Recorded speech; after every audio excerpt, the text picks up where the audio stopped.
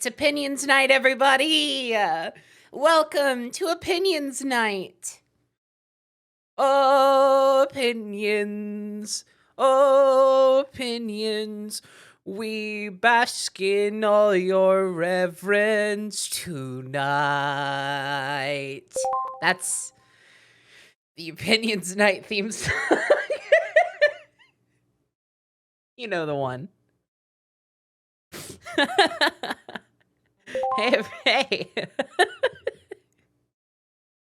Hell yeah. Hackerman, thank you for the sub. Yeah, so I've been meaning to do this stream basically all week. Can I give an opinion on your song? It's nice. Thank you, Eggmother. I do appreciate that opinion. This is why Opinions Night is so valuable.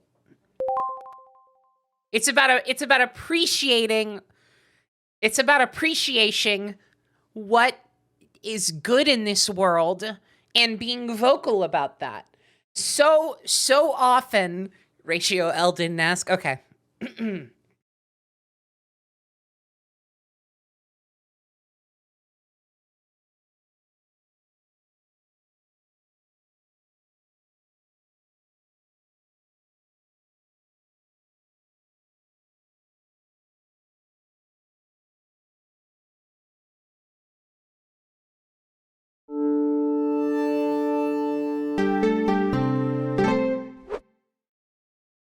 Hello there, everybody. I've hacked into the mainframe. This is not. It's not. Nope, I'm not doing it. I'm not going through with this bit. We're just gonna, we're gonna keep going. We're gonna keep going. That was so stupid. It's we're gonna go. I tossed him out the window. Fully. Amen.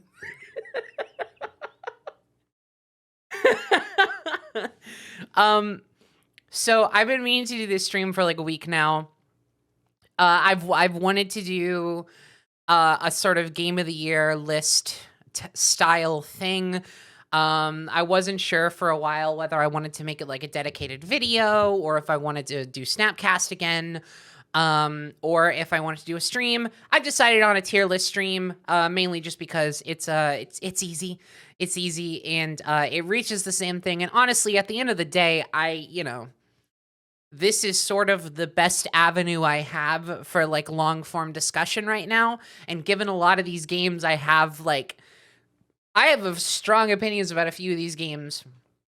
And I would like to have like a long form kind of format going.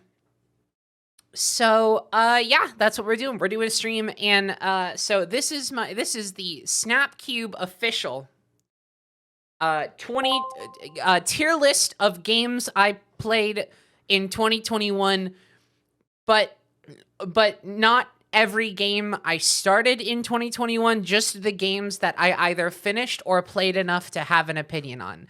That's the full name. We can abbreviate it to Goaty Cube.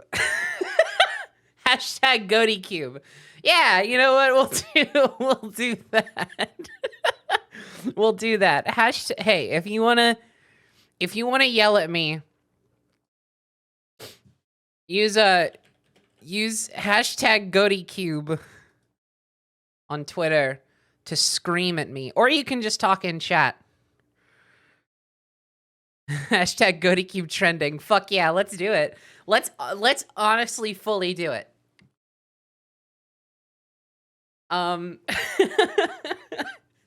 So yeah, that's what's on the agenda tonight. So essentially, this is the list of all the games that came to mind that I felt like I had at least some kind of an opinion on and had some kind of stance on to be able to rank it in an S to D tier list. There are quite a few here. As you can see, a large chunk of them did not come out in 2021.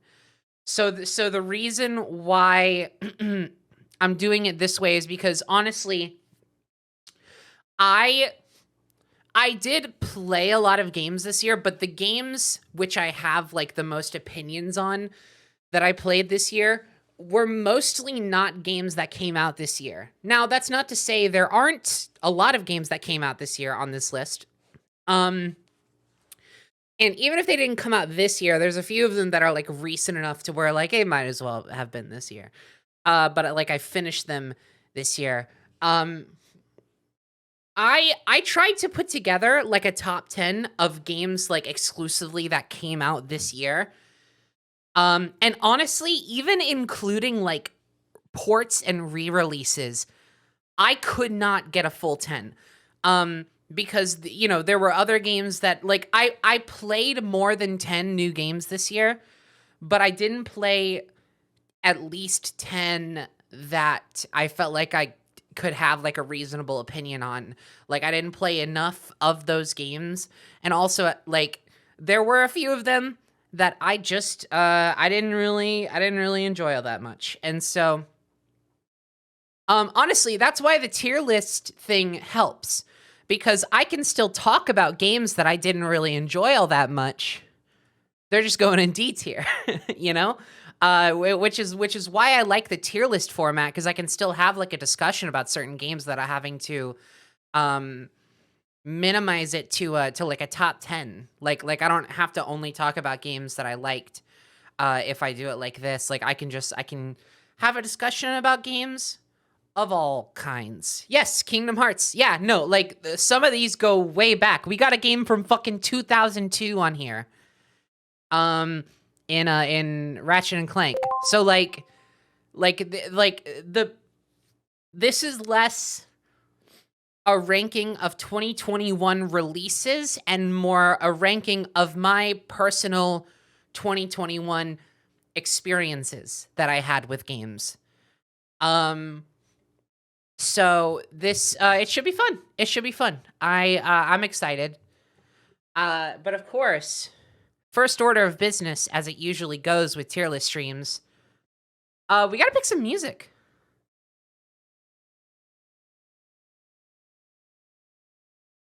It's cool that you got 2 huge franchises this year. Do you mean the 2 marathons? Yeah, I agree. I honestly, I mean, technically, we haven't fully finished the Halo marathon. Hopefully, we'll be able to do that tonight. But you know. No Nier Automata. Now we'll never know what Penny's opinions on the game are, since she never talked about it ever. I considered putting Nier Automata on here because I did play at least like 20, 30 hours of Nier Automata on here. And honestly, part of me is like that's definitely enough to have an opinion on it. And I do have an opinion on it, and like I can go over it really quick. The reason why it's not on here is because Nier Automata is so fully reliant on you playing like most, if not all, of the stories, but I only got to like partway through playthrough B. I understand it changes. And I understand it gets better. You do not have to explain that to me. I get it. I know the gist of it. The thing about it was, even knowing it changes a lot and it gets a lot better with the later playthroughs, playthrough B was still such a fucking slog for me, and it basically killed my momentum with the game. I think that, you know, personally, I would be a lot more inspired to finish that game if I didn't have to fucking play through B. I think playthrough B kind of kills it for me, which really sucks, because I did like a lot of what I was seeing, and maybe one day I'll go back and you know, play through the rest. But yeah, as it stands, I'm not putting Nier Automata on here because I know it's not fully fair to that game specifically. There are games on here that I haven't played like over half of. There are games on here that I haven't finished. Like Returnal and Guardians of the Galaxy, It Takes Two. Like there are a couple that I haven't finished, but even these, like, it's a case where the games here that I haven't finished, I at least feel like there's enough of a parity between what I have played and what I will play that I feel like my opinions on them are generally going to stay the same. If, just minor minor changes here and there, but I feel like I get a general like idea of kind of how I feel about the game from what I've played, which is why I'm confident putting those on here. Whereas with Nier Automata, like again, a lot of that game, a lot of what you personally believe that game has to offer does come from how much you've played of it. And though I understand it gets better, personally, what I played, you know, playthrough A was fucking fantastic. Playthrough B, oh my god, I didn't like it. I was not enjoying playing through that. And I don't wanna be unfair to it, so that's why it's not here. Yeah.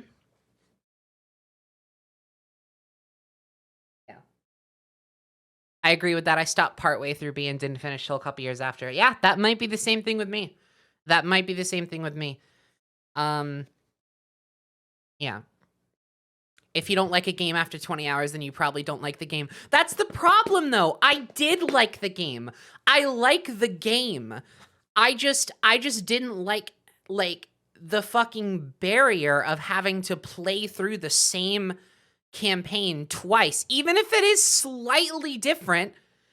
Like, I played it. You can't tell me playthrough B is different enough from playthrough A for me to personally be interested in slogging through it a second time in a row. I like the game, but I didn't want to play through that same fucking campaign twice in succession just to get to different stuff. I think that's ridiculous. It's like a fully interesting idea, and like, say what you will about Nier Automata, that game is like almost nothing but interesting ideas the whole way through. But I just don't like. I think a lot of those ideas fucking pay off, except for that one. Playthrough B is the realm reborn of Nier. Yeah, exactly. This is. Oh man, I don't know if we're gonna get to Halo Infinite tonight. Because I'm talking, like, right now, I've spent like 15 minutes. I don't know if it's actually 15 minutes. I've spent a lot of time talking about a game that isn't even on the list. So we have a general idea maybe of how this is gonna go, and that's exciting. I like talking about games. I really do. This is fun for me. Become as gods. Become as gods. That shit was so cool. I need to finish that game. I really want to finish that game because I like so much of it. I love so much of it. I think it's so good, but I just maybe after a break it won't be so bad. Maybe now that I've taken a break from it, I can go back to it and like just kind of slog through the back half of playthrough B. Fingers crossed.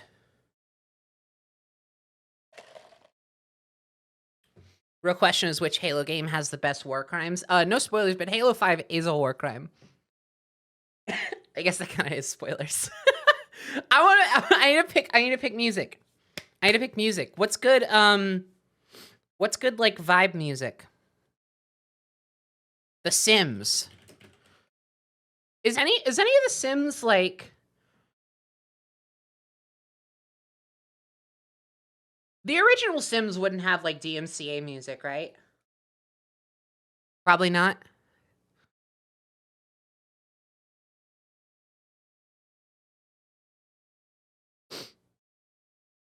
The Katy Perry Sims 3 song.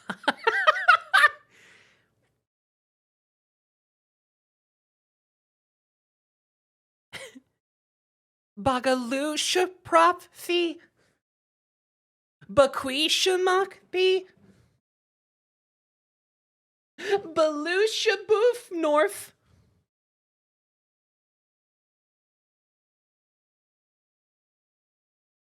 Can you just play Smileton on repeat? No. I don't think so.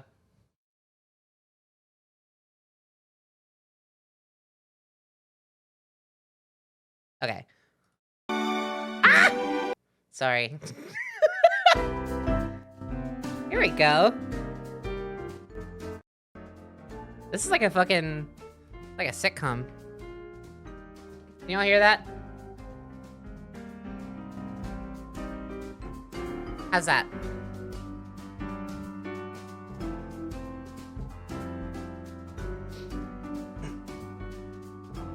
Play a laugh track? You've just given me an idea. Hold on.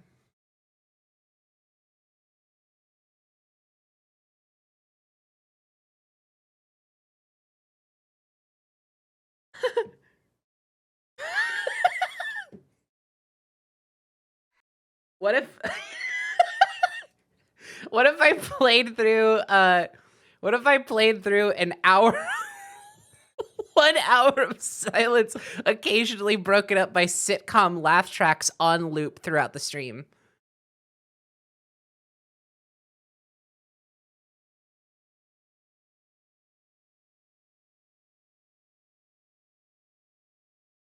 Okay.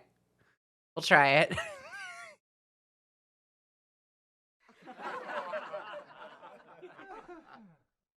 Okay, good. All right, that's the first. That's kind of the caliber of laughs we're getting right off the bat, which is great. Okay. I'll kind of bump up the volume on the laughs. Okay. You can also play a fart sounds one. I'm not.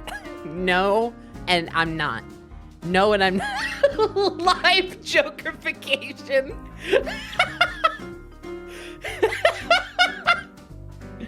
Hell yeah. Okay. So we got some ground to cover. I feel like this music is either like not loud enough or like too loud. I don't know, it's weird. Okay, so I'm gonna just start going down the list. Or alternatively, off the bat, I could maybe see if I can organize these by kind of like chronologically about when I played them. Or would that take too long? Do y'all like not want to watch that? Would you rather I just like jump into it? We're gonna be here for a while anyway, but I do want to just jump in. Up to you, up to you. That would take too long.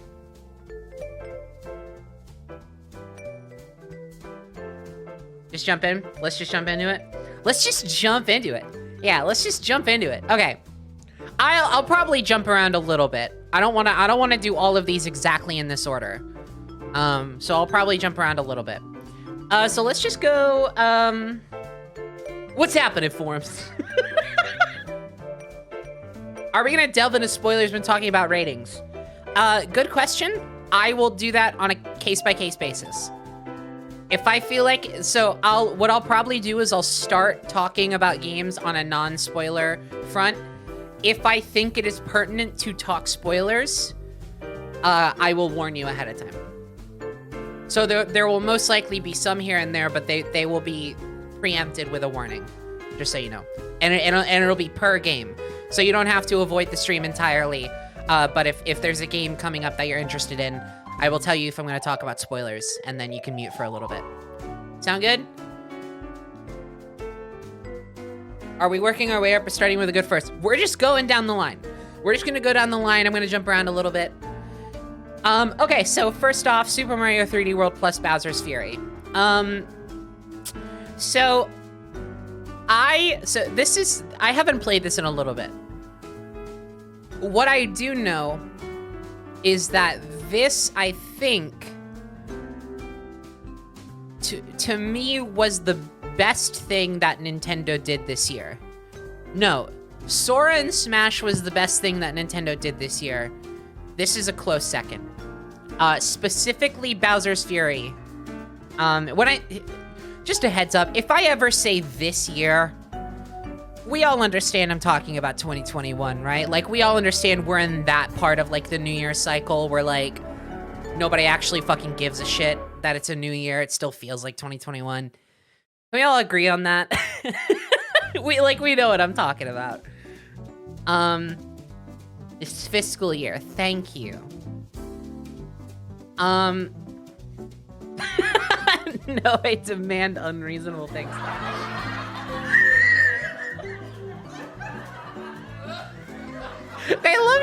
They loved that one, Alexa. They loved that one. That was great. Okay. Shut up!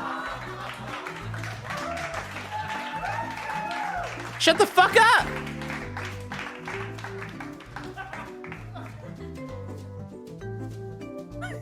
fucking love that one. Okay. Super Mario 3D World plus Bowser's Fury single-handedly... No, Bowser's Fury single-handedly elevates this to A tier, I think. By the way, none of these tiers are final until they are. Like, they are final when we close out the stream. Otherwise, you know, just take it as it comes. Bowser's Fury is fucking fantastic. It is the one thing from Nintendo this year that I actually found worth my time. Spoilers, I guess. And I loved it. I played it on stream. You may remember. And it was just fucking great. I had such a good time with it. And I played so much of it on my own time after. I never got to fully 100% it. I kind of got burned out with it before that point.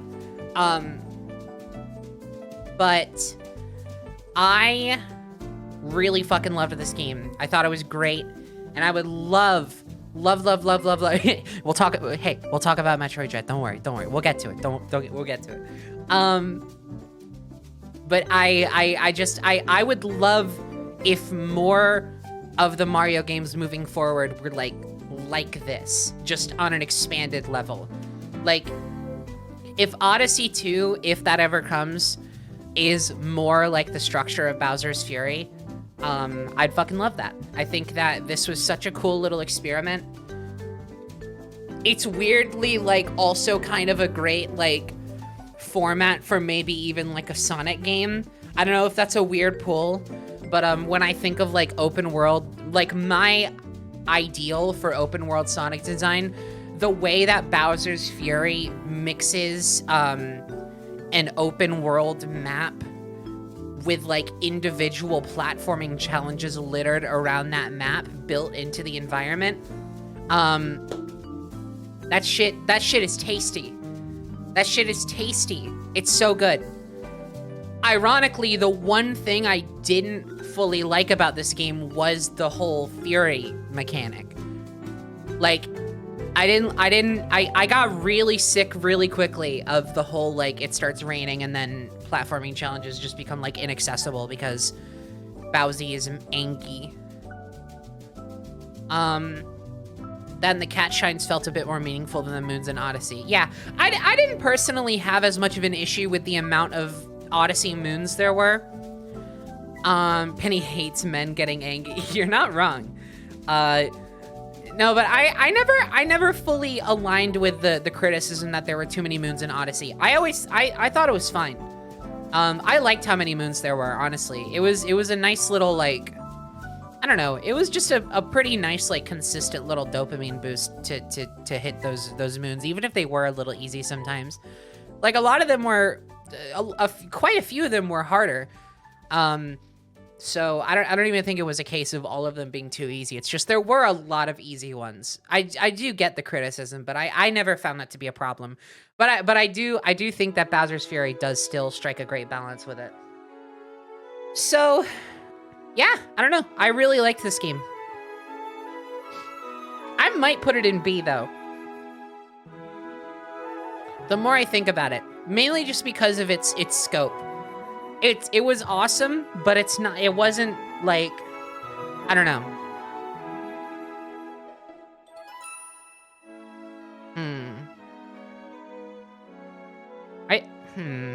I'm gonna leave it in B for now. I think it's awesome. B for awesome. Yeah, I just wish there was more of it. Yeah, I think its status as, like, technically kind of a side mode to 3D World. Remember that 3D World is also attached to it. Personally, I mean, 3D World's, like, fine. 3D World's fine. When I say single-handedly Bowser's Fury elevates this game to a B or an A tier, I mean it. Like, 3D World would not fucking be on here if not for Bowser's Fury.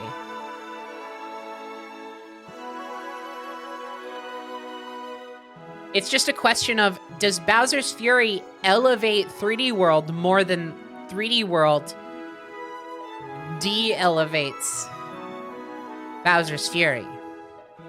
We can ruminate on this as we move forward, and we have more games sort of in their place that kind of put it in context. Again, this is not final. We can move this around. It's like the song is getting louder and louder. You are not the only one who feels that way. I was thinking the same thing. I don't know. Yeah, B feels fair. B feels fair. But we'll see. Okay, Returnal. Returnal is one that I only got to the second biome of Returnal. So I think Returnal is one of the ones here that I have probably... I know, it's fucking embarrassing. Okay? What? There's too many fucking games out. Jesus Christ. Only the second biome. Yeah, whatever. I guess it's fucking embarrassing. I don't know.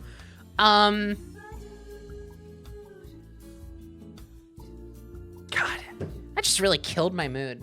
It just nothing kills my mood like a fucking gamer condescension session. What am I saying? What are these words I'm using? That could have come across a lot more elegantly. Returnal is one that I played the least of. I'd say the only other game here, if I had to look. You know what I'll do? I'm gonna take the 3 games that I think I played, not played the least, but played the least relative to how much I should have played to fully understand them and their quality, and put them up front, and we'll get those out of the way. How does that sound?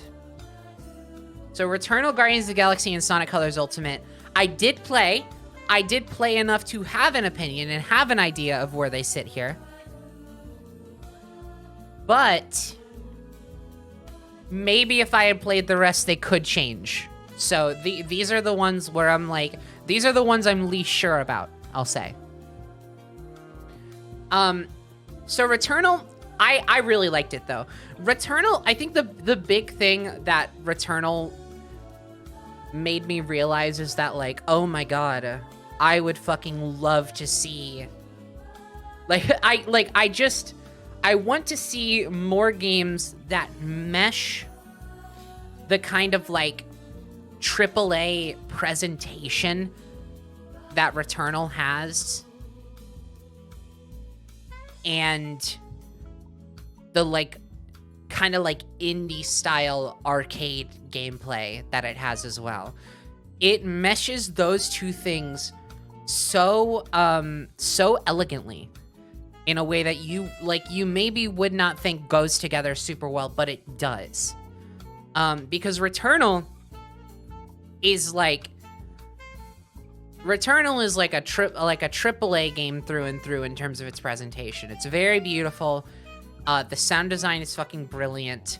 It has all the bells and whistles you want. What's fucking funny about that?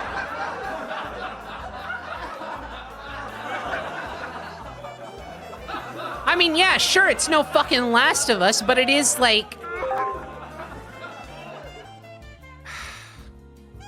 Shoebreaker, thank you for the sub. It has all the bells and whistles you'd want from like a... They didn't agree with that take. I know! What the fuck? What is up with that? Yeah, come on. That was just gratuitous.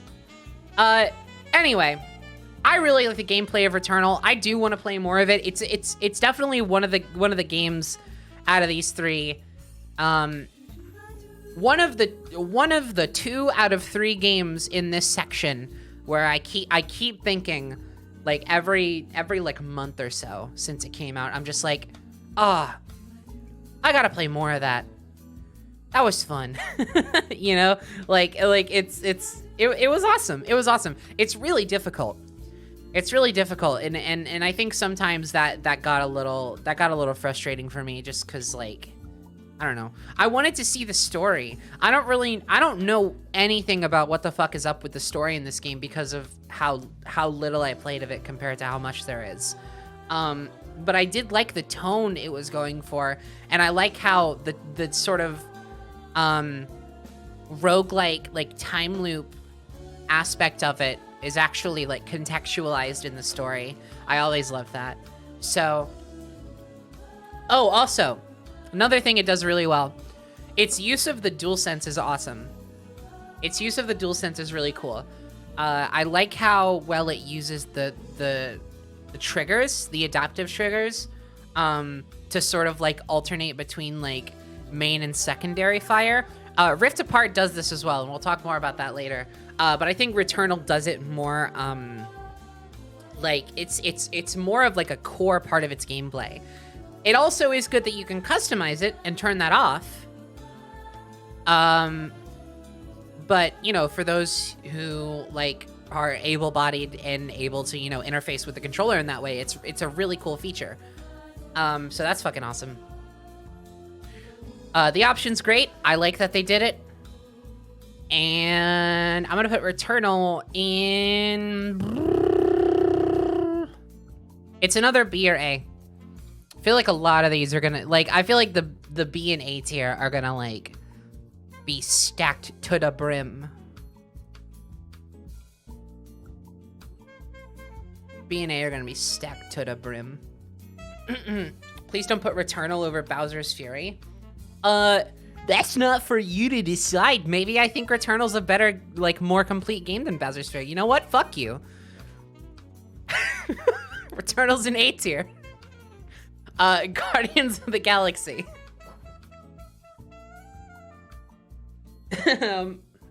Guardians of the Galaxy is really good. I'll say that up front. I don't want my hesitation over words to come across like an omen of how I feel about the game. I like this game quite a bit from what I've played of it.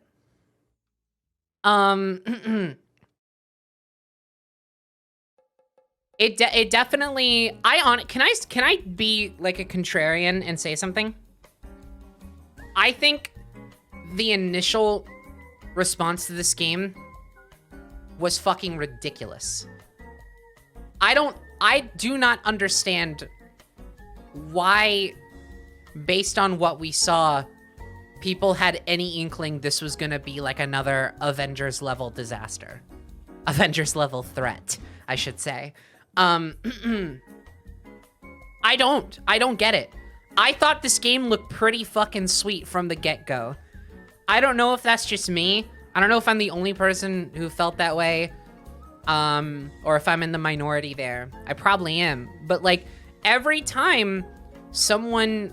I think a lot of it has to do with just how much of it we saw, which I think is, I think it's pretty unfair. To, like...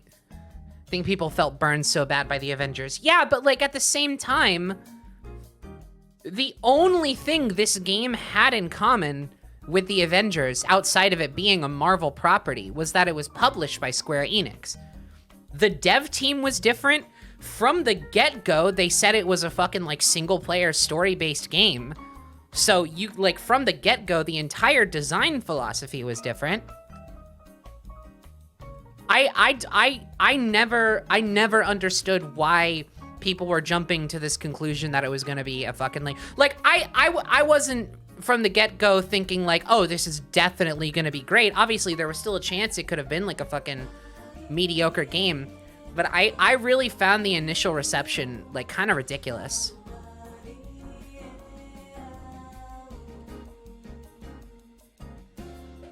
Wasn't it touchy on FPS on the initial reveal trailer or something? I could see that being a factor. Maybe. I mean, if I do think I remember like commenting on that myself, but that happens so much. I hardly find that a reason to write a game off, like a lot of people did with this one. Anyway, I do understand a lot of it has to come with how Avengers was received. Like I get it. That doesn't mean I think it's any less weird that was kind of the conclusion everybody jumped to. Because, I don't know, I really liked what I saw. And honestly...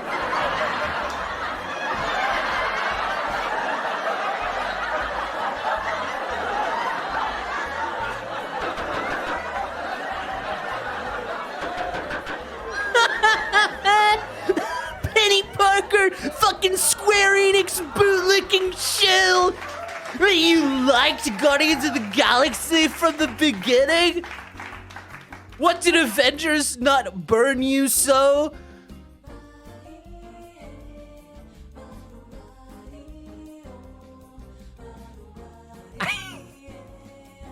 These guys suck! These guys suck! They're so fucking mean. I don't understand. I know the one guy was fucking slapping tables. What the hell? That was wild. E3 audience. This is what women get when they enjoy things. Oh boy. Okay. We got a lot of ground to cover. We gotta keep going. So initial reception aside, I just wanted to talk about that and be my fucking, like, I'm so smart and everyone else is not as smart as me kind of person for a little bit. This game is really good. I will say, might go under Bowser's Fury for me. So far, again, this not only could change during the stream, but I do intend to finish this game. And when I finish it, I might be like kicking myself over like, oh, you fucking idiot. Why'd you put under Bowser's Fury? Are you kidding me? But as it stands right now, this game has a lot of really good stuff going for it. I don't think it's particularly fun to play.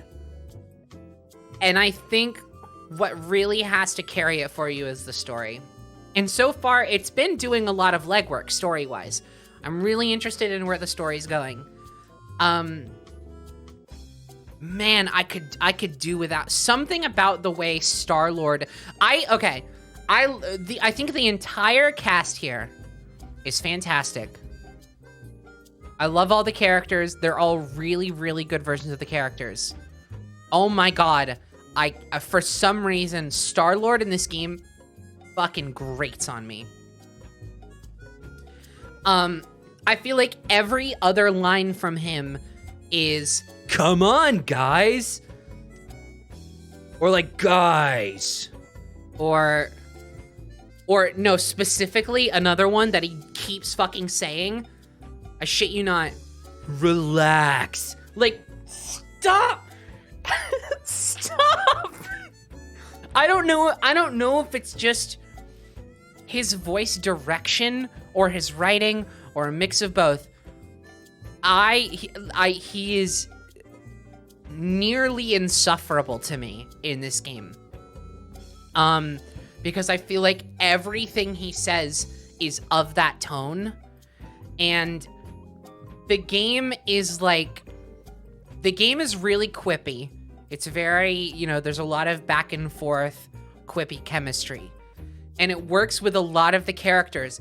But Star-Lord always playing that specific role tonally in the conversation is insufferable.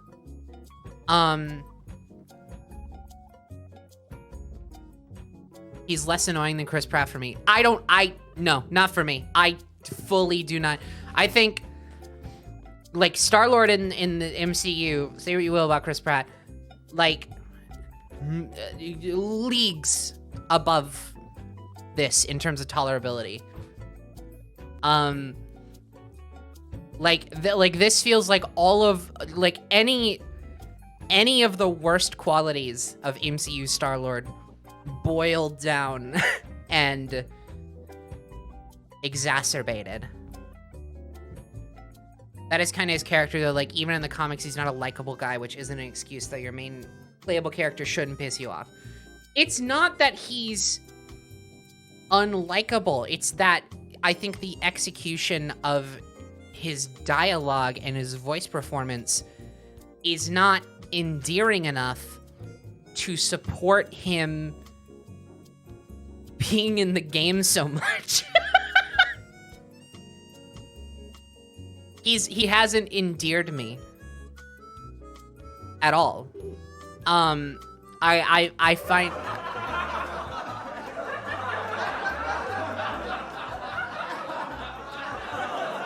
We got some fucking Guardians of the Galaxy fans. Like, we got some Guardians of the Galaxy, like, Star-Lord stans in this crowd.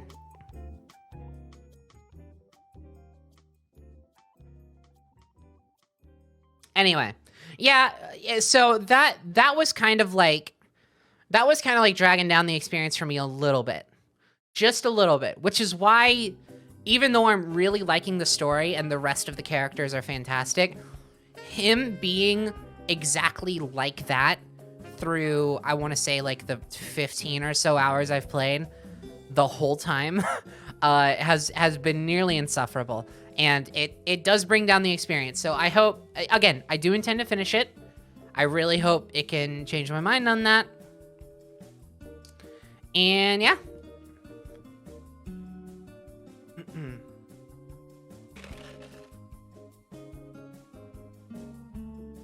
Every single one of these games came out in 2021. It's the truth. No, it's not. These are games that I played this year. A good chunk of them came out in 2021, but not all of them.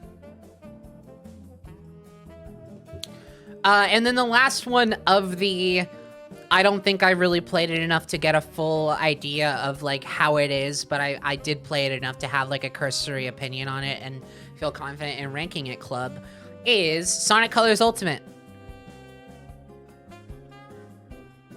It was good. This is Sonic Colors.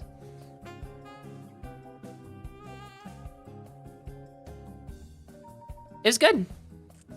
I played it on PlayStation. I don't come within 15 miles of Nintendo Switch for third-party games anymore, unless they're an indie game. So I didn't deal with basically any of the bugs, and I didn't play it enough to have like my save file deleted or whatever. That shit sucks. Sorry to... I'm not... the whole bugs and glitches situation with this game, for me, seeing on Twitter, while sort of like minorly playing it on my own time and enjoying it, was like I was seeing Twitter explode, and I was just like, I'm not reading all that, but congrats, or sorry that happened. And then that was kind of like, and then I was just over here like, yeah, it's fun. It's Sonic Colors. It's pretty fun. I have my issues with Sonic Colors, as I do with many Sonic-related things. But I don't feel like talking about Sonic the Hedgehog Colors right now. I don't feel like talking about Sonic the Hedgehog Colors right now. I don't know why I put this on the list. This is like, this one, I really went back and forth whether I wanted to put this one on here, and I don't know what it was that made me decide to put it on here. I think I just wanted more games on here.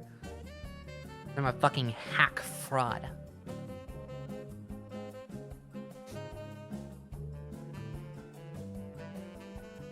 Not gonna do Up Your Arsenal. Let me move that to after Going Commando. Actually, why don't I just... This is where I'm gonna start jumping around a little bit. Let's go to... Just put Endwalker all the way at the end. Bugsnax. Yo. Bugsnax is fucking awesome. Bugsnax, top A tier. Easy. Bugsnax, top A tier. Easy. Bugsnax was delightful. I am nearly platinumed it. I am nearly platinumed it, is what I said.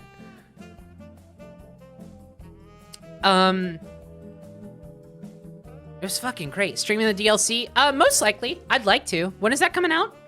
Hold on. Bugsnax DLC. When does that come out? Early 2022. Okay, so there's no exact date. Neato. Yeah, I'd love to. I'll see if I can make that happen. Cause yeah, I loved this game. I don't really know, like... So, I thought it looked fucking sick from the get-go. I know it was kind of like the meme game. I thought the whole concept of it was really promising from the get-go.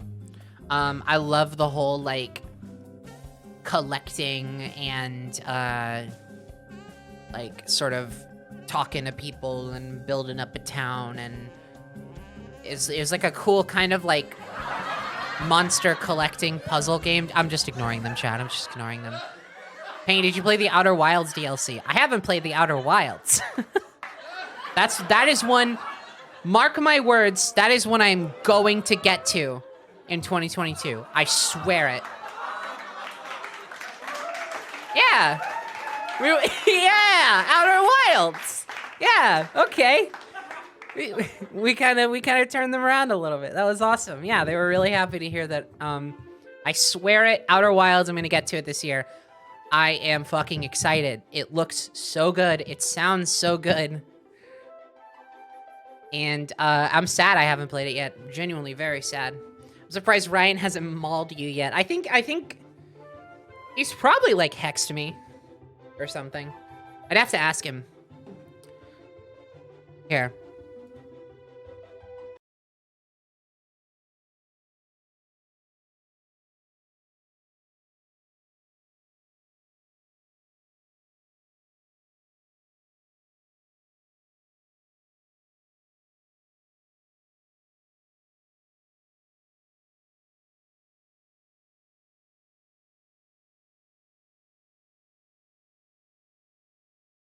Hey, what's up? Welcome to DiMaggio's. What's jamming and Hi, Hi, DiMaggio. Hey, what's up? It's me, DiMaggio. What's up? I know Ryan's usually there around this time. Is he there? Oh, yeah, let me get him. Hey, Ryan! Yeah, what's going on? Hey, yeah, some motherfucker's trying to get you. Some motherfucker. Some motherfucker? Yeah, some motherfucker. Oh, What the fuck? sure, I guess. Yeah, you're always shit talker. I don't know why. She's a genuinely busy human being. I'm happy to have as my friend because she's great and I love her and I wish give me a fucking phone, DiMaggio. Hey, what's up? Hi, Ryan. I just... This is gonna... Okay, I just want to say up front, this is not worth the bit. This is not... It's not worth it. No, you say that, but I'm also on stream. It's... You have to remember that it's double. No, me too. I know you are. I don't know the fact that you are, so it's double. Exactly. But continue. My fucking mistakes are rippling across the Twitch community right now. Yeah? Okay. I just wanted to... Okay. We're here. Might as well just get it out of the way. I'm doing a ranking stream. The topic of Outer Wilds came up, and I wanted to clarify, have you hexed me for not playing it? Not yet, but your time is running thin. Okay. I just wanted to make sure. That said, I will say that if you play it and I'm not there to provide annoying co-commentary, it will be a double hex. Oh no, yeah. Right? No, I understand. Believe me. I'm well aware. I vowed to my chat that I will fucking play it this year. Like I'm gonna get to it. Okay, your name's on the board. And keep a The board? eye on the board. And if anyone betrays the board, then they're triple hexed, which is 3 times the amount of hexing. I would know. Triple is a word that means 3 times. The board. The board. Okay. Well, have a good stream. Absolutely. Love you, Penny. Love you too. Subscribe to Chongo Show. Bye. Subscribe to Chongo Show. That's true. Bye. All right. Well, we have some time. That's really comforting. Really the main thing I wanted to know.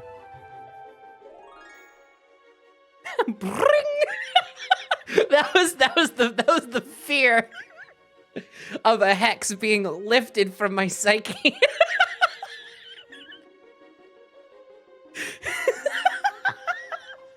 that was the dawn of a new day of freedom.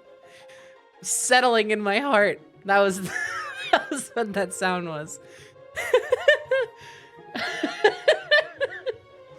I was so desperately hoping for a laugh track during the phone call, but oh well. I did pause it. I considered keeping it going, but I knew he wouldn't be able to hear it. Rigged? Get your own laugh track. You're such a laugh track enthusiast.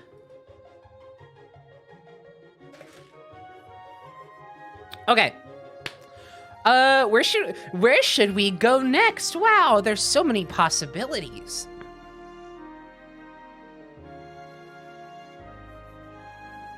Should I just go ahead and start ranking Ratchet and Clank?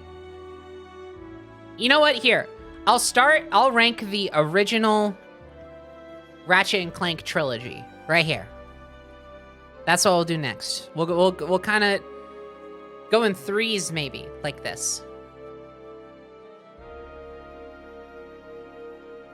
Well, I tried to watch 2 streams at once. How'd it go? Was it everything you wanted? Was it everything you hoped for? What is up with this sustained note? Oh my god, that went on for so long. I feel like it went on like a century. Ratchet and Clank 1 is... I did a separate tier list for these games. I don't actually think... Did I ever... I archived that one, right? So, like, that's available to see.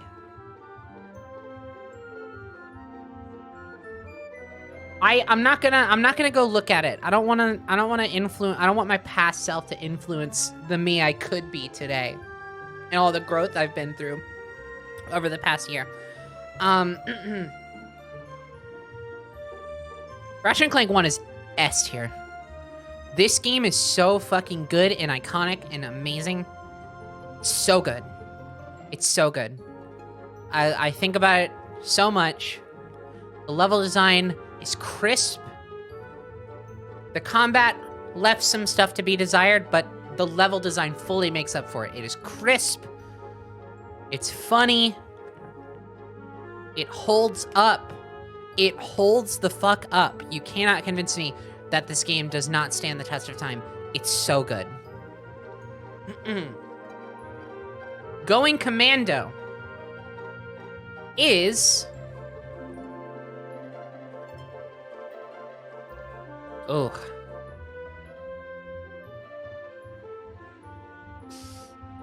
Bottom A tier.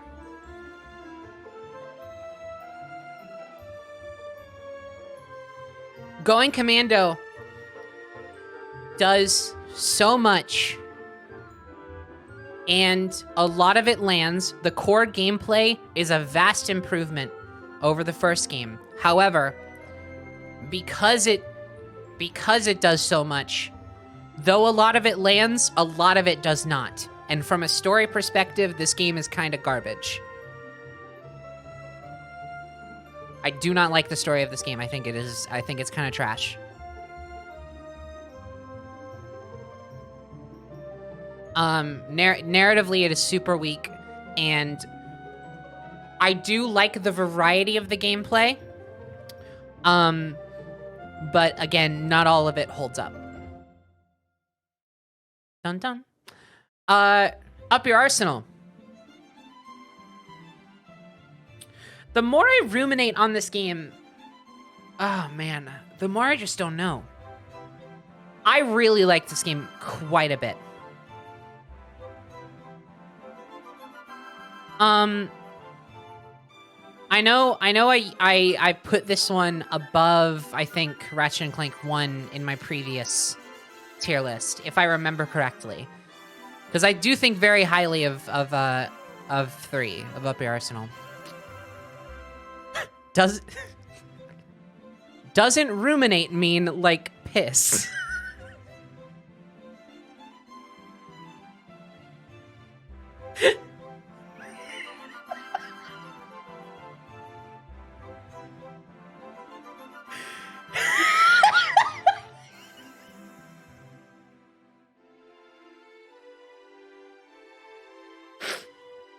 No.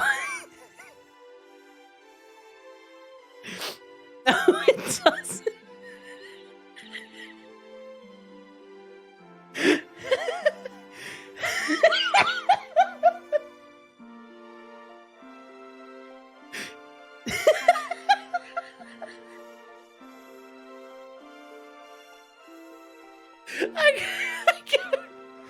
I gotta ruminate on this.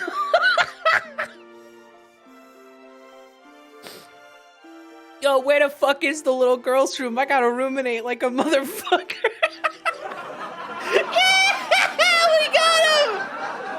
We got him! Yes!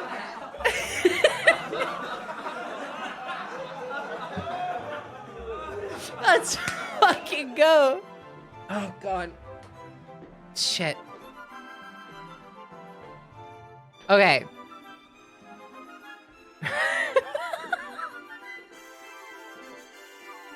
Ratchet and Clank up your arsenal. I'm gonna put it top of A tier. This game is awesome. It is leagues ahead of Going Commando story-wise. Gameplay-wise, it doesn't do nearly as much. And the core gameplay is still fantastic. It takes all the things from Going Commando and makes them even better in the core gameplay. But scope-wise, it is a little less ambitious, which, given the situation, totally cool. I'm actually kind of glad it is. Because, you know, Insomniac crunched the fuck out of these games and out of the people who worked on these games. So, I get it. I just don't think really any of the games, no, that's not true. But in terms of the original trilogy, I don't think either of these games are nearly as just iconic and like feel quite as cohesive as the experience of this game. I don't know if I'm just talking out of my ass there, but I hope you understand what I'm saying. Like, it's I don't know, it's just something about the original. It's just so... it just comes together so well. It has a vibe to it. I remember I used to use the word flavor all the time. It has such a flavor to it that the other games don't have. Until we get to a certain one, and we'll get to it. Don't you worry.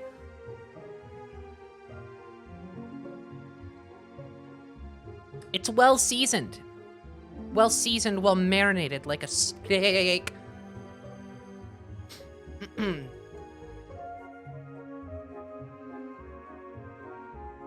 I love Ratchet's snarky personality in Ratchet and Clank 1. Yeah, I think over time I've started to kind of like, I appreciated it at the time because I was so used to like the weird kind of like annoyingly sanitized version of Ratchet that we ended up getting in later games, 2016 specifically. So it was really refreshing to me at the time when I first played it earlier. But, I mean, the more I think about it, some of it was really unnecessary. I think it's good that they had an arc, and I appreciate the arc for what it is, but I think, like, somewhere in the middle point of the game, it's like, okay, you can tone it down a little bit.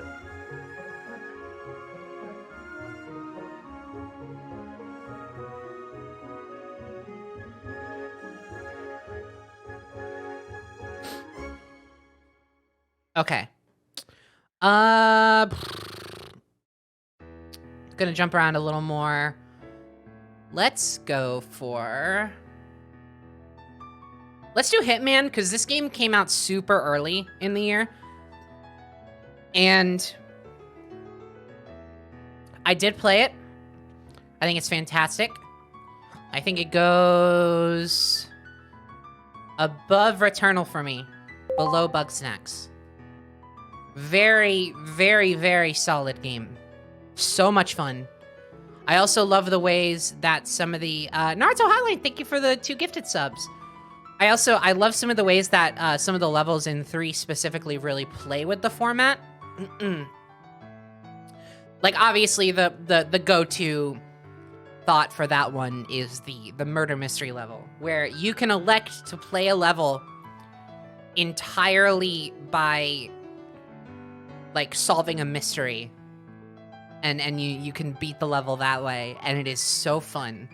It's such a nice little change of pace for the rest of the game. It's like you use all the same skills as an assassin to become like a detective. It's really cool.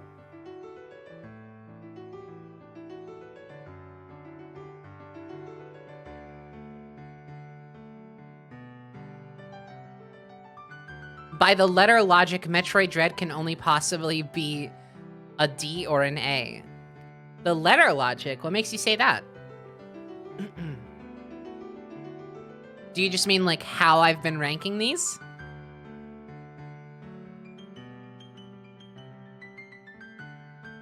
A for Hitman. Oh.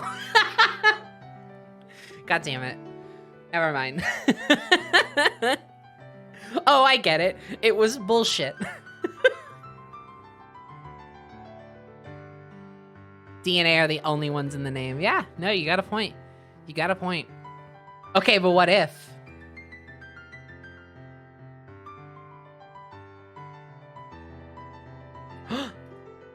Uh-oh.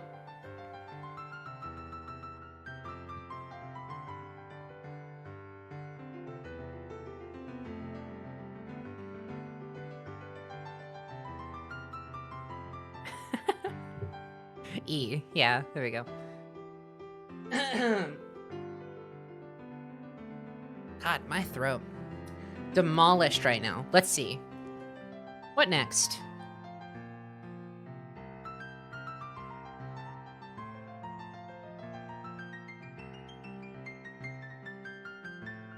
Let's do, You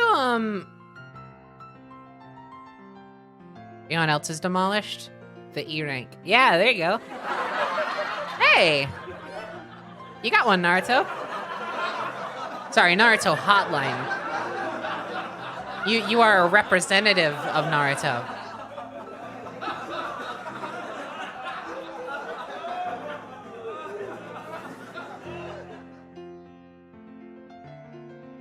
Let's do Resident Evil Biohazard. This game fucks. This game is so good. Kinda, maybe S tier? Maybe? Oh, this game is so good. I don't know. I really don't know. I think my gut says to put it in S tier. My gut says put it in S tier. I'm gonna leave it there for now. That game goes so hard. And it's even like a little too scary for me. And I still can look at it and say, hey, this game fucks like no other. It's really, really good. I remember when Chase and I first played it, every time we were in between recording sessions, because I think we took like what, like three or so sessions to finish it. Every time we were in between sessions, I would obsess over looking up any possible other like playthrough. Shut the fuck up.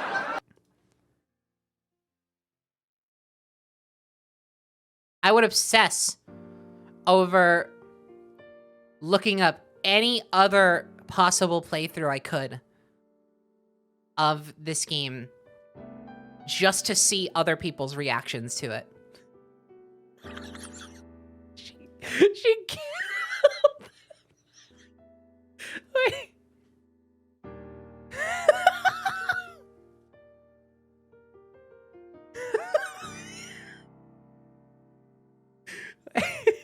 Wait. Wait.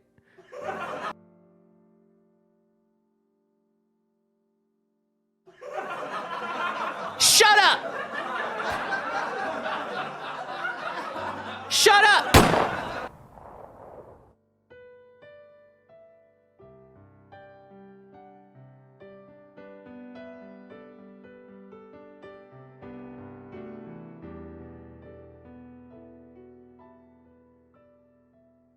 You get what you fucking deserve. You know that one? You remember that one?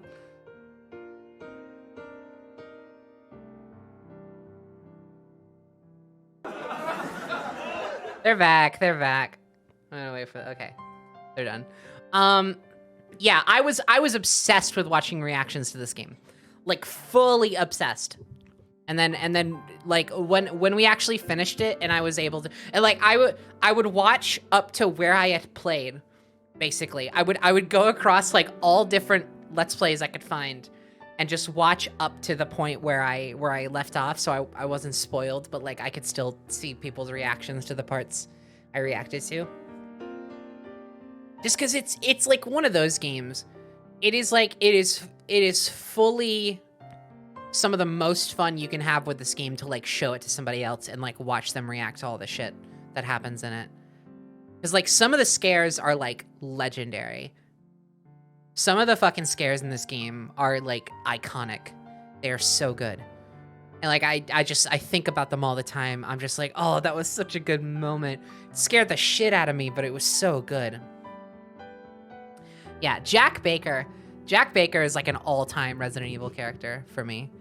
So fun. And then yeah, obviously playing this game with Chase was such an amazing experience. He's a very good friend of mine, and I love him very much. And this was like some of the most fun I have had with the Let's Play in like years when we did that, so.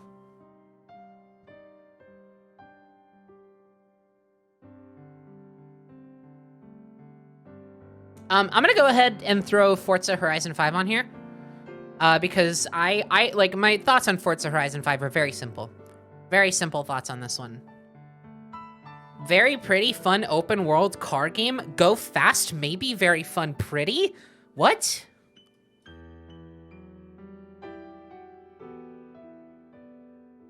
That's basically the gist of it. Car game good. Car game good. Car game good, very fun, pretty car game. Where are Psychonauts? Right here.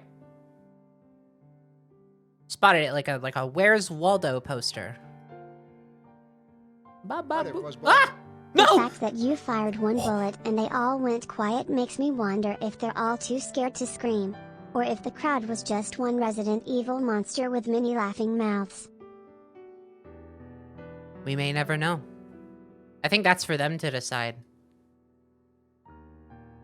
By the way, I'm so sorry for fucking defiling Psychonauts 2 like that. I'm so sorry. Them as in us? No, them as in, them. Yo, Shadowbringer's S tier, though. Shadowbringers is awesome.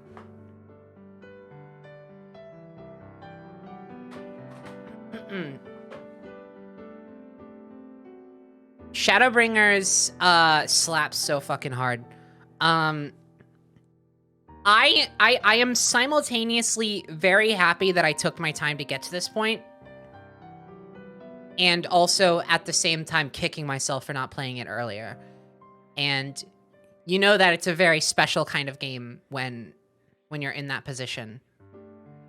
Chonga Show rating with a party of 32. Thank you so much, Ryan. Don't worry, DiMaggio's fired. Oh, no, I didn't want... God damn it. Fucking cancel culture strikes again. You made another man lose his job. For what?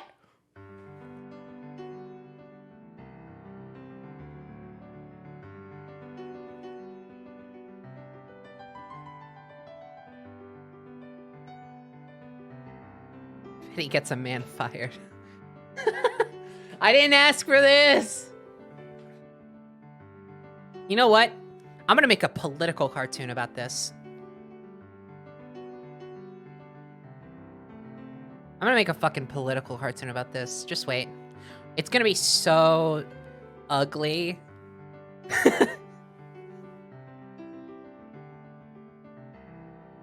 It's gonna be the ugliest political cartoon you've ever seen. And it's just gonna be scathing.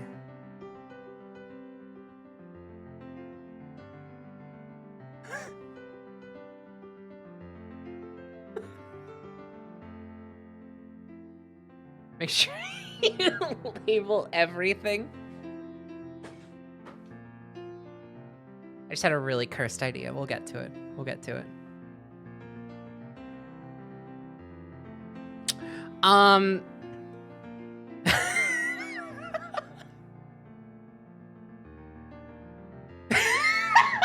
Benny, you can't just say that, Queen. I can say what hey, this is my Twitch broadcast.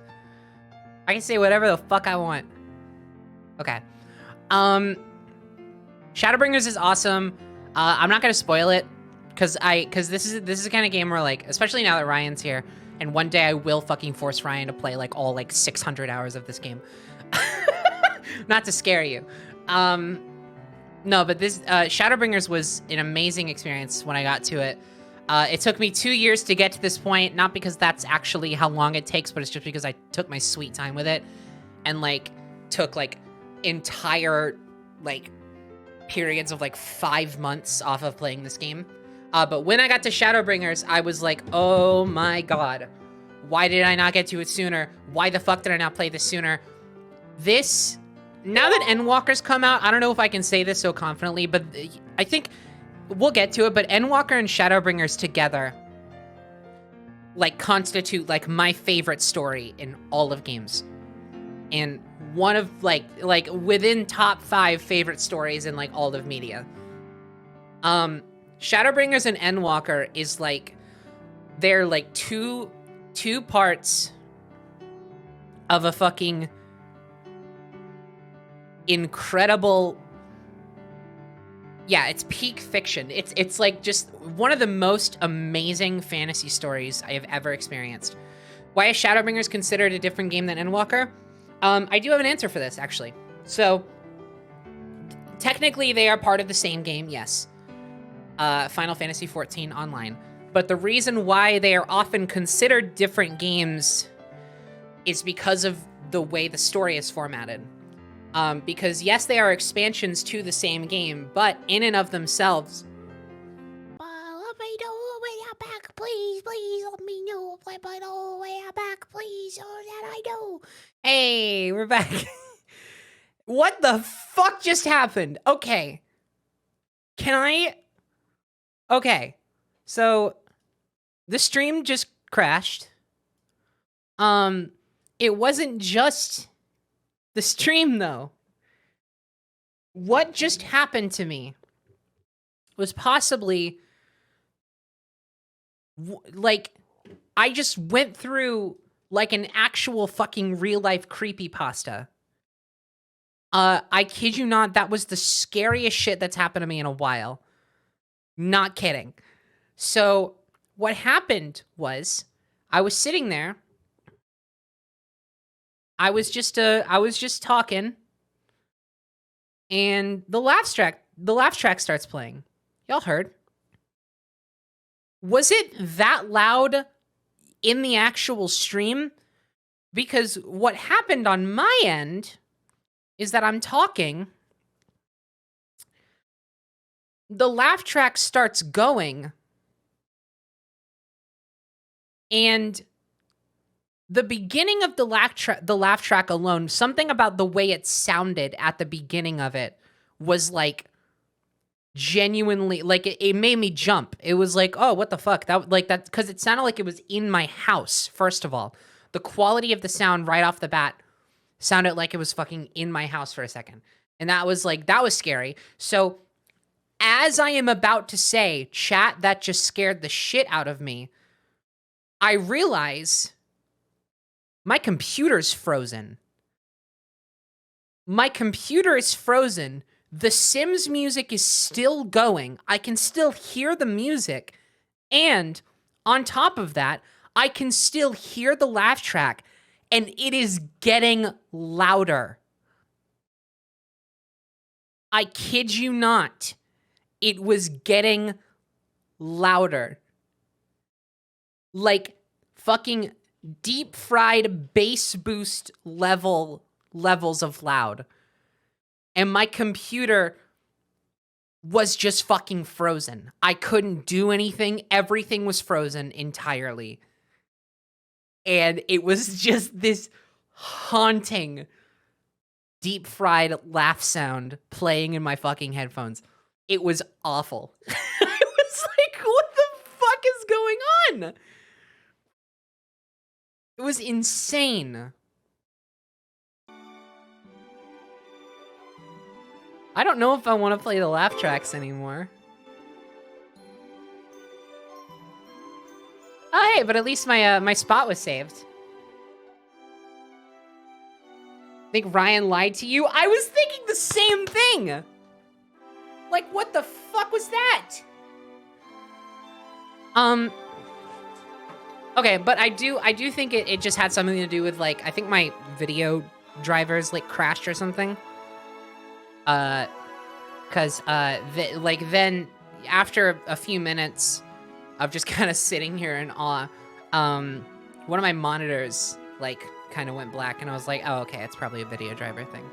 That was fucking scary. That was insane.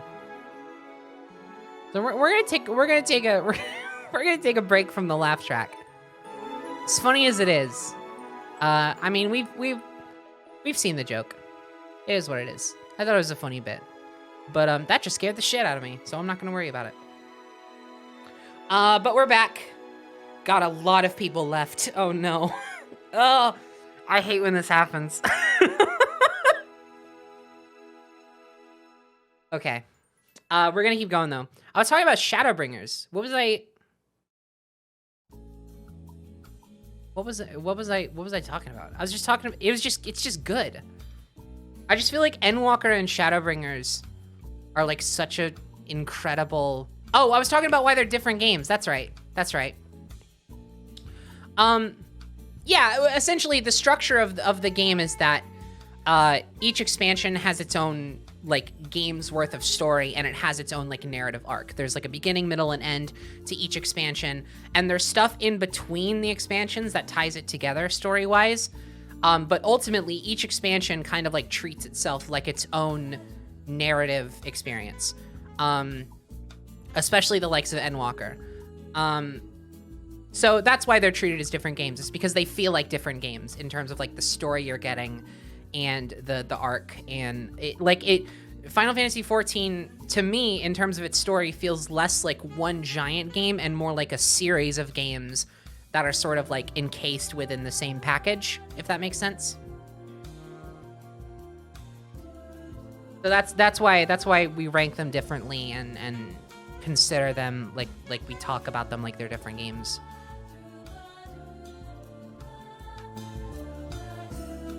Anyway, Shadowbringers S tier. I don't really know what else I want to say about it.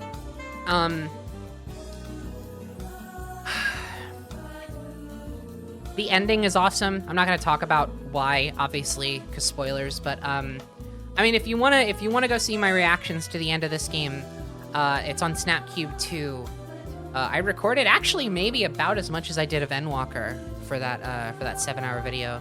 I streamed a similar amount for Shadowbringers, and that was really fun.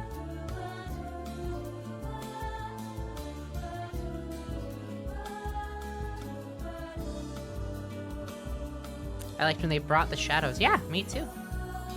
Me too. I didn't know the Shadowbringers one was there. Gonna have to check it out. Yeah, there's a lot of there's a whole playlist of like bits and pieces of my experience with Final Fantasy XIV. Like from the moment I made Pelbly, like from the moment, like Pelbly's character creation is archived on Snapcube 2. And then as I played the game over the next 2 years, I just kept streaming different bits of it. I streamed my ending reactions to Stormblood. I streamed my ending reactions to Shadowbringers, and I recorded my ending reactions to Endwalker. Much more of a tradition than I intended it to be, but I'm glad about it.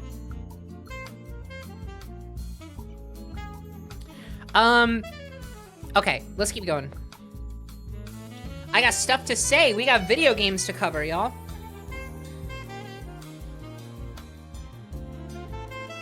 Laugh incident happened because you put Psychonauts in D tier. I want to... Hold on. I want to see... Because thankfully, I record my streams separately as like a M4A file. So the footage shouldn't be corrupted, hopefully. I want to see if I can, like... I want to see how long it was recording for. Or, sorry, not an N4A, MKV. Will the laugh track even show up on the recording? It will. I don't know if the final one will, though. That's the question. Okay. Hold on. Go to track 2. How long is it recording for? Oh, I can't. Hold on. Yeah, it kind of gets busted. Even though all the footage is there, I do have to open it with the VLC because if you don't manually record your streams, will they not show up under videos? On Twitch they will if you set them to be automatically archived, but I record them locally because I have different audio tracks that Ellie uses for editing, and I like to have those on hand. Okay.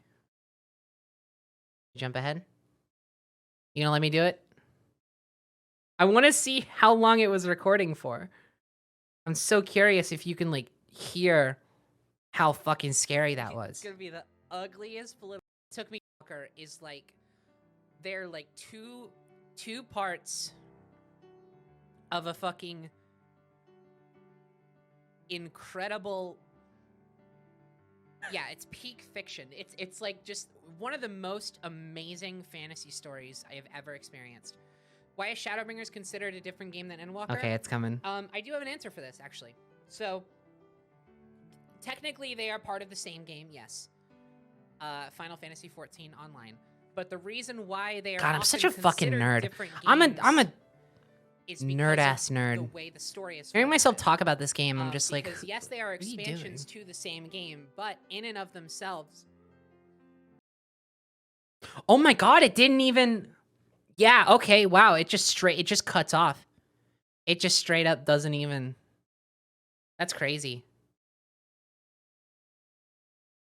Wild. Does the clip show it? Wait, the clip shows more. That's so interesting. Why does the clip show more? Wait. It does, like, continue and tie in together. But honestly, the structure... That... Holy shit, that's horrifying! That's all... You can hear me about to say that scared the shit out of me. Honestly, the structure... That... Okay, do you hear how, like... That... Do you hear how, like kind of crunchy that is? It got crunchier and louder. Perpetually. As my computer stayed frozen and as it kept going. It was insane. That was crazy. Okay.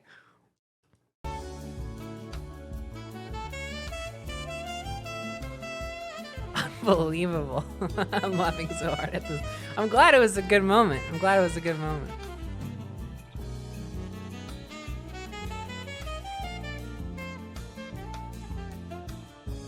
What was the laugh track video you used? If you just look up an hour of silence broken up by laugh tracks, you should be able to find it. Okay. I want to keep going. We have so much ground to cover. I'm gonna pick a different... The Sims original music all kind of sounds the same. Let's do The Sims 2. Is The Sims 2 DMCA'd? I don't know if it's just me. I feel like I remember one of the Sims games like kind of having like DMCA-able soundtrack. Is that... Am I just remembering that wrong? Sims 3 definitely does. Okay, yeah, it may have been Sims 3 then.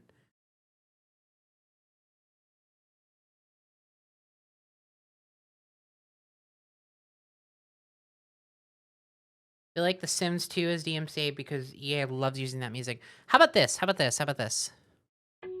Why don't I look in the description of Huh, okay, there's no claims for this video on YouTube. So it should be fine? We'll see.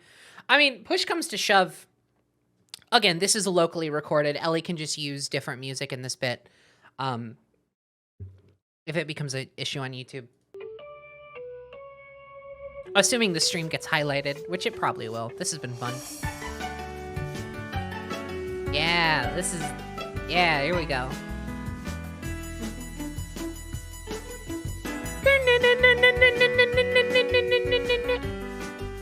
I kind of miss the laugh tracks.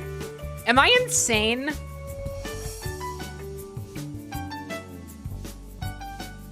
Am I insane that I kind of want to bring it back?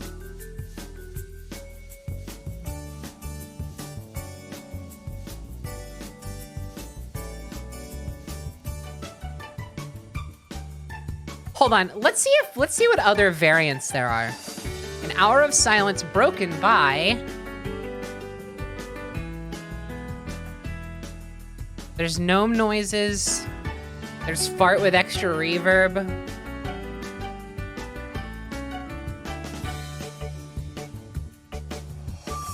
Do we risk the stream getting nerfed again, though? I genuinely think it was just a weird fucking, like, video card malfunction.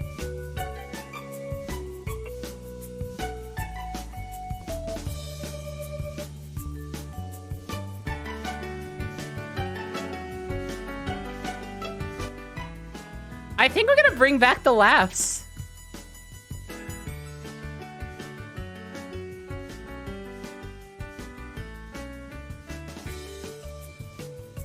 Okay.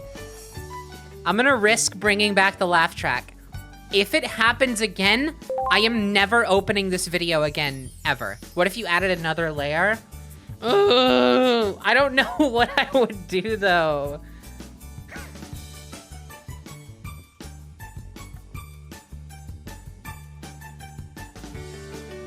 Add the fart sound effects.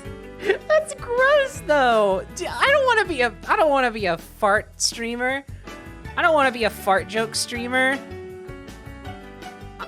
I think I got all my fart joke streamer tendencies out in the same stream that I got all of my play Roblox streamer tendencies out, you know? I don't know if I want to bring one back, because if I bring one back, then the other is gonna come back.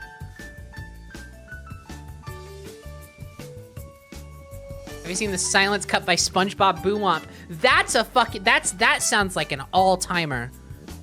That sounds like a genius idea. You got something going there. Hold on. 1 hour of silence, SpongeBob Boo-Womp. 1 hour silence occasionally broken by SpongeBob Boo-Womp. Wait. There it is.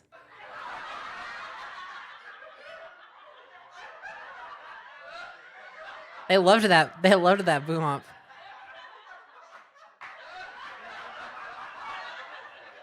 Why do the laughs get so crunchy near the end? Okay, I'm starting the laugh track thing over because I don't like how crunchy it gets. It like scares me now.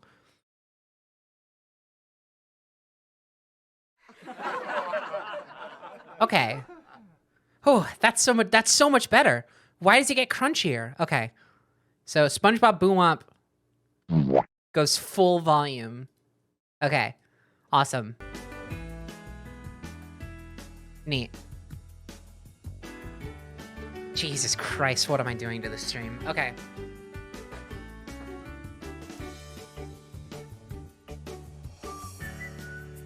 Benny was never able to enjoy comedy specials ever again.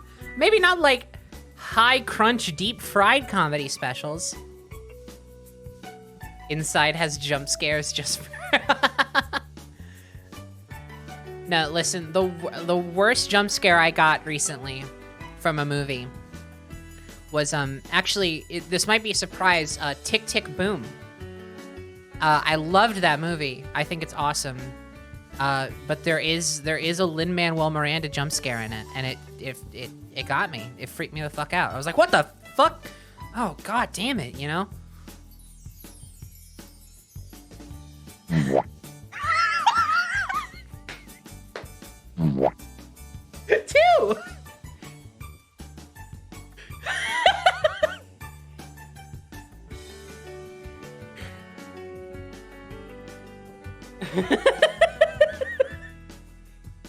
Two of them.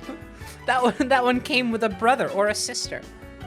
We have so many games to talk about. This is good. Oh my god, this stream is gonna be like 11 hours.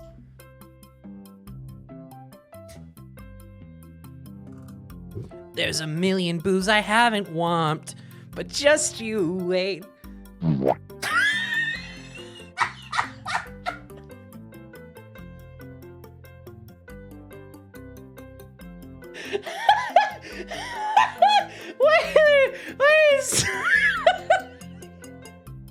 Why are there so many of them? They're so frequent.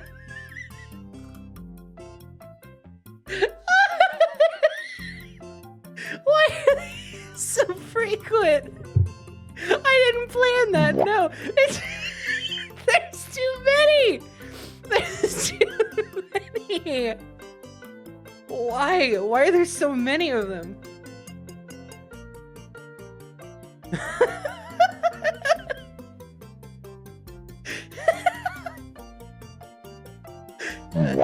Stop! Okay, hold on. Hold the fuck on. How frequent are these? What the fuck is this? Hold on. Hold on. Do you see? Okay. Y'all gotta see this. Look at this. Spoiler warning.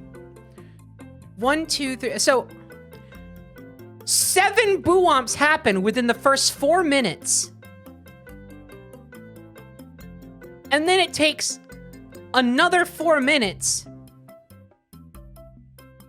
to get to the 8th one. And then 7 entire minutes where there's then 2 in a row?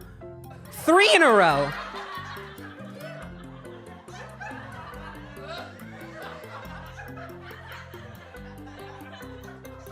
I don't know if this is the one, y'all.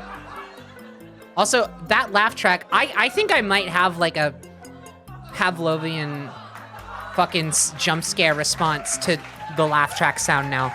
Because that just made me jump again. Alright.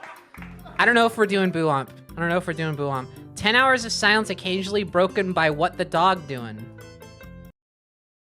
What? What the dog doing? That wouldn't really fit. That doesn't really fit the tone of the stream. It's not as malleable as a laugh track or a boo-womp. This is exposure therapy. Oh, I don't know. 1 hour of silence broken by the occasional bruh. Bruh.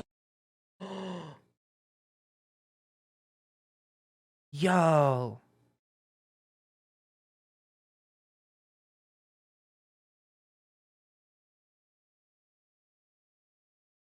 This might be the one.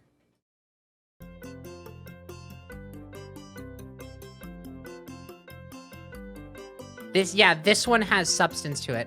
Destruction All-Stars goes in fucking D tier. I have to rank games. I have to keep ranking games, okay? We have to keep going. Destruction All-Stars was fun for like 2 minutes, and I love the character roster. I think the character roster is really cool, and the characters deserve a better fucking game. That's all I have to say about Destruction All-Stars. It was fun for like 2 seconds, and then everybody stopped playing it, and I stopped playing it. I played it, I kid you not, I played it for like a day. Not even a full, I played it for like 3 hours. Maybe, if that. And I was like, oh, this is fun. I can't wait to play more of this. And then I just never, ever wanted to play it ever again. Which is sad, because again, the character roster is awesome. Some of the characters are really well designed and have like some cool personalities. I just wish they had a more complete game.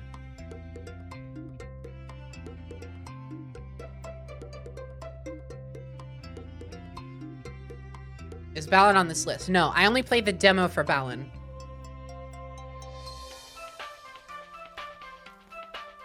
Remember when I said I was gonna let's play that? That was funny. It's funny. This is the funniest joke I've told in a while.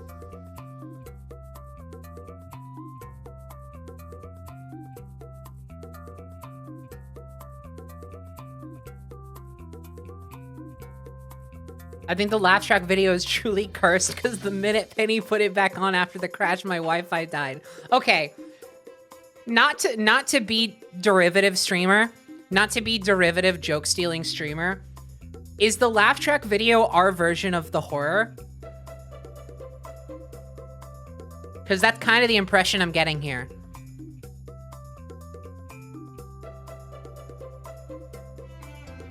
Peep the laugh track.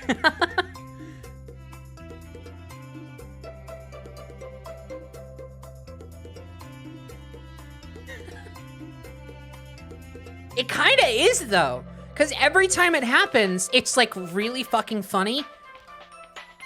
Oh my god, it kind of is, though. Every time it happens, it's, like, hilarious, right? But at the same time, someone fucking bites the dust. Someone's Wi-Fi or, like, computer or something just kind of eats it. Pacifist peep the horror. Okay, I don't want to keep this going. I feel kind of yucky. I feel kind of yucky, like, 'cause this is someone else's bit. This is someone else's bit, but I just can't. I couldn't think of anything else. Like, what the, like, it's weird. It's weird how much this is kind of lining up. Anyway.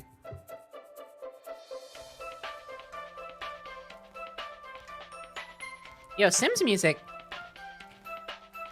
kind of slaps. I know this is not, like, the hottest of takes. The laugh track is the recorded laughs of everyone who sees the horror. Yeah, it's like Inscription.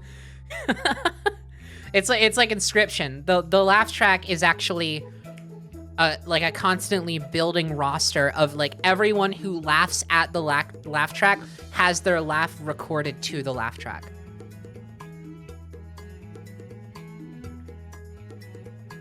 By the way, Inscription is not on here, not because I didn't like it, but because I didn't play it.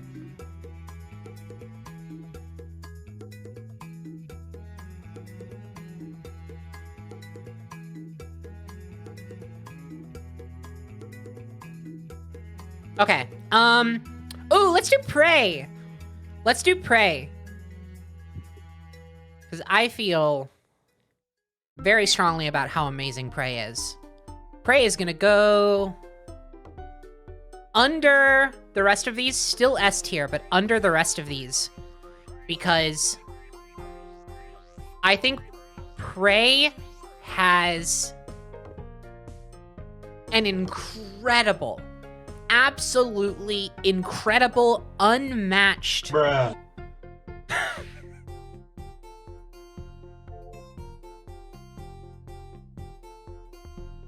just a hater.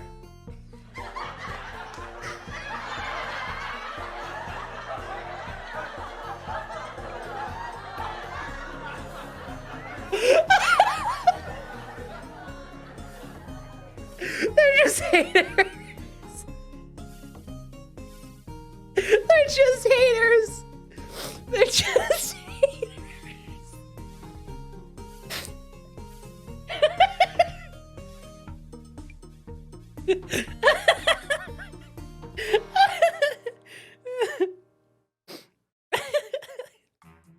I think this is the... I think we stumbled upon, like, the way I'm gonna title this stream. Like, this is turned into Snapcube's 2021 games tier list, but it's turned from that into I rank the games I played last year with a random laugh track going or something like that. I don't know. There's a better way to title that. I don't know. Anyway, like I was saying, Prey has a masterful, like, first 2.5 acts. And then the last bit of Act 3 just kind of sucks. And then the ending is really good. It sucked for me. I don't want to say it sucks definitively, but it kind of does a little bit. Like the way the pacing kind of the pacing kind of falls apart right at the end, like right at the climax of the game.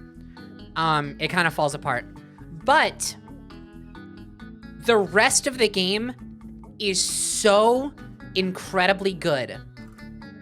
It's still an S tier, and that should give you an idea of how incredible this game is. Because I basically binged this game over the course of 2 days. I binged this game over the course of 2 days. I played it on my own time. I didn't stream it or anything. I was just like, I need to just like absorb myself in a game right now. And I chose Prey because I had been interested in Prey for a long time, and I liked what I did briefly play of it before. So I just played through the whole thing. And it was awesome. And I had such a good experience with it, but then I got to like the back half of the third act, and I got so frustrated. And admittedly, I will say this just in case this deters anyone from trying it potentially. That just scared the shit out of me. I swear, it like actually scares me now. I'm like on edge.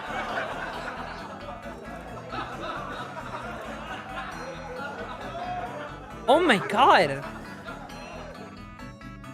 That's crazy.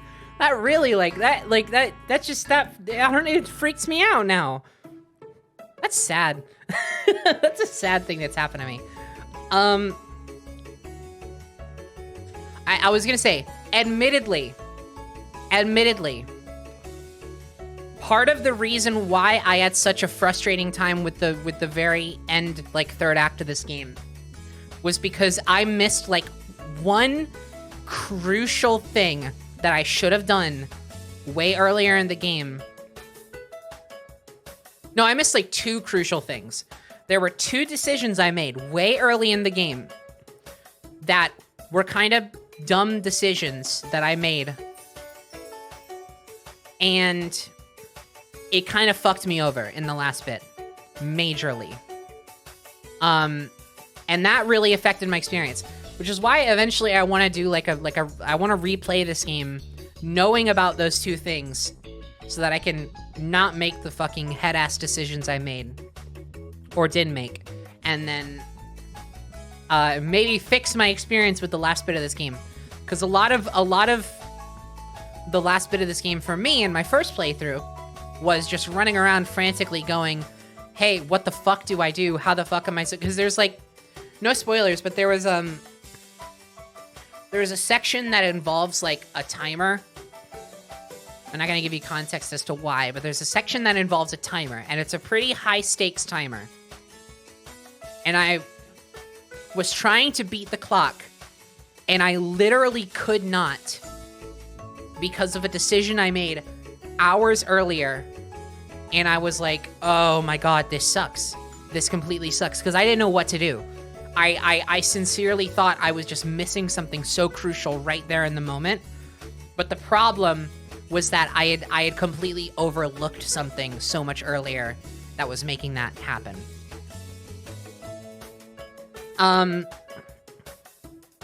So, anyway.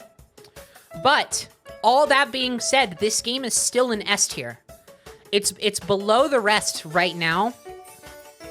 But, do not get me wrong. There is a reason this game, I'm putting this game in S tier. It was such a good experience overall.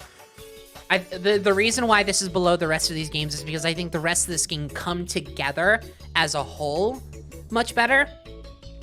Actually, even then, Resident Evil 7 also kind of like falls apart a little bit near the end in a similar way, but not nearly as frustratingly as Prey did for me. So the rest of the game is still completely worth price of admission and the experience.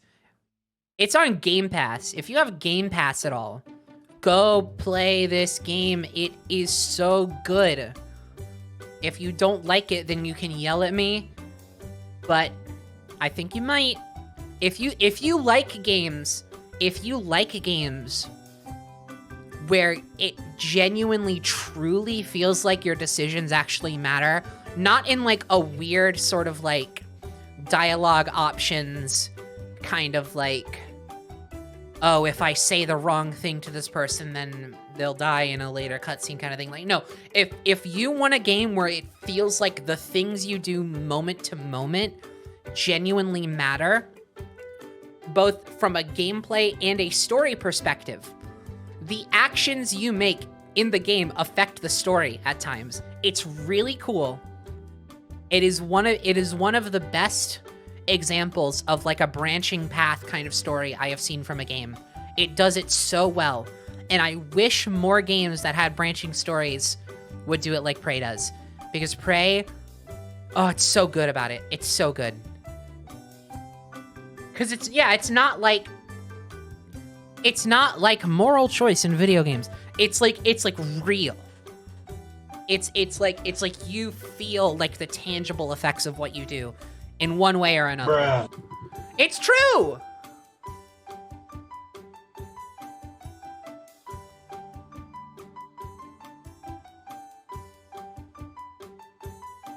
What if I hate horror games? Well, you're in luck. It's not a horror game. It's a little spooky. It has like some horror vibes to it, but it's not meant to scare you. It's not a horror game. It's got horror elements in the fact that it's like, you know, it's monsters, and it's a little moody, and it's a little atmospheric. No, Prey is not a horror game. It's not. Nope. It isn't. It's an immersive sim. Yeah, it's more of an action game. I would say it's more of like an action RPG. Yeah, if it potentially being a horror game was putting you off of playing it. It's not. I would describe it more as a thriller, if anything. Again, I will not lie to you. There are some bits that might be a little spooky because it's a very atmospheric kind of game. But again, it's not meant to like scare you. It's not meant to like make you feel like a horror game makes you feel in the same way. It's not meant to make you feel like these fucking laugh tracks make me feel now.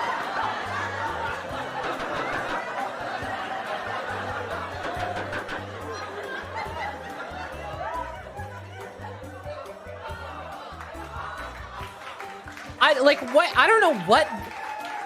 don't know why this is the relationship that I have with these laughs now, where I wasn't playing them for a little bit and I missed them.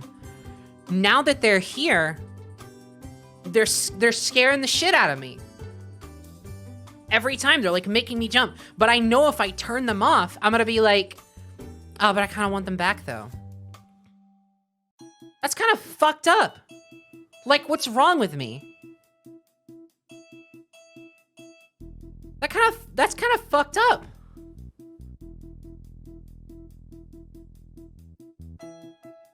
This is the most. Bruh. I know. This stream is so much more psychologically damaging than I thought it would be.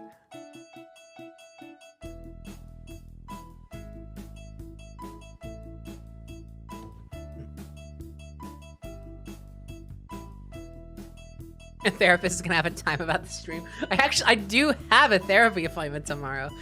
What have I talked about this?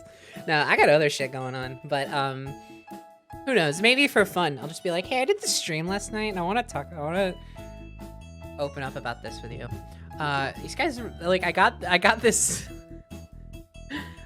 thing to laugh at me at random intervals, and one of them became associated with a horrifying PC crash that like scared the shit out of me. And then after that, I turned it back on, and every single time they laughed, like my stomach dropped.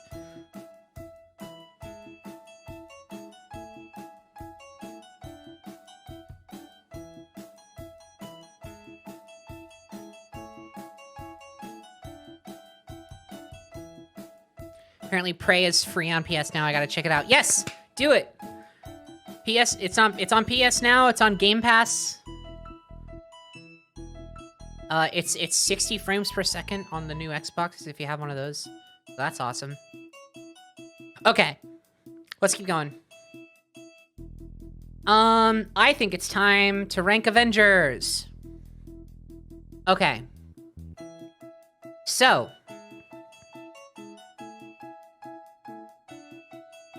the rank that Avengers lands in might not be what you expect. Because I know everybody's like, ah, D tier, easy. But let me explain to you why I'm putting it in C tier.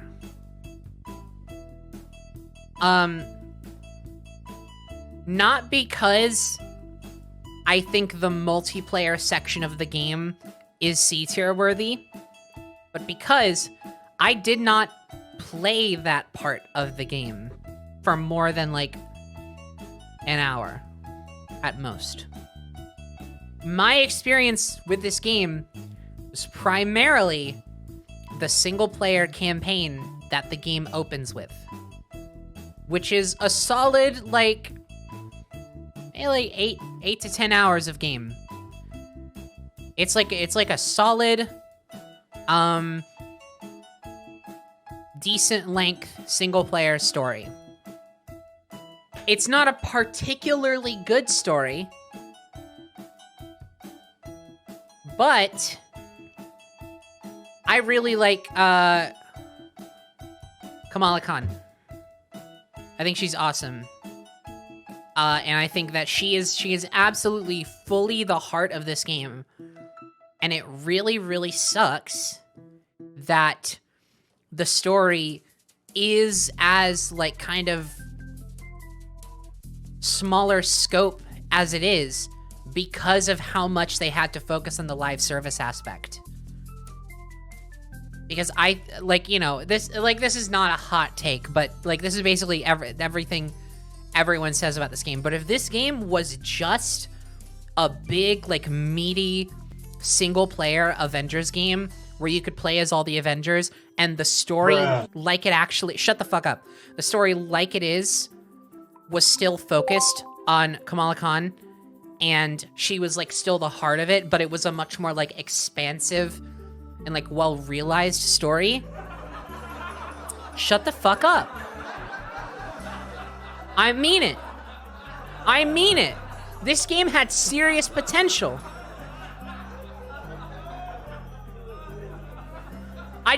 Basically what I'm saying is I just want like a full like Kamala Khan game. Hold on, am I remembering her name correctly? I for some reason I'm very... Yes, okay, that's her name. Awesome. Can I be real? Can I be real?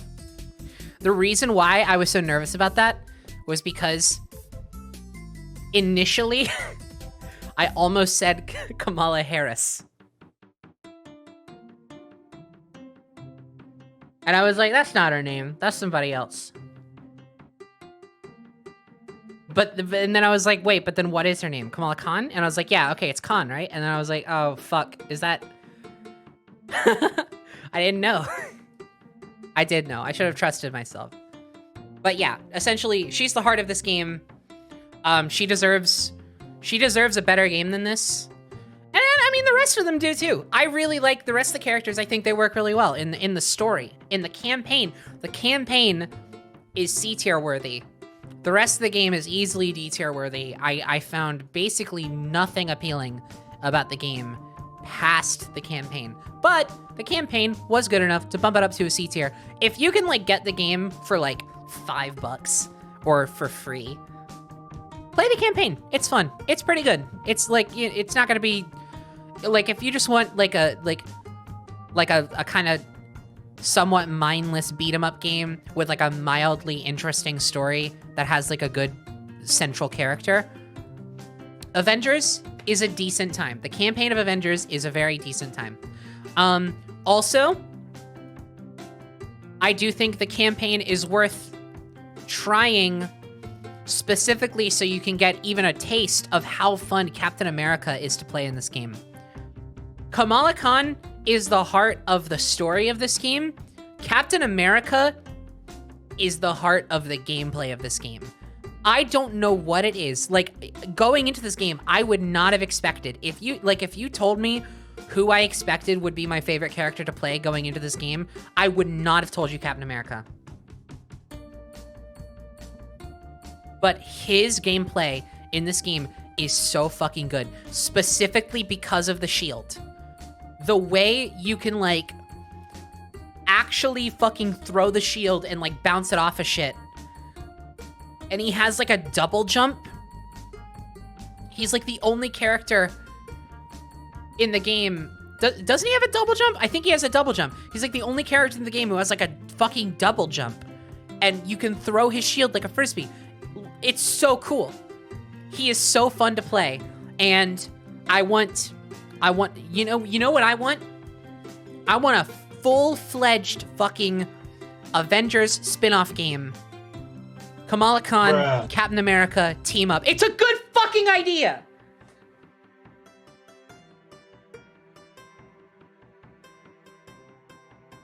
Kamala Khan, Captain America, team up game. Co-op team up game that's all story based. No weird live service shit. That's my idea. I think it's good. I don't give a shit what these random brothers have to say about it. Black Panther also has a double jump. That's right. I didn't play. I turned on the Black Panther campaign and I was like, oh yeah, the rest of the game isn't fun to play, and I didn't play it. and then I turned it on for Spider-Man. Right when Spider-Man came out, I turned it on so I could get Spider-Man in the window you could get him, and I was like, oh yeah, oh it's Spider-Man. Oh yeah, this game isn't fun to play, and then I didn't play it. That's been my experience with this game ever since I finished the campaign.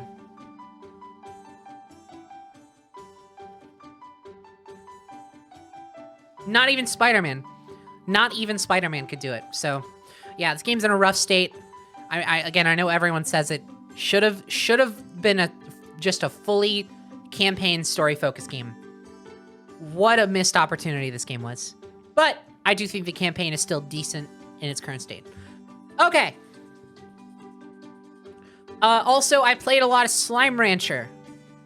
Slime Rancher is fucking good, baby. I put it above Forza. Slime Rancher's great. Slime Rancher's so fun. I'm so excited. I'm so excited for Slime Rancher 2. I'm so excited for Slime Rancher 2.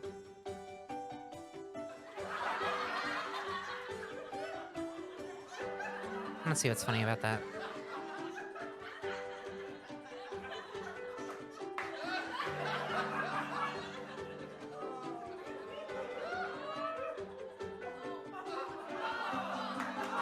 I'm just letting them get it out of their system, yeah.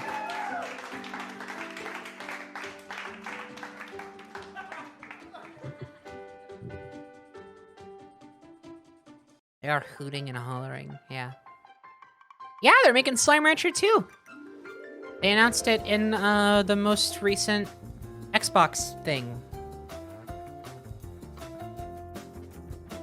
Doesn't have a date, does it? No, it's just 2022. Yeah. It looks very neat. Hey, this is the song. Bum bum ba da dum bum.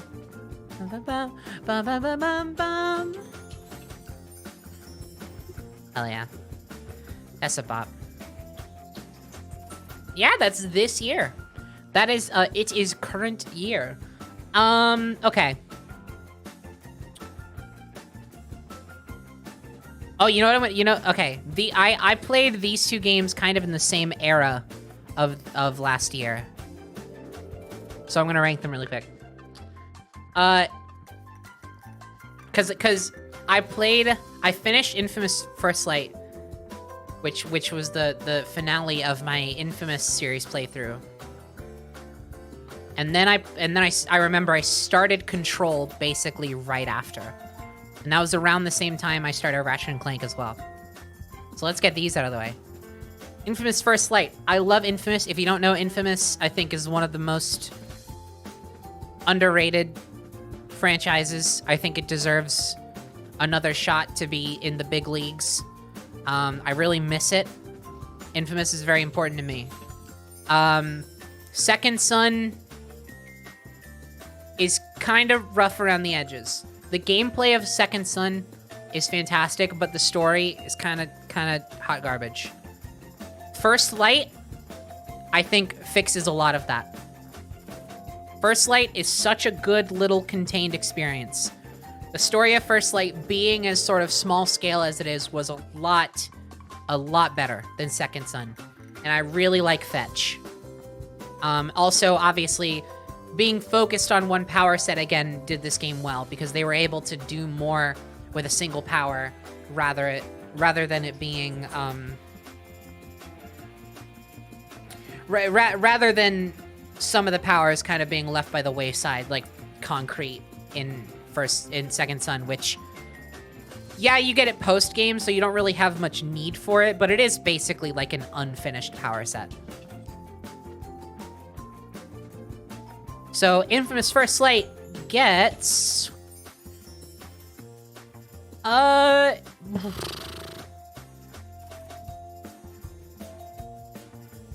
starting to feel like some of my rankings here are already a little bit skewed. Because, like, I feel like I want First Light to be an A tier.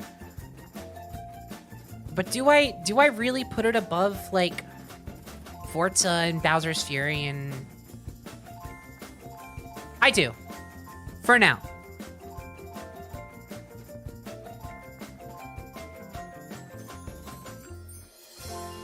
How did you get past the audio glitches in Control? I didn't have any. In fact, Control goes right up in fucking S tier, baby. I love this game. I adore this game. Literally, like I loved it when I was playing it. You can watch, I have a stream series from earlier in 2021. If you want to go to Snapcube too, you can watch my experience with that. But I loved, God, I loved so much of this game. And the more I have thought about it, the more I like it. Like seriously, every time I think about Control, I'm just like, oh, that game was so awesome. I need to play it again. I need to do the DLC. It's just constantly in my mind, and it's so good. It's such a good game. The ashtray maze. I'm not gonna spoil what that actually is for those who haven't played it yet, but I'll just say it by name. The ashtray maze is like one of the most incredibly memorable, impressive moments from any game in recent memory. It's so fun. That and another one that sticks in my mind is also the dynamite moment, which is not nearly as impressive as the ashtray maze, but it's weirdly almost just as memorable just because of how cute and like appealing and endearing it is. It was just a really nice moment that just kind of like exemplifies the appeal of this game. Like, because it's not that this game doesn't take itself seriously, but it doesn't. It takes itself so seriously, but it doesn't refuse to have fun with its inherently fun concept. It like has jokes in it, but it is all perfectly paced. You know, it's not like a quippy game, but it does have like the occasional like joke, and it does have the occasional like moment of levity, even though a lot of it is very much absorbed in its own tone and its sense of like kind of surreal. Man, the bros are kind of actually just starting to make me feel bad.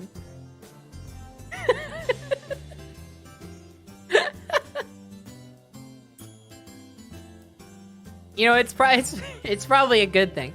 It's probably good. You know, these things are kind of keeping me off my pedestal, off my high horse.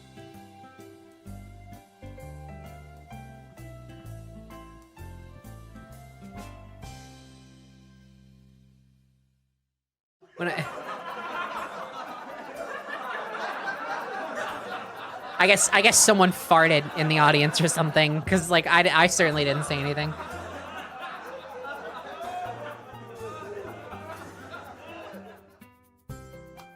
I respect your opinion, but I personally feel like Ratchet 2 and 3 are vastly superior to 1. I just can't play Ratchet without upgradable weapons and strafing. I get that. The reason why I put Ratchet and Clank 1 above the other two is because though I agree the core gameplay of these are vastly superior to the first one, I think the level design and the overall vibe of the game was just much more memorable to me, and it really stands out. Also, hi, it's a raid. Indigo Ripley, rating of the party of 11. They said Tim. Thanks, Tim. Wherever you are. I don't know who you are. I don't know where you are. But you may want to start thinking about changing your ways. Or changing your name. Yeah, that dude's awesome. Hi there, Fuzzball. Been a fan your stuff for years now. Thought I'd give back a little. Hey! Keep being cool person. P.S. I think you might have forgotten Deltarune here, maybe? Thank you so much. No, that is an assumption. I did not play Deltarune Chapter 2. Yet. I know. Blasphemy. No, I didn't play it, though. I will. I will eventually. Don't worry. But, yeah, I just haven't yet. No, I get it, though. I get it, though. I love Deltarune. I love Deltarune. I love Undertale. Absolute masterpieces of games and a masterpiece of a series. So, the assumption is understandable. I'm not even upset that you assumed.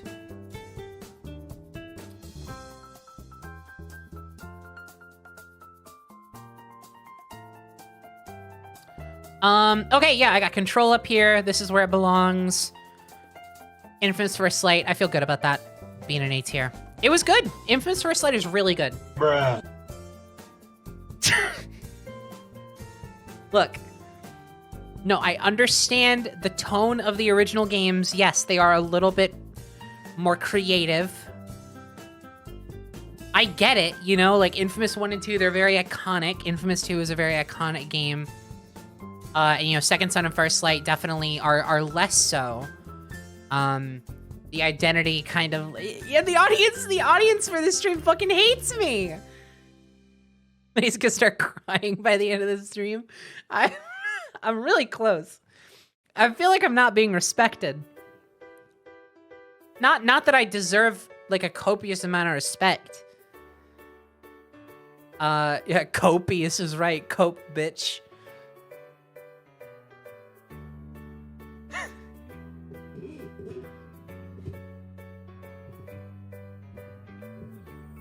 Should 1 hour of silence occasionally broken up by random Windows sounds?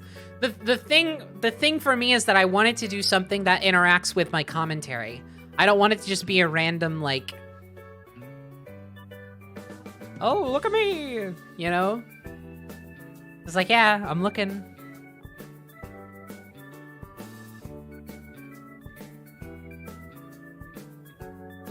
There are so many games left.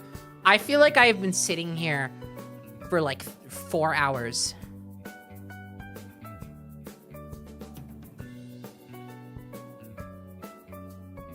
Okay, let's keep going. I want to do Before Your Eyes. So Before Your Eyes. Okay.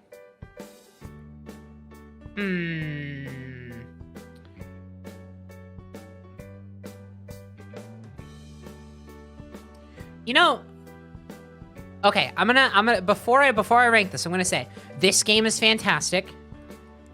Everyone should play this game, and if you have the option, everyone should play this game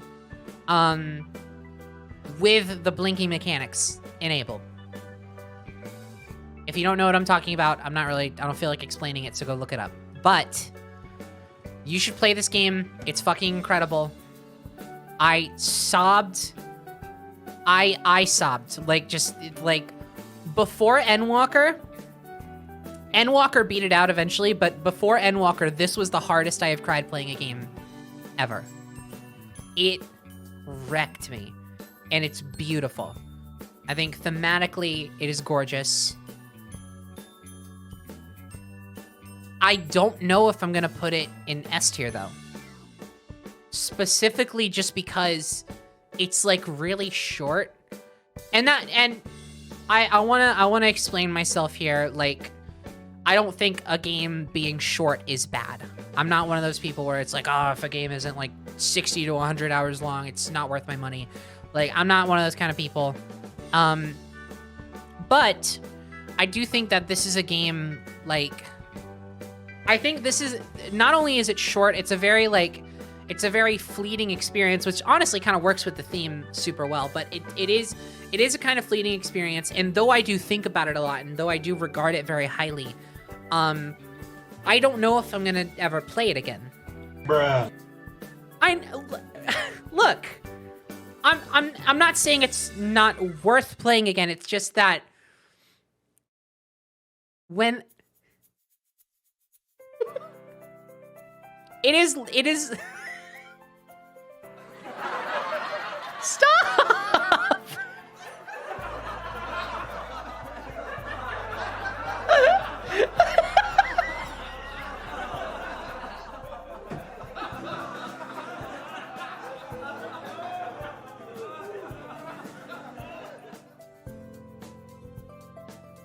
It's just one of those. I don't think I'm gonna play it again.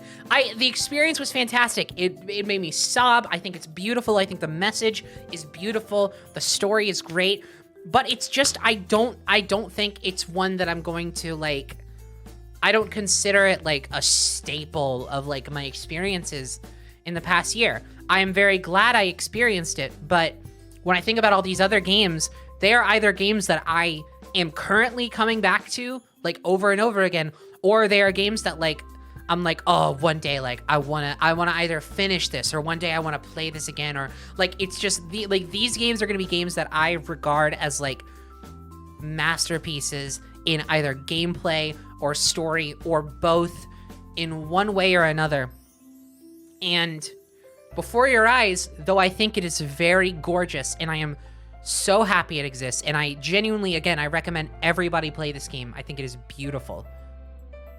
And I think, like, everybody can get something out of this. And I think the control scheme is very innovative as well. It's just not gonna be as much of, like, a staple in my mind as much as other games. So I don't see what's funny about that. I'm just being honest.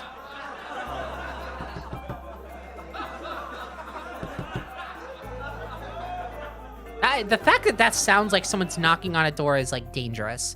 I'm gonna put this in... I'm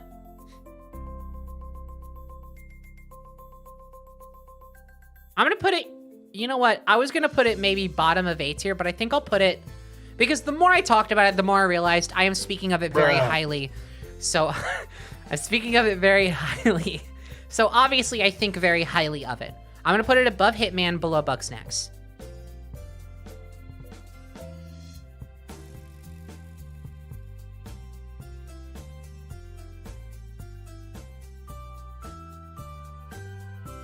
I feel good about that. It's amazing. It's really good. Do not get me wrong. It is really, really good. I think you know what I think it is? It's just, I think the individual experience of playing this game is a lot more, like, memorable and effective and emotionally poignant and just, like, heartbreaking I think it's more all of that than these games. Bruh. Shut up. I think it's more all of that than these games. But it's just there's less of it than pretty much every game above this. And that's what I think gets me. Is that it's funny I'm saying this because that's like the point of the game, but I do just kind of wish there was more to this one. But like, would it have had that, like, I could talk myself in circles about it. Like, would it have had the same effect if there was more of it? You know, it's like, it is what it is. I think this is a good spot for it. Hey, why isn't Among Us on the tier list? Can we time that person out for like 2 minutes?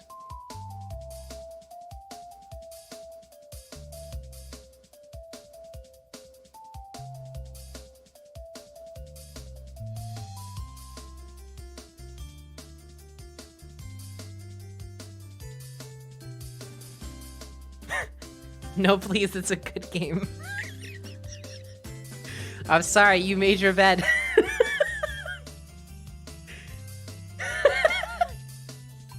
Okay. I'm sorry. That's kind of mean. But, you know how it goes. All right, where do I want to go next?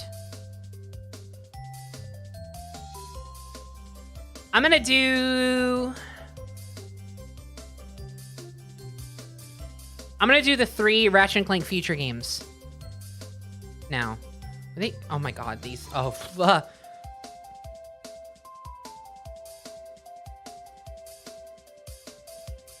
gonna do the 3 Ratchet and Clank Future games.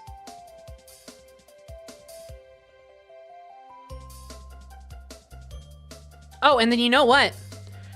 That's actually great because then that leaves us 3 more Ratchet and Clank games to do for the final Ratchet and Clank ranking. That's awesome. So we can do Into the Nexus 2016 Rift Apart next, whenever we get to it. Awesome. I think it's a good fucking structure.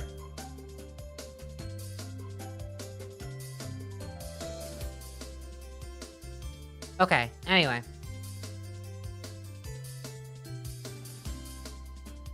No, Fortnite unironically had a good year, fully not joking. Okay, you do not deserve a timeout for this. Because I agree. I legit considered putting Fortnite on here, because I think Fortnite is really fun, and they had some cool stuff going for them. I didn't play it enough to where I felt like it needed to be, like, ranked, like, I needed to have it be, like, Fortnite, I think Fortnite is better than Slime Rancher, you know? Because, like, I play Fortnite very casually. Very, very casually. But I agree. They had a great year. They did some really cool stuff. So, doesn't mean Penny gets banned. I think I did earlier. I think we saw me get banned.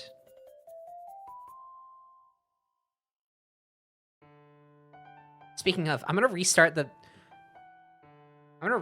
laugh track video because I think it's getting really close to the one that was like deep fried. Bruh. Yeah, I restarted the bro one too. I just don't wanna risk it.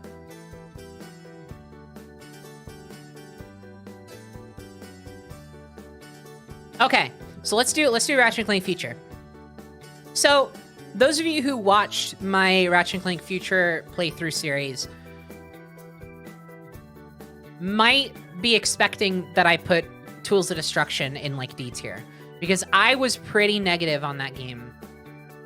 But not so. Not so, my friends. Tools of Destruction,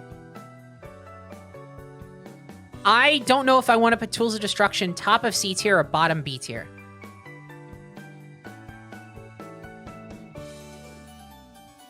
My gut said top of C tier.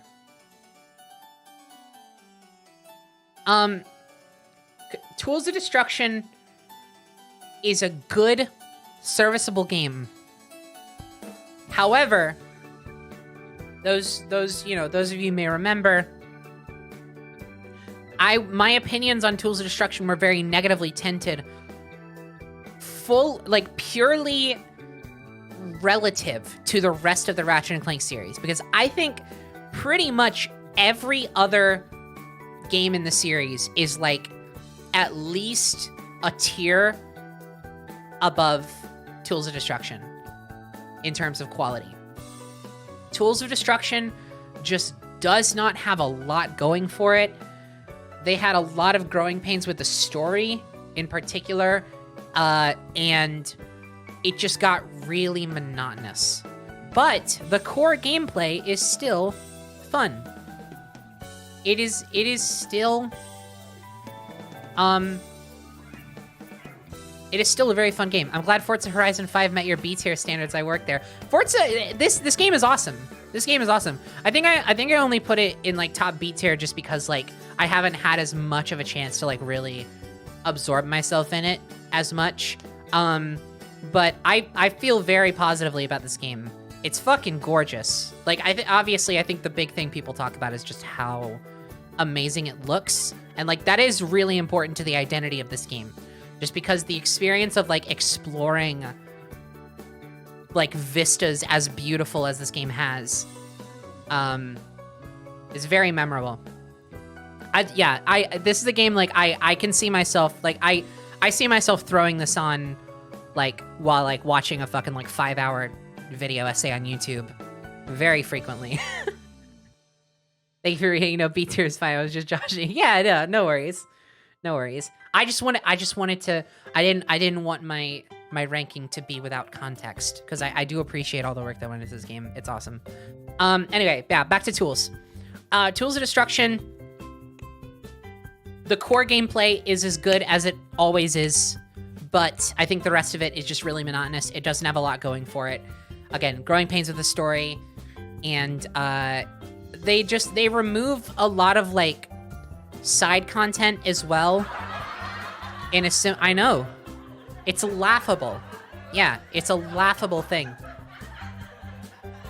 They remove a lot of side content as well, similar to Up Your Arsenal, but the thing is, Up Your Arsenal just has so much more energy in the story, and they still have some of the side content, like the platforming. Yeah, the platforming sections in Up Your Arsenal were great. Yeah, I agree.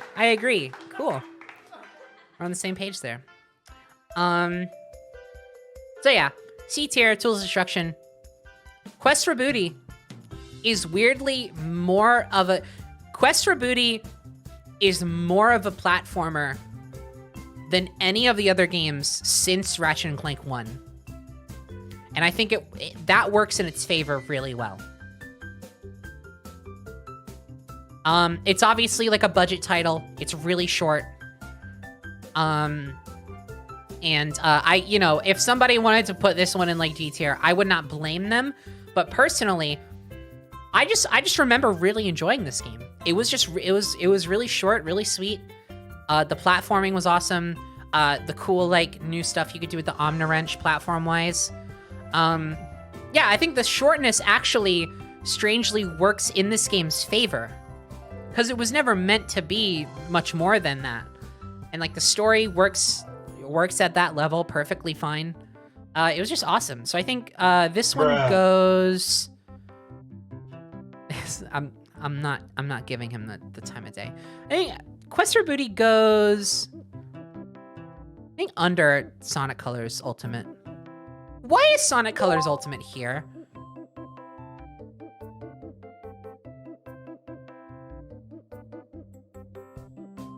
Why did I put this here? I don't care about this version of the game that much.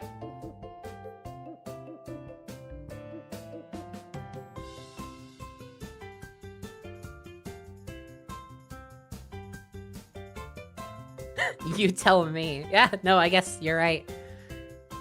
Whatever, it's there. What can we do about it? Also, yeah, let's hey, we're gonna have a chance to talk about Last of Us. Let's not go off the rails. Don't worry. We'll get a chance. I have things to say, I think. I've talked about it before, actually. I think I've done a tier list stream where I specifically talked about my opinions on this game. So I might not go super in depth because I have talked about it before. But, you know, again, we'll get there. Kraken time, S tier. Kraken time, S tier. S tier below Prey. Bottom of S tier right now. Kraken time is so good.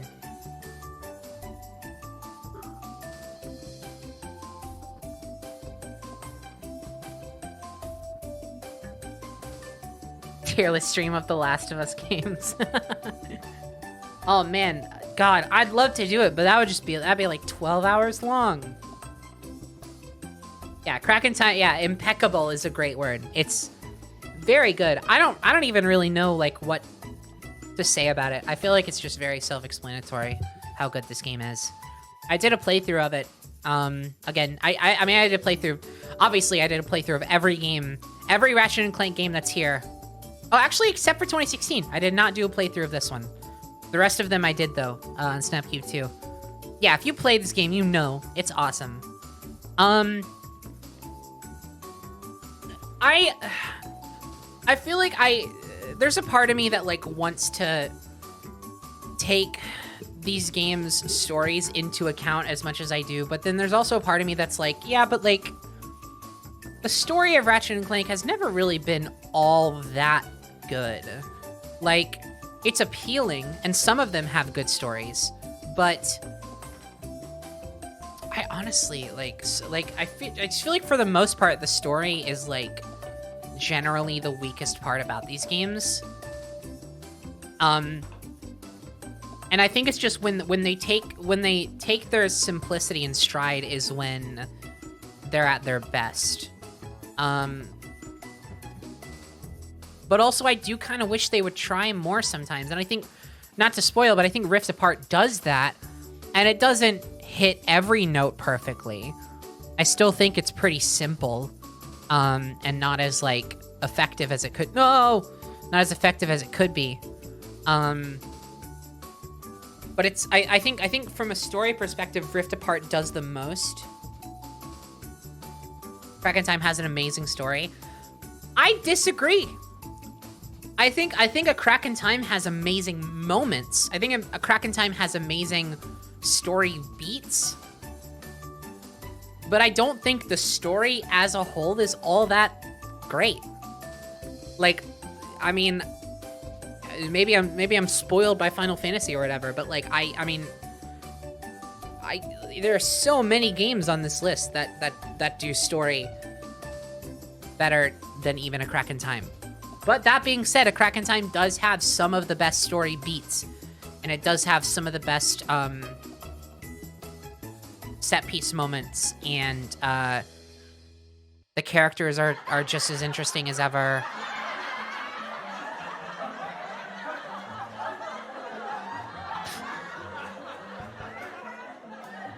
I honestly think before Rift Apart, the game that did Ratchet and Clank's story the best was actually Up Your Arsenal. I think Up Your Arsenal has a better sort of fully realized story for what it's trying to do more than Kraken Time.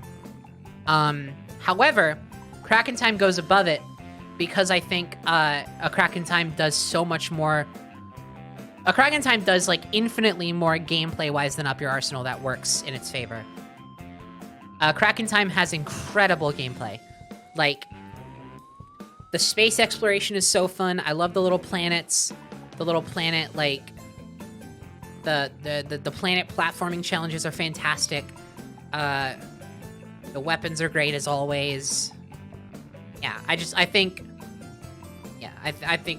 Kraken Time is awesome. It deserves S here for sure. I still just don't think it comes, like, after having some time to think about it, the way I think about these games, like Ratchet and Clank 1, it's still just like, there's just something about it, man. I don't know what it is. It gets to the point where it's like, I feel like it's just this nebulous thing that I can't even really fully explain. But I just feel like Ratchet and Clank 1 comes together so strongly in a way that nearly none of the other games have. We'll see. We'll see. We'll get to it.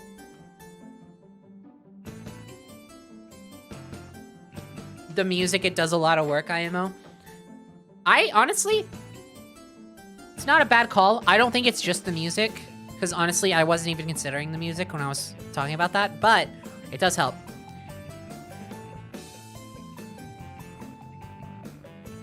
Okay, I'm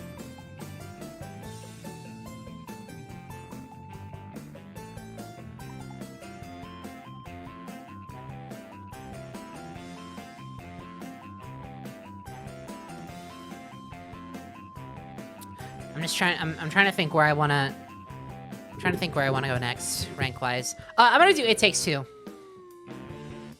I didn't finish It Takes Two, unfortunately. I've heard some kind of weird shit about it from a story perspective that I don't know fully clicks with me, but again, I haven't seen it in action. I know, it's crazy. Crazy that I would rank a game I haven't even finished. Like, what the hell is wrong with me? I mean, it is Game of the Year. It is Game of the Year, and honestly, this is the first time I actually agree with the bruh guy. So I'm gonna be honest, the more I think about it, I don't agree. I don't agree. I don't... Okay, okay, let me rank it first. Because I want my comments to be in context of how generally I feel about it, and I think the ranking is the best way to generally gauge kind of how I feel.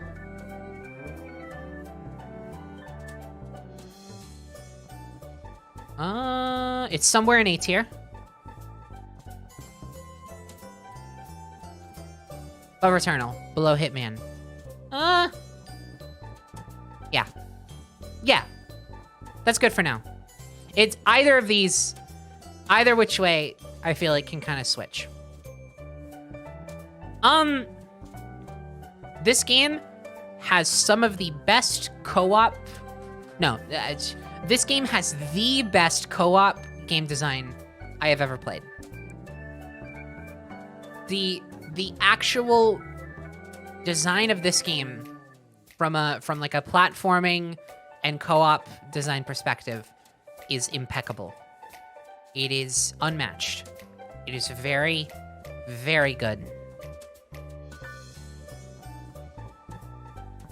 The writing and like the rest of it, like story-wise, I could give or take. And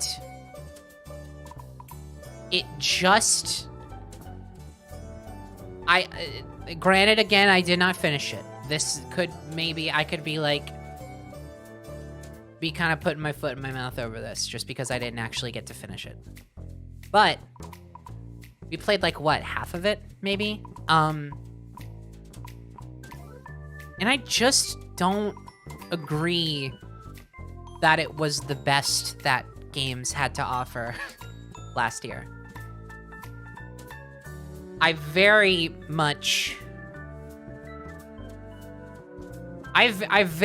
don't understand why it won Game of the Year. I'm not gonna go so far as to say it doesn't deserve it, because it's a fantastic game. Again, the best co-op design I've ever seen. But in terms of like the in terms of like the rest of the stuff that's there, I just don't it is not sat in my mind the same way that like nearly every other game on that Game of the Year list had. I don't regard this game with as much like reverence as I think I guess a lot of people do because of how it won. But that just, like, to this day, it just feels weird. Like I honestly, like, I think about the fact that it got that, and it, like, completely snubbed Psychonauts 2 in, like, so many of the categories. not to spoil, but like, I just don't get it. I just don't get it. It confuses me. I fully respect. I fully respect the perspective of it deserving it. I don't know. I don't feel it. I don't feel it. It's good. It's really good. Is it S tier Game of the Year material? No, I don't think so. I honestly, and I think like even the fact that in order to experience it, you have to be playing with somebody. I don't think that's super like.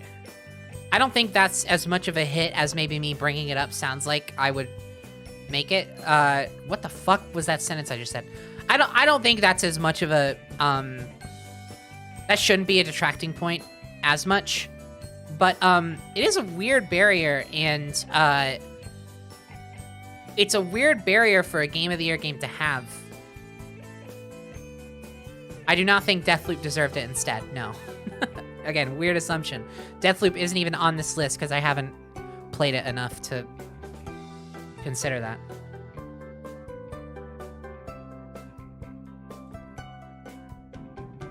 Well, we'll get to what I think deserved it.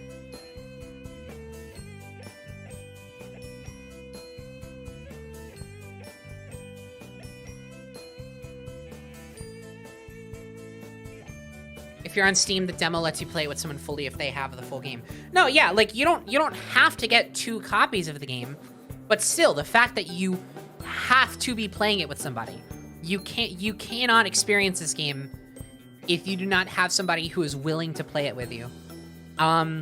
Which is not the most difficult thing in the world, but I mean, some people don't have that. That's unfortunate. Do I think that that alone should stand in the way and like be a detracting point enough that a game deserving of Game of the Year shouldn't get it? No.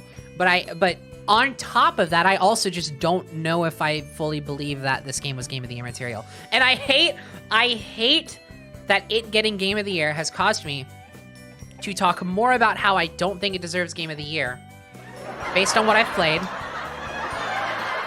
I'm just gonna let them get it out of their system. It is pretty funny that it's like middle of A tier, like it's in the middle of one of the highest tiers, and that's like kind of the most I have to say about it because it's just a baffling choice for me.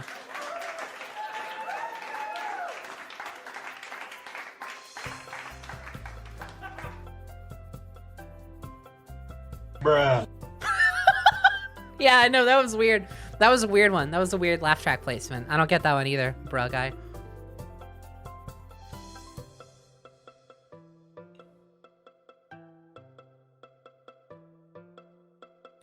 Okay. Anyway. Yeah, that's it. I think this game is great. Please do not get me wrong. This game has a lot of good stuff to offer. The art style is awesome.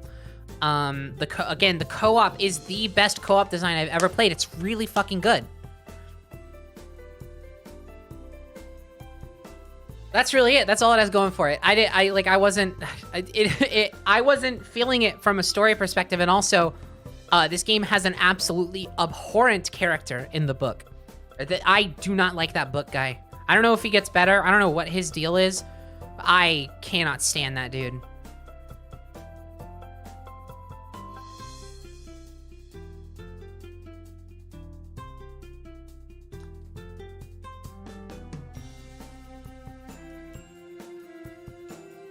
You're not supposed to like him? Good, I don't.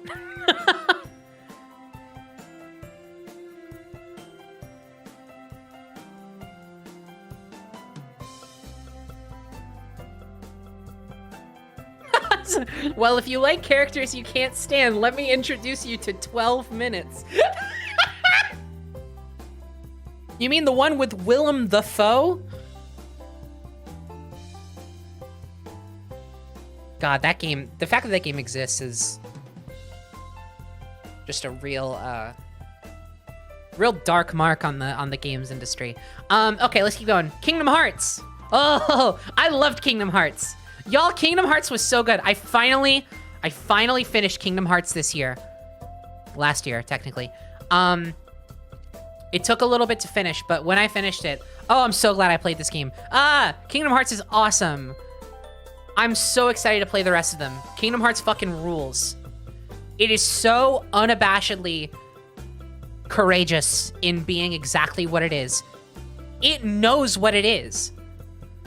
I always got the impression that Kingdom Hearts was a game that kind of had an issue of not really knowing how to utilize the charm of Disney characters and Final Fantasy characters in the same breath. But no, it fully knows what it is. It is all of the charm of these classic Disney characters, but they are placed in a story that has the scope and the mythology of a Final Fantasy game. Which, it seems obvious, but that's fucking awesome. I honestly think the appeal of Kingdom Hearts is not that Disney characters are with Final Fantasy characters. I think the appeal, even though it does have a bit of that, I think the main appeal for me of Kingdom Hearts is that it's Disney characters in a Final Fantasy story. And that works so much more than you would expect it to. Yeah, you get it. It's awesome. It's fucking awesome. I love this game. I don't know where to put it. Bruh. I'm not apologizing. I'm not apologizing. I love Kingdom Hearts. I'll scream it from the rooftops. I will also, in the same breath, scream from the rooftops. I think, though I love the first game and I'm so glad I played it, I also will admit the first game specifically has so much weird fucking obtuse game design that actually was a little frustrating, but also, I think it speaks to how iconic the rest of the game is and how iconic the story and the character quality and the character appeal of this game is, that it still left an overall positive impression on me, even though there were multiple hours of this game where, for the most part, I was kind of fucking frustrated with it. And it's kind of a similar issue that Prey had, but it's also a similar level of quality that Prey had, which is why, after ruminating on this, by that I mean pissing on it, I'm gonna put it right under Prey.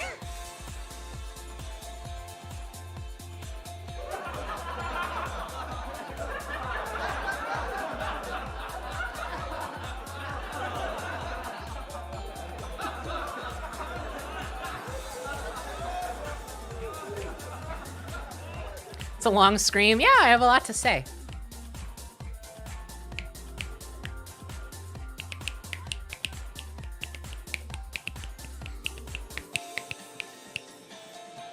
Sorry, I just wanted to snap along to the music for a second. Yeah, I'm glad the audience liked my callback. Okay, we're getting there. We've got through a decent chunk here. Where to next? I feel like Splitgate's a pretty easy one.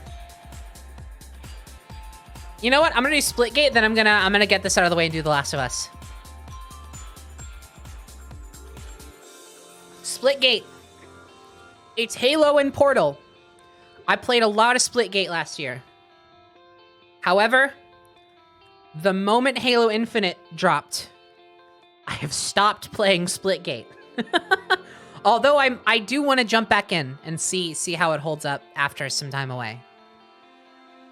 But Splitgate was scratching a kind of like Halo itch that now Halo Infinite is scratching in a much better way, gameplay-wise. So Splitgate gets below Guardians, above Sonic, B tier. This game is awesome. It's really good. It's really good. You might as well throw the other hot button game up there, also Metroid. Okay, here's what I'm gonna do. Here's what I'm gonna do. Oh boy. Oh boy.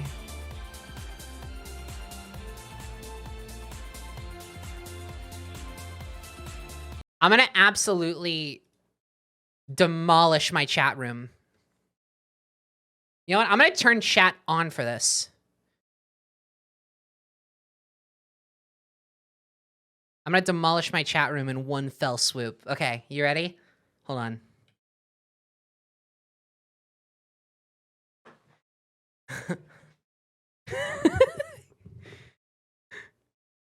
What I'm gonna do, I'm going to swiftly rank all 3 of these games in one fell swoop.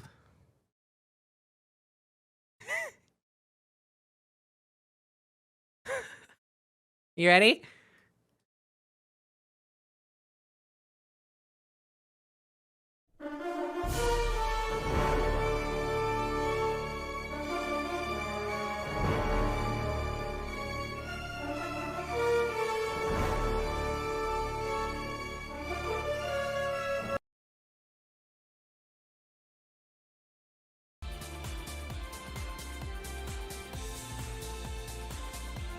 I'm just gonna kind of let chat.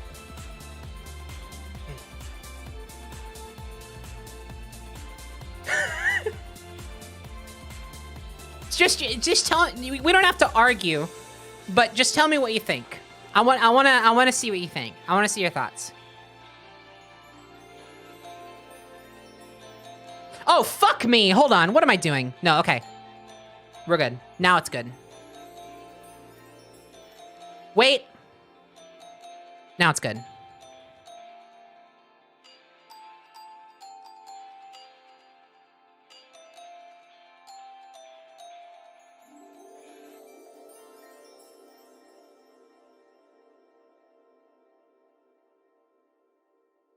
You know what?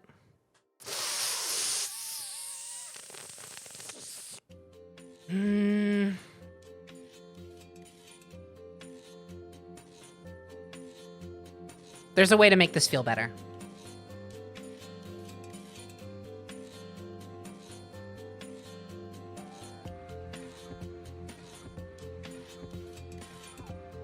Okay.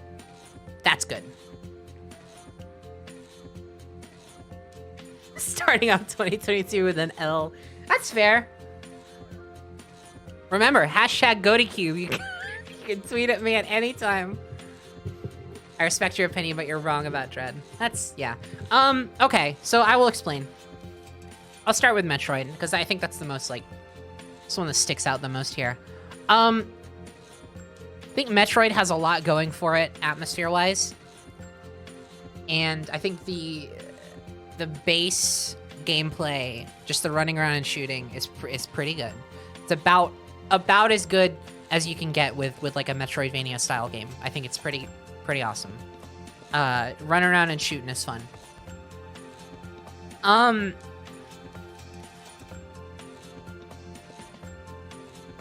Every single fucking time I ran into an Emmy, I kind of just wished I wasn't playing the game.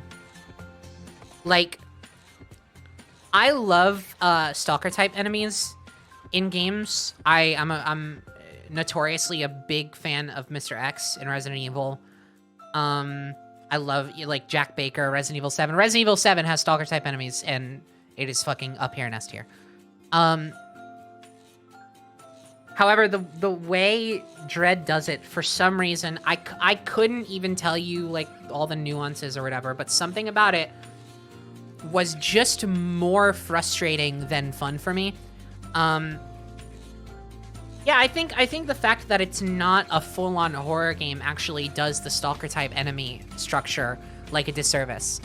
Because I think if the game leaned even more into that sort of like horror kind of suspense aspect, it actually maybe would have worked a little bit more. But I think the fact that like I would have so much fun just kind of like casually playing through the levels and exploring, like I would want to just explore, right? I would be playing the game, and the thing I wanted to do most was just explore the environments and explore the levels and like just discover new areas and find power-ups and stuff. Like that's the fucking yeah, exactly. That's the Metroidvania appeal. the fact that so much of my time playing this game was spent physically unable to do that because I would enter a room and I would have to just like run the other way. Like it wasn't fun for me to have to sit there and hide, right? Like sitting there, standing still and hiding is not fun for me. But like also at the same time, like having to just fucking like run across the map or whatever, like to get out of the way, like that is also not fun for me. Like, and then, you know, if your hitbox even grazes the hitbox of an enemy, it is basically a nearly like guaranteed death because the window of the parry is so infinitesimally small. I don't understand that decision. I mean, I understand it, but at the same time, in practice, I think it just became more grating than ever. The Switch does not have an SSD, so having to constantly load from checkpoints over and over again, even though the load times were not abysmal, they were still long enough to where I kind of just got really sick of it. Yes, the checkpoints are somewhat generous, but at the same time, it still was just, just the overwhelming... Bruh. I get it. I get it. Listen. I know I'm in the minority on this game. I know a lot of people love this game. And I can see it. And I get it, and I appreciate it, and I'm glad it's there. And I'm glad it seems like it's kind of bringing Metroid back, you know? I think the fact that this game has a lot of momentum behind it is super awesome because clearly a lot of really solid work went into this game. Especially from an art direction and like cinematic design standpoint. Fuck, this game is beautiful. And it's very fun to play, but the problem is that the highs of this game were generally pretty high, but the lows were so low for me. Like, I just found myself frustrated more often than not when I was playing this game. And it was the kind of frustration where it didn't encourage me to be better. It just kind of encouraged me to turn the game off. And then eventually I did. I turned the game off, and I have not, like, since I stopped playing this game, I have not felt inspired to come back to it. And that's a problem. Like, generally, I can deal with hard games. I love difficult games. Like, difficulty is not a problem with me. I mean, you see Returnal way up here. Difficulty is not a problem. Scary is not a problem. Stressful is not a problem. Resident Evil, way the fuck up here. Like, this should tell you, like, it's not the ingredients that this game has. It's just they didn't come together in a way that appeals to me. They didn't come together in a way that I had fun experiencing. I think the execution is lackluster. And I just found myself every single time I encountered an enemy, I just wanted to turn the game off. It just kind of sucked for me. But it is what it is. Again, I understand a lot of people love this game. I can see why. I can see all the pieces there. They didn't come together for me in a big way. But it's not in like D tier because I understand it has like there's a lot of quality here. Also fuck Nintendo. Just unrelated. But 2021, like, I fully disillusioned me from Nintendo.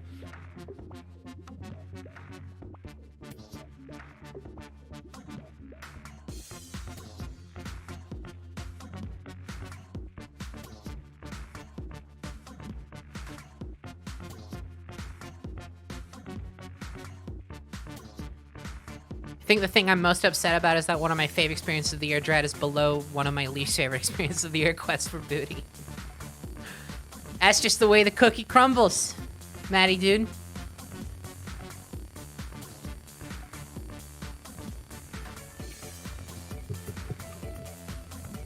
Bruh.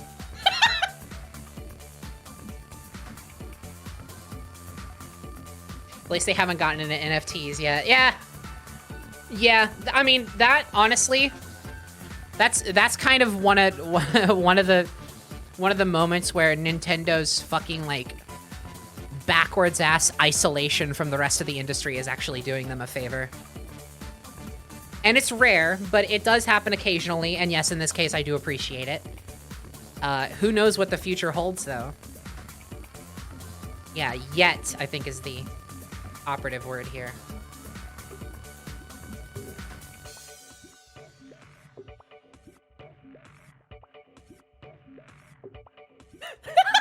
Actually, to be fair, NFTs will never happen because Miyamoto thinks it means no friend tags.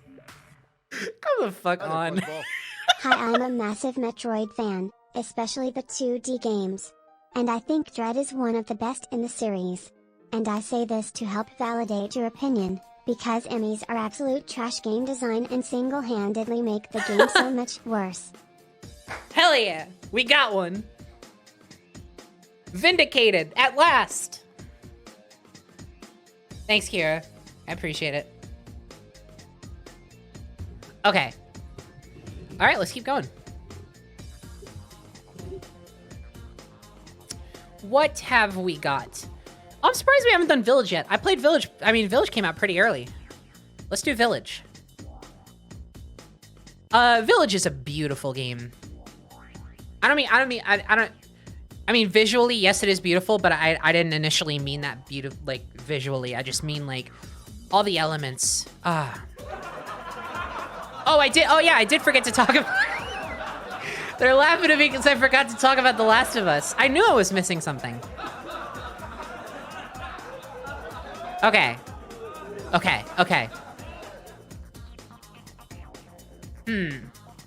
What do I want to say about these games? God.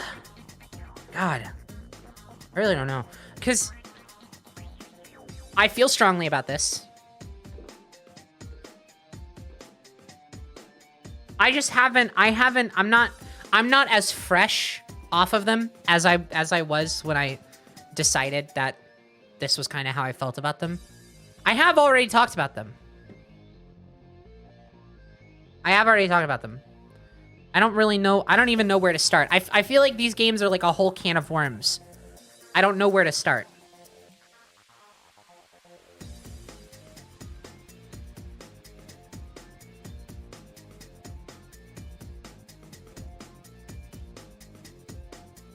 How is a basic third-person shooter with a crafting system better than most Ratchet games?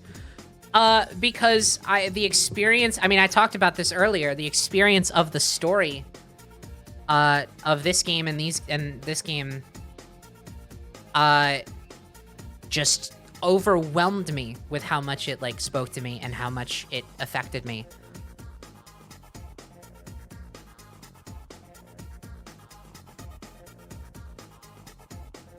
And though Ratchet and Clank is very fun, and I do adore these games, I do adore these games.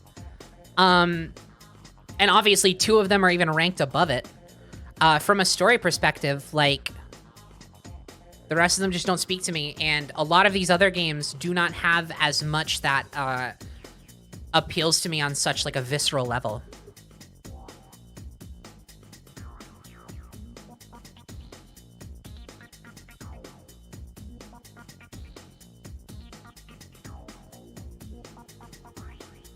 Is it because of your father issues? No.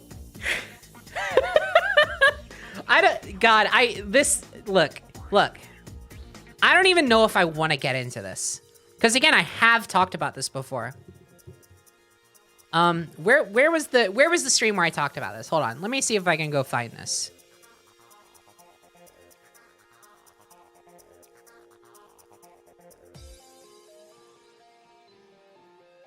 Oh my god.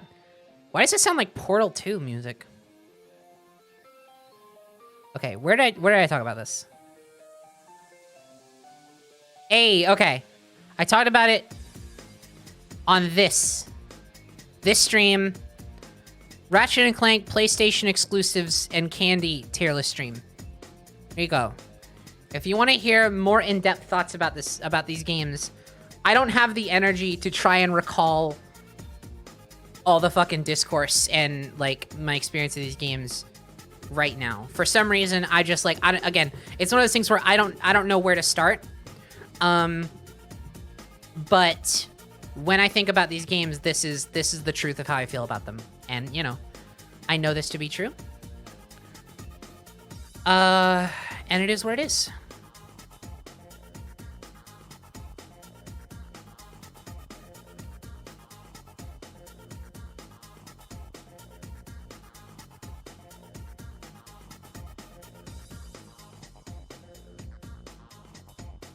I think the cover art of The Last of Us 2 is just lazy compared to the alternate I've seen. I mean, a lot of modern cover art is really lazy. I mean, look at this shit. It's true. Look at this shit. These are like the same. These are the same.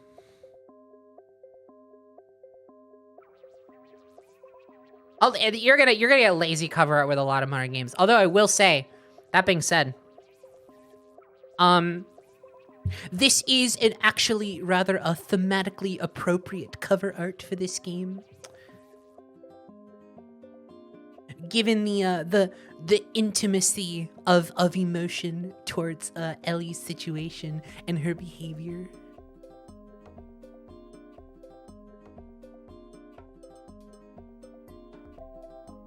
It's something to maybe chew on. Resident Evil Village. Let's just move on. Let's move on.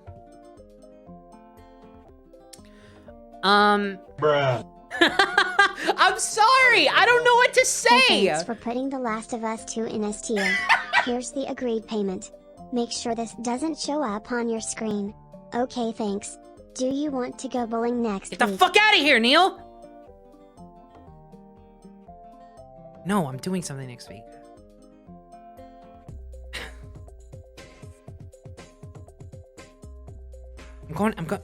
Neil, I'm going to the movies next week. I thought I told you this already. Hi, Joy. How's it going? I'm absolutely, I'm floundering here because like, I want to talk about these games, truly. Like, my problem is that is not that I don't want to talk about The Last of Us Part 2 and The Last of Us Remastered and like why they are ranked as they are.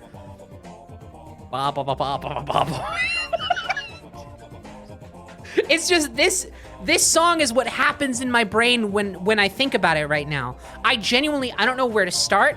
I don't know what points to make versus what points to like counteract, and I don't know how to fucking address certain things. Like it's just a whole fucking mess.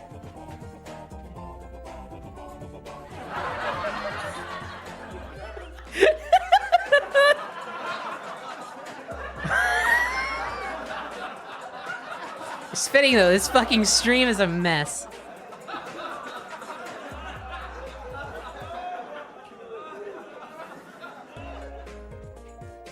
Idea, save your thoughts for the video Ellie can add in post as a text scroll. I honestly, that might be an idea. I could just like write a fucking small like essay. No, if I'm gonna go to the length to like write an essay about fucking The Last of Us 2, I'm gonna make it a video. I'm gonna get those Last of Us Part 2 controversy views, baby. Last of Us is way too complex to talk about in a short time. Yeah, and I figured the situation with The Last of Us Part 2 specifically, I mean, I could talk about these games for hours. Like, I could go back and forth about these games for hours, I feel like. And I don't have the energy. I don't have the energy. And I don't, and there's so many games here to cover, and I still want to finish Halo tonight, maybe.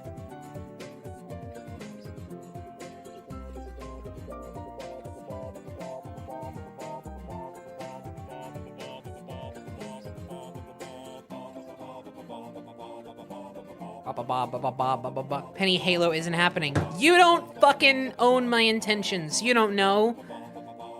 You don't know. What is this song? I can't talk. I can't talk seriously with this song going.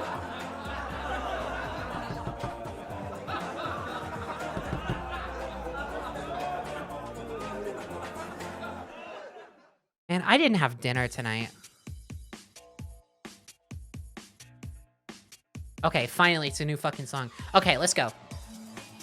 Maybe I will make a video essay. I feel like what else is there to say that hasn't already been said from any different angle? But like, I want to talk about these games. Who knows? Maybe someday. Resident Evil Village was awesome. The more I reflect on it, the more I don't think it comes together as much of like a fully appealing, iconic experience as Resident Evil 7, but I did love it quite a bit. Resident Evil Village goes above Crack in Time and below Kingdom Hearts.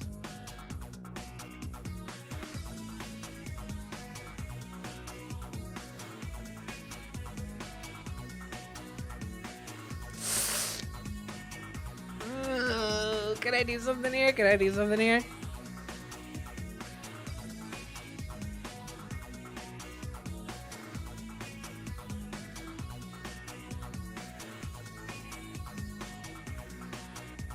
Okay.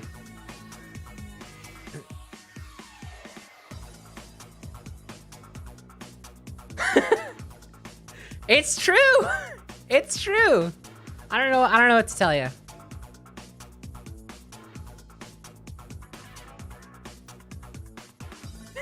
Now you fucking done it.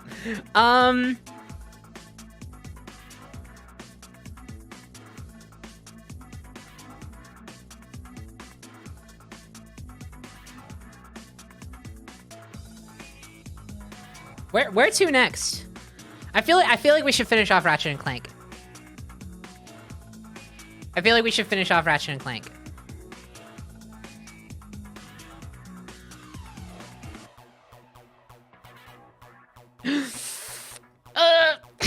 Sorry, it's just, man, I feel like I need to just like, oh, I don't know.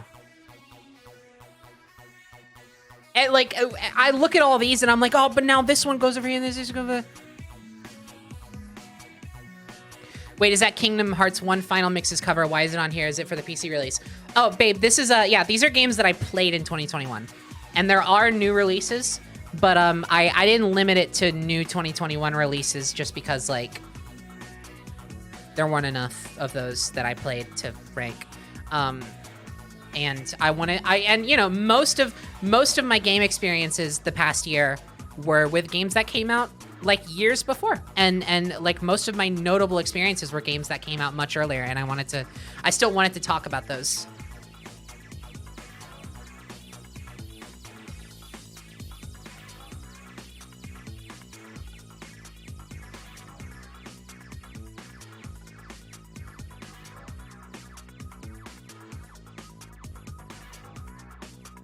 Swoos. Yeah, swoos.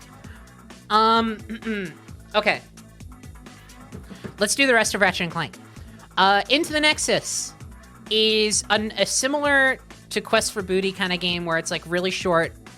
But I think Into the Nexus has like the best weapon arsenal of any of them. If I remember correctly, I think this was the one where I was like, what the fuck? These weapons are awesome. Yeah, the gameplay is generally really good. Oh my god, the performance is complete garbage, though. I really would like to see this game be, like, remastered one day and put on a platform where it doesn't run at, like, 15 to 25 frames per second at all times. 'Cause, like, you could say, like, oh, it runs at 30 frames per second. 30 frames per second is fine, but you'd be lying. Because, no, it doesn't run at 30 frames per second. Ever. It more frequently sits at like 20. It's really rough to play. It like kind of gave me a headache sometimes. But it was still like just kind of so fun at the same time. But yeah, you could really tell this game needed a lot more time in the oven. So I think it sits here. I think it sits about here.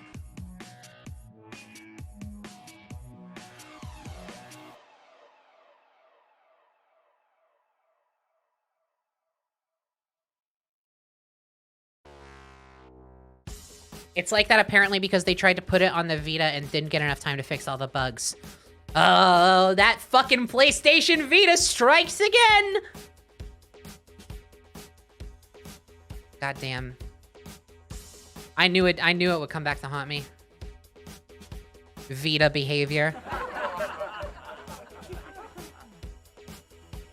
Okay. Ratchet & Clank 2016. I know based on how negatively I talk about this game, people are like, oh, Ratchet & Clank 2016, easy D tier. So here's the thing. If you had asked me... Loving the stream, but it's getting late and I got to go ruminate. Don't get to catch you live often, so thanks for all the great content over the years. Watch out for Hex's bra. Thank you so much. Hey, two in a row. Nexus building up Vendra and then not giving us a boss fight with her is the biggest crime of that game. I know! Why? And hey, listen. Bring back Vendra. Bring back Vendra. Best fucking character, Vendra. Bring her back. Wait, is that who I'm thinking about? Yeah. Look at her.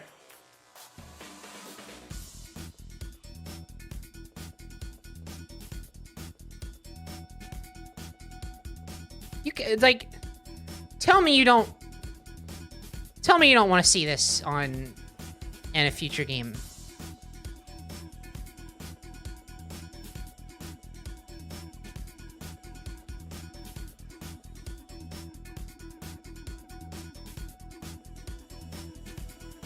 Okay. But yeah, Into the Nexus is very fun. It surprised me because I was like, people don't talk about this game. It kind of flies under the radar generally, but it's very fun. Anyway, like I was saying, Ratchet & Clank 2016. If you had asked me before I played Ratchet, like the original Ratchet & Clank 1, I would have told you this game was like a D tier. I found very, very little to appreciate about this game in my first, like, couple runs of it. I didn't finish those runs at the time just because of how little kind of fun I was having with it. However, I then went back and played original Ratchet & Clank. And here is what I found. I've talked about this before, but I will talk about it here because it is very imperative to understanding my opinions on this game. Here's what I found, though. After playing Ratchet & Clank 1,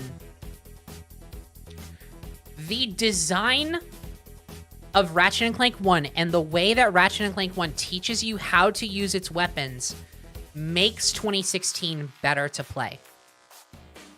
Because 2016 is such a noisy, overwhelming, tonally shitty game to the point where it does not properly convey to you through its level design or anything what weapons you should be using when. Ratchet & Clank 2016 is a Ratchet & Clank game that fully relies on you having previously established knowledge of how to use the arsenal effectively in order to be able to play it in a way that actually makes it fun. I'm serious! What's funny about that? I'm serious. No, hear me out. Okay. Hear me out! Be cheering me. Okay, they're gonna cheer me on. Yeah, okay, thank you. Yeah, okay. Ratchet & Clank 1 is so good about teaching you how to use its weapons as puzzle pieces to solve the puzzles of the level design that the game gives to you. Because Ratchet & Clank 1 it's a platformer and it's a shooter platformer, but it also kind of is like a little bit of a puzzle game in how its arsenal is utilized. Because most of the levels are very much designed towards and suited towards a specific set of weapons or a specific weapon. And I think it works really well as an introductory game because of that, because it teaches you to think more holistically about your arsenal and about like what you can use where. It teaches you to always be thinking about what you have on hand. Ratchet & Clank 2016 does not do that. Ratchet & Clank 2016 is a game that the first couple times I tried it, I would just stick with a weapon, like a single weapon that felt good to use, and just use it over and over and over again. Ammo was usually not an issue, and it would level up and get more powerful the more I used it. So I would just use that one over and over and over again, and then eventually probably like switch to like a bomb or something to like finish things off, or when I would run out of ammo and have to switch to something. But in Ratchet & Clank 2016, the first couple times I played it, I would be reluctant to switch weapons. The OG Ratchet & Clank teaches me to be excited about switching weapons and like think on my toes about what weapons I should be using. It makes me excited to get new things and to use new things in tandem with other things, whereas 2016 does not inherently have that. So, I played 2016, I didn't like it. I played Ratchet & Clank 2002, fucking loved it, went back, played 2016. The story and the writing, still ass garbage, absolute shit tier ass garbage. However, wow, that was mean. You know, not gonna mince words. But it is very fun to play. After learning how to play Ratchet & Clank because of the first game and the preceding games after, it made Ratchet & Clank 2016 fun to play. And then I 100%ed the game because I finally was taught how to play, so I could go and appreciate the gameplay improvements that this game does have. And it was awesome. And then the moment I platinumed it, literally the next day after I platinumed it, they put out a 60 FPS patch on PS5, and I screamed. It was very infuriating. So Ratchet & Clank 2016 actually goes... Bruh. No, you don't have to bruh me. I'm not actually putting it above Splitgate. I'm putting it right below Into the Nexus. I think from a story and atmosphere perspective, Into the Nexus is much better and has more to offer. And it is about as fun as 2016. But 2016 is still, like, it's about as fun, but it's slightly below it because the story is complete shit.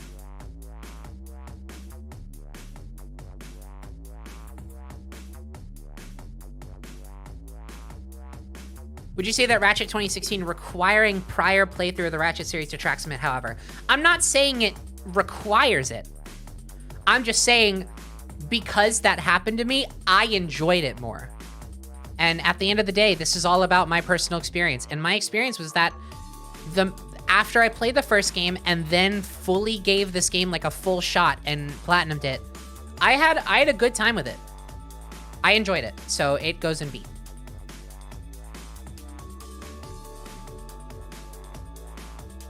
Also, yeah, mute the dialogue.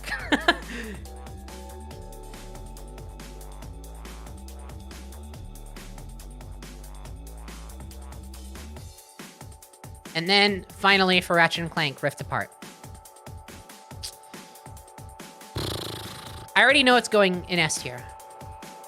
I played this game for like 8 hours at a time for like 3 days straight or something like that. So I know it's going in S tier. I was absolutely addicted to this game when it came out. Y'all saw what happened. I could not put it down. I couldn't get enough of it. That was like the most reliably I had streamed in like a long time. Rift Apart definitely goes in S tier. Now it's just a question of where.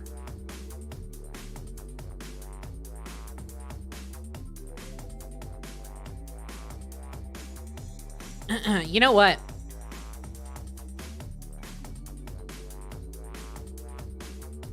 Okay, Rift Apart goes...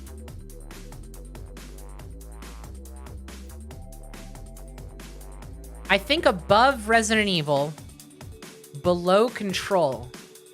And I think I'm gonna move Ratchet & Clank 1 down to below Control as well. What a joke, I know. Control? Fucking SCP game? What are you? Something Awful 2008? I know. Yeah, what's up with the fucking judgment from the audience?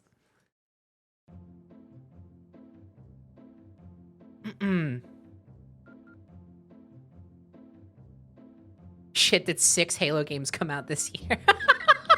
Yeah, 6 Halo games, 9 Ratchet and Clank games, 2 Last of Us games, an Infamous game, and a Guardians of the Galaxy and Avengers game all came out this year.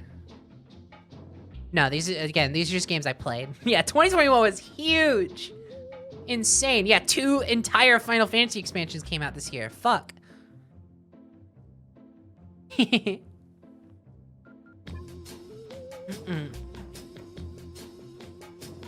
Okay. Yeah, this feels pretty good. Oh, I haven't talked enough about Rift Apart. Rift Apart, I honestly think, even though I still kind of have my issues with it, Rift Apart does have the best sort of tone and story balance of all of the Ratchet and Clank games, I think. Which is why it's so high up. Which is why it is as high up as it is. Because I think the reason why, you know, these other games in the series kind of fall below is that though their gameplay consistently improves, from a story perspective, none of them even really fully find their footing. I think... What the fuck did I just say? Did you hear that? None of them even really fully find their footing. I said that. And I mean it. I fucking meant what I said. Up Your Arsenal gets the closest, I think. I think Up Your Arsenal... Though I think A Crack in Time has better story moments and a better scope than Up Your Arsenal, the story focus of Up Your Arsenal comes together more cohesively, if that makes sense. And for what it is, I think Up Your Arsenal does what it does a little bit better. A Crack in Time, however, has better side gameplay elements. Up Your Arsenal has barely any side content. Crack in Time has amazing side content. And then Rift Apart comes along, takes the story focus of Up Your Arsenal, the story scope of A Crack in Time. Shut up. I'm serious.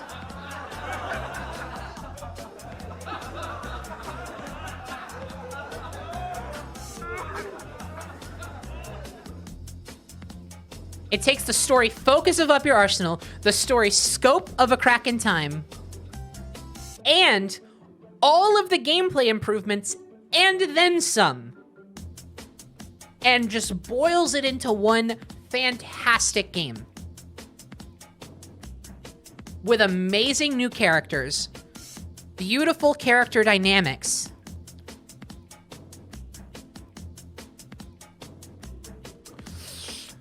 it's the best one. I think it's the best one. Never mind. I think it's the best one. The more I talk about it, I think it's the best one. Yeah. It's kind of a toss-up at times. I still think the first Ratchet and Clank is so good at what it does, and it's so iconic.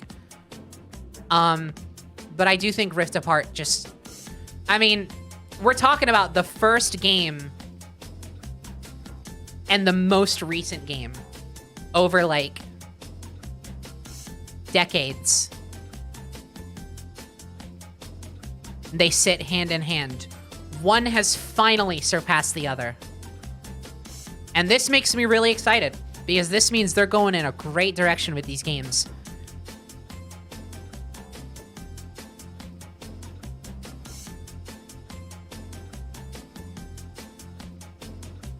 When will you play the Ratchet and Clank movie? As soon as the movie stops playing with my heart.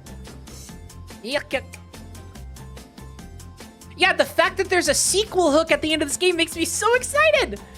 This very well, this had the chance of being the last Ratchet and Clank game. And I was really scared about that. I was scared that this would be like the sort of like last hurrah, kind of like swan song of the franchise, where like They're like, okay, we're coming back for one last big fucking go at it. It's gonna be the definitive one. We're gonna play around with the character dynamics in this one that we established all the way at the beginning. It's gonna be nostalgic. It's gonna be impressive. And we're going all in to say goodbye to such a legendary franchise. But no, there's a sequel hook. Like, they intend to keep going, which is so cool. It's so cool because I want to see more games of this quality. Please. Please. Anyway. Okay. I wonder if I should get the Halo games out of the way first. ODST, Reach, 4, 5, Infinite.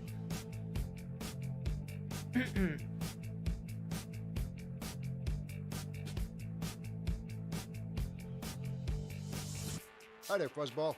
Hey Queen, thanks so much for brightening our days with so many hilarious streams this year. Less than 3. Forgive me if you've already talked about this, but did you end up dropping RE4? No pressure. Hey. Just curious why. There were not less than 3 streams this year. Ha ha hoo hoo.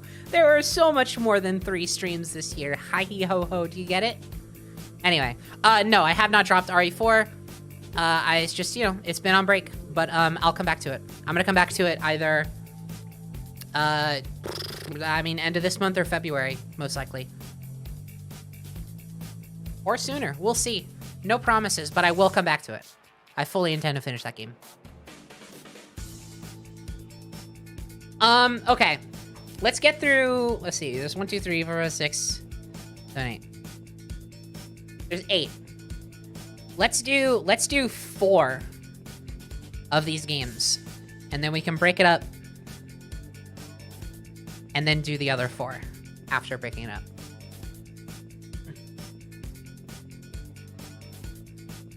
Okay. Halo Combat Evolved. Absolutely iconic game. It is quite good. Halo Combat Evolved did some really impressive shit. And I really like it. I think Halo Combat Evolved takes top of 8 here.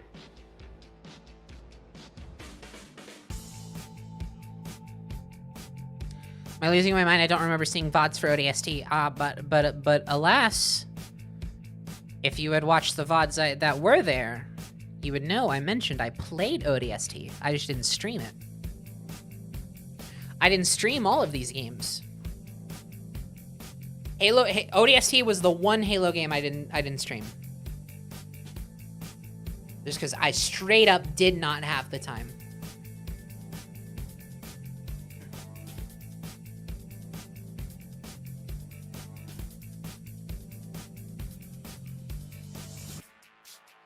Combat Evolved is awesome. The atmosphere of this game is fully incredible. And it just has, it really just comes down to the atmosphere. The atmosphere and the gameplay of this game is so solid, and it was revolutionary at the time for a very good reason. It comes together so well. It's got some weak points here and there. You can tell it was kind of a rush job in some aspects. But,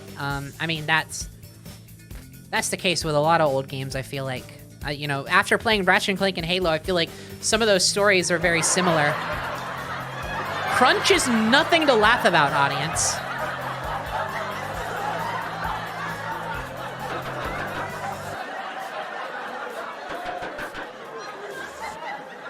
What the fuck is funny? What?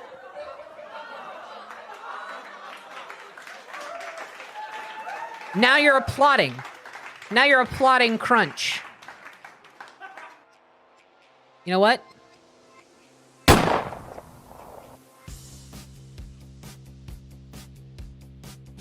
They deserved it this time.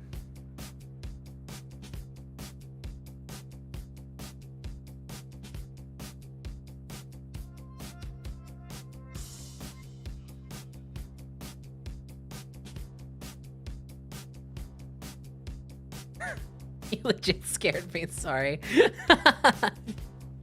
Now you know how I feel. Okay, on a Halo 2. Halo 2 takes everything fantastic about Halo 1 and ups the ante like crazy. Introduces so many more fantastic and cool story elements on top of it. And at the same time, is an absolute miracle that it is nearly as good as it is. Halo 2. The more I think about it, I think very highly of this game. Halo 2 is fucking awesome. Halo 2 goes... Halo 2 and A Crack in Time actually, I think of very similarly. Like, these are kind of on the same page for me. Right under Crack in Time.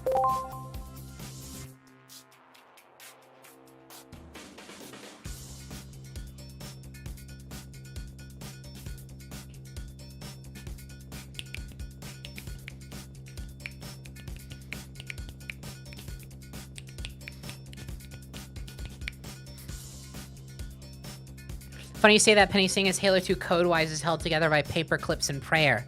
But hey, listen, prayer works. Okay, but what about the best game out there of all time? Wizard 101.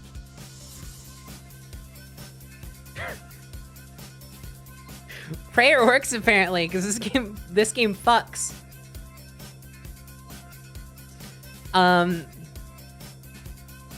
It's the worst joke I've made in a while. Halo 3.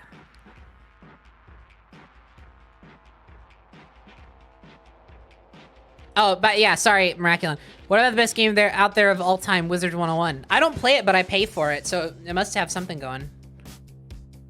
I literally am still subscribed to Wizard 101. I don't play the game. I need to cancel the sub.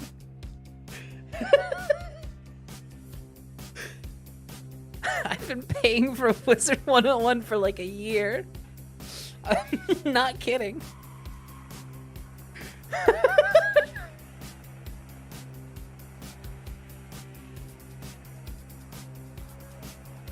You're the only thing keeping them afloat? That's so funny. Okay. Halo 3. Halo 3! Halo 3 from a gameplay perspective is just polished to a complete fucking sheen. It is unbelievably good. I actually, the more I ruminate on it, even though presentationally it is like a masterpiece, I think the actual story beats and the story progression is a lot less intriguing than Halo 2. I think it falters some of the elements of Halo 2. Particularly the Arbiter is just completely shunned. And I found him so interesting in Halo 2, and I was so sad. Well, I wasn't sad in the moment because I was enjoying the game so much, but the more I think about it, the more sad I am that after Halo 2, Arbiter is basically shrugged off almost entirely. And Halo 3 is sort of the beginning of that, and it's really, it's upsetting. So I think for the disrespect it has towards some of its story elements, I'm going to put it just below Halo 2, but do not get me wrong. This game is incredible. And it's so, from a gameplay perspective, it is like top notch. I think this game, before Infinite, this game absolutely mastered the Halo gameplay from what I played. And none of the other ones held a candle gameplay-wise until Infinite, which I think Infinite evolved the gameplay enough to where it is more impressive than Halo 3, some of the shit you can do, as well as still having the same spirit. I mean, we'll get to that. Okay, last Halo for now. ODST. Oh, man. Oh, I'm gonna get to... this might be another controversial one.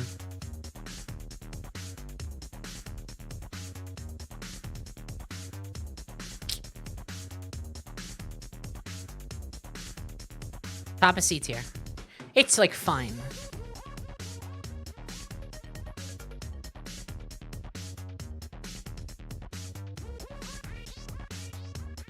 Bruh.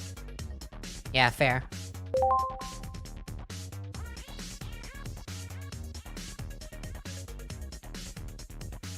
Is it because you can't punch the brute good?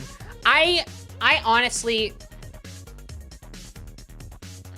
it might honestly just come down to the fact that like I was not. I mean, you know, people rag on me about the conditions I played it in. I played it with a friend, and we were kind of goofing. But like even what I was able to glean from the story, I don't know. It just didn't fully speak to me. I get, like, this one is highly regarded. It's another one like Dread where, like, I can see why, and I understand all the pieces are there. But for me, I was playing it, and by the end of it, I was just like, okay, I'm really, like, I don't need much more of this. I feel like it could have ended, like, a solid 45 minutes to an hour earlier, and it would have felt better. And at the same time, I don't know. Halo, as much as I was raving about the story, I do find that the story presentation in Halo is like some of the weaker points of it. Overall, I think Halo is not the most like well-presented series story-wise.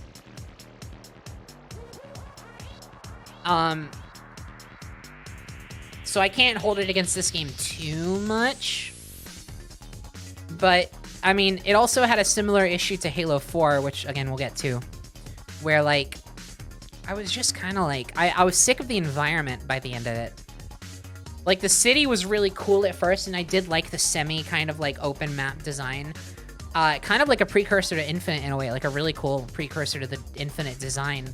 But it also just got really grating after a little bit, being in that dark city, and I was just like, I'm done with this. Yeah, I don't know. It didn't speak to me nearly as much as the other ones.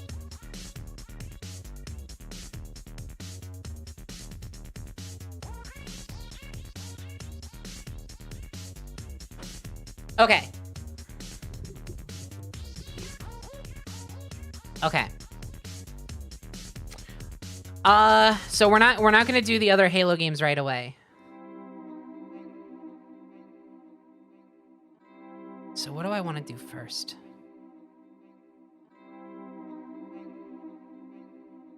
Psychonauts 2? No, Life is Strange. Let's do Life is Strange and Wavelengths first. Here's the order that we'll do the rest of this. We're gonna take a quick Halo break to do Life is Strange.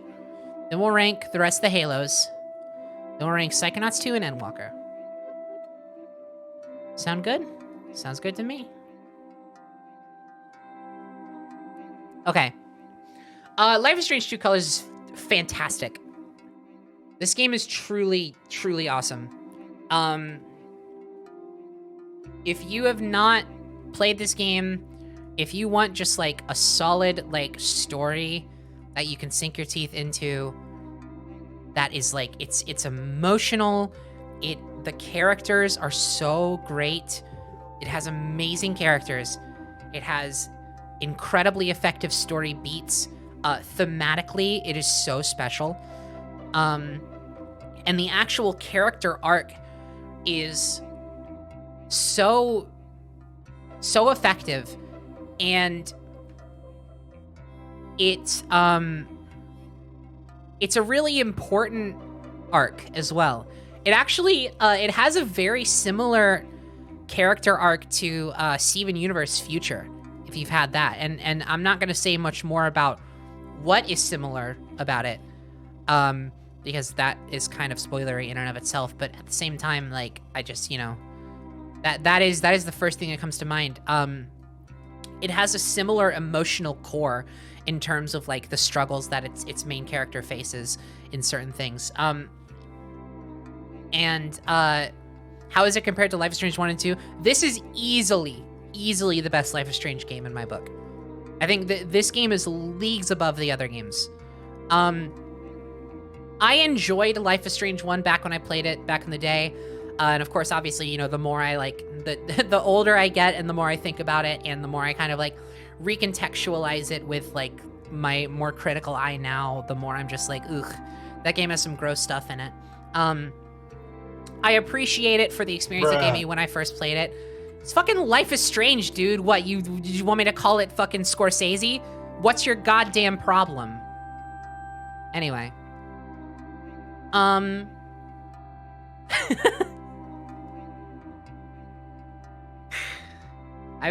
arguing with a computer. Anyway, Life is Strange True Colors. So I think Life is Strange 1 is charming and a fun experience in spite of how kind of insufferable its dialogue and a lot of its characters are. Life is Strange 2, I quit halfway through episode 2 because though the dialogue and the characters were not nearly as insufferable, the tone of the game was insufferable. And it very much felt like a game that was reveling in its own trauma in order to dishonestly elicit an emotional response from you in a way that was just really unfair to the characters. I felt like a lot of what the characters were going through, they did not deserve. And I get that's part of the point, but at the same time, there's a balance with storytelling where, yes, you want to have your characters go through certain things that change them and influence them, but at the same time, you also, I think it's important to recognize when something is going too far. There's a certain story beat in chapter 2 of, in episode 2 of Life is Strange 2 that I just could not, like, I couldn't stomach it. I streamed it. Maybe, like, a couple of you were there at the time. Maybe not, but I remember I was streaming it and I turned off the game and I stopped streaming it because I was just like, this fucking, like, I'm not gonna sit here and let this game fucking try to, like, manipulate me like that. It was so stupid. True Colors fixes all of that entirely and then elevates it even further. I think True Colors is such a quality elevation of the Life is Strange, like, franchise. I am actively excited for more of these games now. Like, when this game first came out, or when this game was first announced, I was like, oh, hey, there's a new Life is Strange game. I might play that. Now that I have played this game, I am like, give me more of this, please. Like, please, just, I want it. I want the flavor. I want it on my plate, please. True Colors is fantastic. I don't really know what else to say that isn't, like, going into story spoilers. But, God, it's just so good. It's really good. Like, honestly, even, like, True Colors is not Don't Nod. No, True Colors is Deck 9. It is easily the best Deck 9 entry, for sure. I would say, if you are someone who the promise of Life is Strange as a style of game and as a potential for a story experience appeals to you, but you've been burned by the quality of the previous games, I would highly recommend you give this one a try. Because this one might be the one that's like, fucking finally, you, like, did it. Like, finally, you took, like, the things I actually, like, want to see from this style of game. And you, like, made it actually good this time. Can you play it without playing the first one? Yeah, this is not a sequel that it's relatively standalone. It does feature some references to the other games, and there is a character that comes from a previous game, but I played it actually without playing even the entry that character came from, and it was, like, fully understandable, fully enjoyable, and you know, I think, honestly, I even think, like, this game deserves to be unburdened by the reputation of some of the other Life is Strange games, because, like, if this was any other series, like, if this was under a different name entirely, like, I feel like this one would be a lot more paid attention to because it has a lot of cool stuff to offer. Even gameplay-wise. Like, you might not believe me, and I don't want to spoil what it actually is, but there's a section, I think, in episode, I want to say 3. Those of you who have played it probably know what I'm talking about, but there's a part where they do like, there's an in-game like in-universe like event of sorts that they do, and the event that's going on in the story actually changes what the gameplay of the game is meant to be. Oh god, it's this shit again. And it's like really cute. It's not super in depth, but it's really cute. They do cute stuff with this game mechanically as well, which was really surprising to me. Anyway, I know I want to put it in S tier, but where?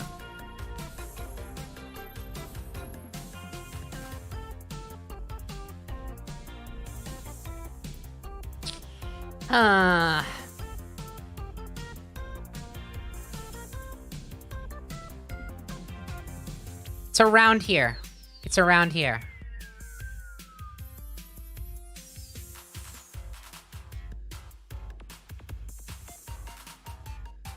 Ba-ba-boo! I think.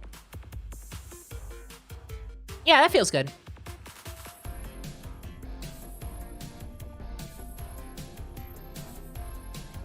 Don't do it, thank Christ. What do you, don't do what? Put it above Village? Put it above Last of Us? Here's the thing. This is super unfair. Because, like, all of these games that, like, this game is next to so many games that are just, like, incomparable. Like, the genres are so wildly different. It, you know, it is what it is. Like, obviously, we're working within the format. Like, I'm playing nice with the ranking system, but would I say that Life is Strange is worse than The Last of Us? No. It's a completely different thing. Would I say it is worse than Kingdom Hearts or Resident Evil Village? Like, I don't fucking know. That's a weird question. Why are you asking me that? It's a Life is Strange. It's an amazing entry in a series that is fully this kind of game, what this game is. And for what it's worth, of games that are like in this kind of like stylistic genre or whatever, this is the best of them. So, take it as you will. I'm putting it here because, you know, this feels like the most comfortable spot, but it's apples and oranges.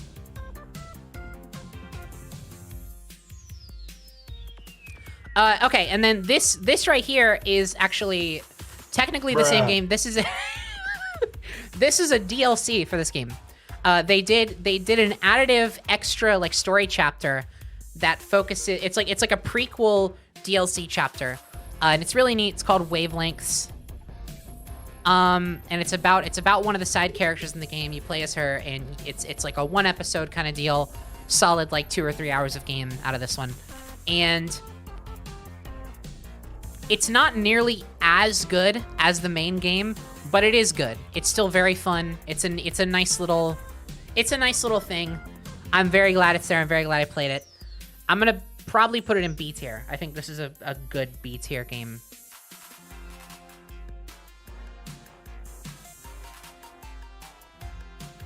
I'm gonna put this one above Splitgate, under Guardians of the Galaxy. There we go. Perfect. Yeah, that feels good.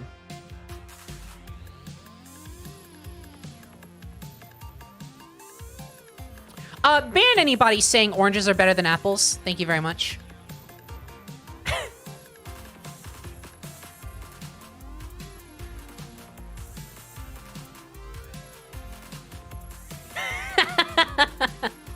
Okay, let's move on to...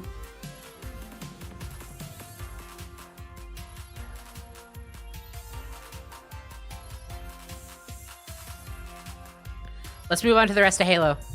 We're almost done. We're almost done, chat. We're in the final stretch. This whole stream was a honeypot. That's right. Oh, okay. Halo Reach. Lupus Manchester says Halo Reach is fantastic. Sorry I called you out by name. Halo Reach is fantastic, but it started the unfortunate trend of Halo writers assuming people just read all the books, which Halo 4 and 5 took the stream. Yeah, I feel that way to an extent. Halo Reach, definitely. I've talked about this in length. But Halo Reach is a story that is like really, really dependent on you caring about what happens to the characters in it. At least that's how it came across to me, and that's what it felt like it was expecting from me. And though I enjoyed a lot of the story beats, I found especially the first half of the game very difficult to follow and kind of obtuse. And the back half of the game really elevated it for me. But I just felt like it the only moment that truly hit me as much as it felt like it wanted to hit me was like the very end, specifically Objective Survive. Objective Survive and the general tone of the actual like ending section of this game is the only part that tonally really lands as much as it, at least tonally in terms of like my emotions towards the characters and like what happens. I did not give as much of a shit about Noble Team as I think it wanted me to. It was very sad. Cat's death is fucked up because it just like comes out of nowhere. Yeah, it's kind of fucked up. But oh shit, I just realized I'm talking spoilers. I meant to do these in separate sections. I mean, this game's been out for like a million years, so I feel like this one's a little more forgivable. But if I want to talk spoilers for like any like Infinite, Psychonauts, or Endwalker, trust me, I will do so. I will mention it ahead of time. I hadn't talked many spoilers up until this point, so I kind of forgot and said I was going to do that. Anyway, yeah, I will be talking spoilers for... just ahead of time, I will be talking spoilers for Reach 4 and 5, most likely. Yeah, so that shit comes out of nowhere, but, like, honestly, it was like from a very objective standpoint, I could say, oh, this is sad. Oh, it sucks this is happening. But was I feeling it? No, not really. Not until the very, very end. And, you know, that's just, it is what it is. However, does that make it a bad game? No, not in the slightest. I think it's actually pretty fucking good. Halo Reach goes right under Up Your Arsenal.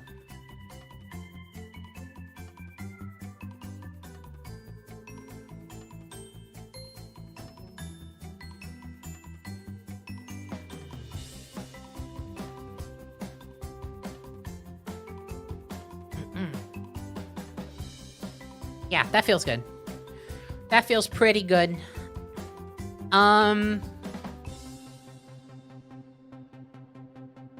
Yeah, I also have some like gameplay issues with this one. Some of the weapon bloom is really frustrating. Like the DMR is an awesome weapon, but also the bloom on it kind of fucks with it in a big way. It did not feel like it was nearly as powerful as it should have been. And that was kind of similar with a couple other ones. Damn, and most of the games are in S tier. It turns out you either just really like games or mostly played good ones. I think it's both. I mean, with how little time I have nowadays, and how much of that time I spend playing games, I often do not try to go out of my way to play a game unless I think I am going to like it. Yes, it may seem ridiculous, bruh, man. But, generally, I only tend to play games that, like, interest me, which, not to brag, but I do think I have pretty good taste nowadays.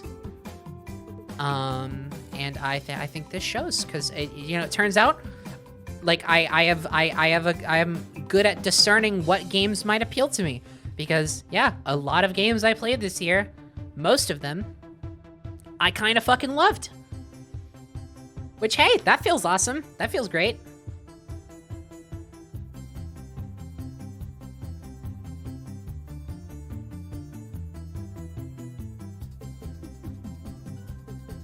I just realized Rough Trigger could have been on here. It almost was, but I can't find the disc. Y'all, it was so funny.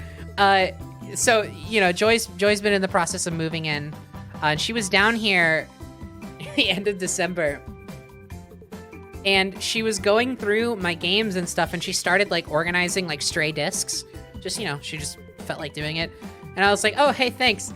Then when she started doing it, I was like, hey, by the way, have you seen Rough Trigger anywhere? And she was like, what is like a Rough Trigger? Is it anywhere? I bought it and I can't find it. She was like, no. And so now I literally believe I got sent an empty case for Rough Trigger. I don't think I ever actually got the game, which fucking sucks.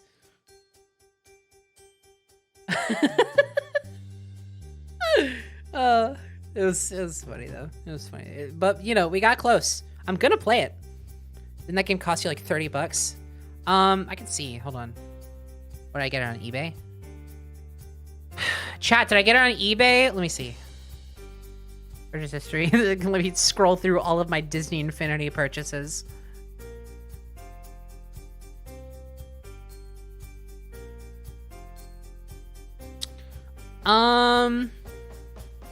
Yeah, what the fuck? It cost me $27.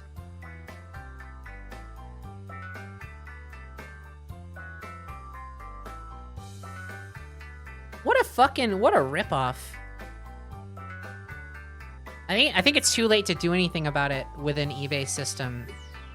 But now, so I have the case and I think the booklet came with it as well. Now I can just like get a cheap copy of the disc and then just put it in the case that I already have.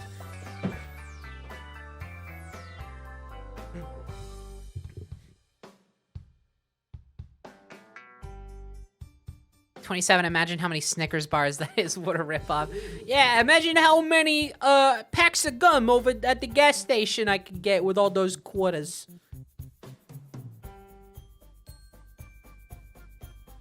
A complete copy for Rough Trigger. I know. I don't even have a complete copy of like Spider-Man.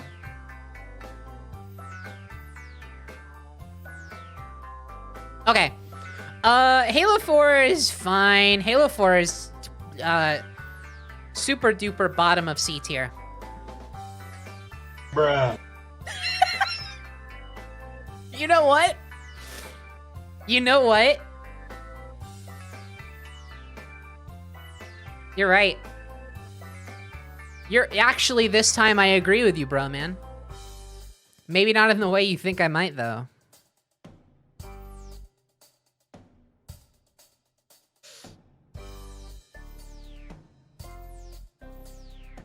Do we want to be bad? Do we want to be bad? Yeah, I think that's how I feel.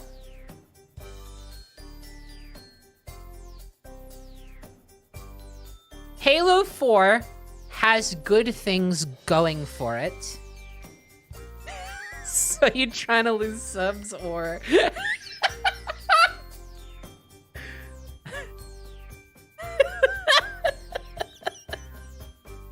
I think I just gained one. Did the counter go up right as I said that? I could have sworn I saw it go up one. Halo 4 has good things going for it.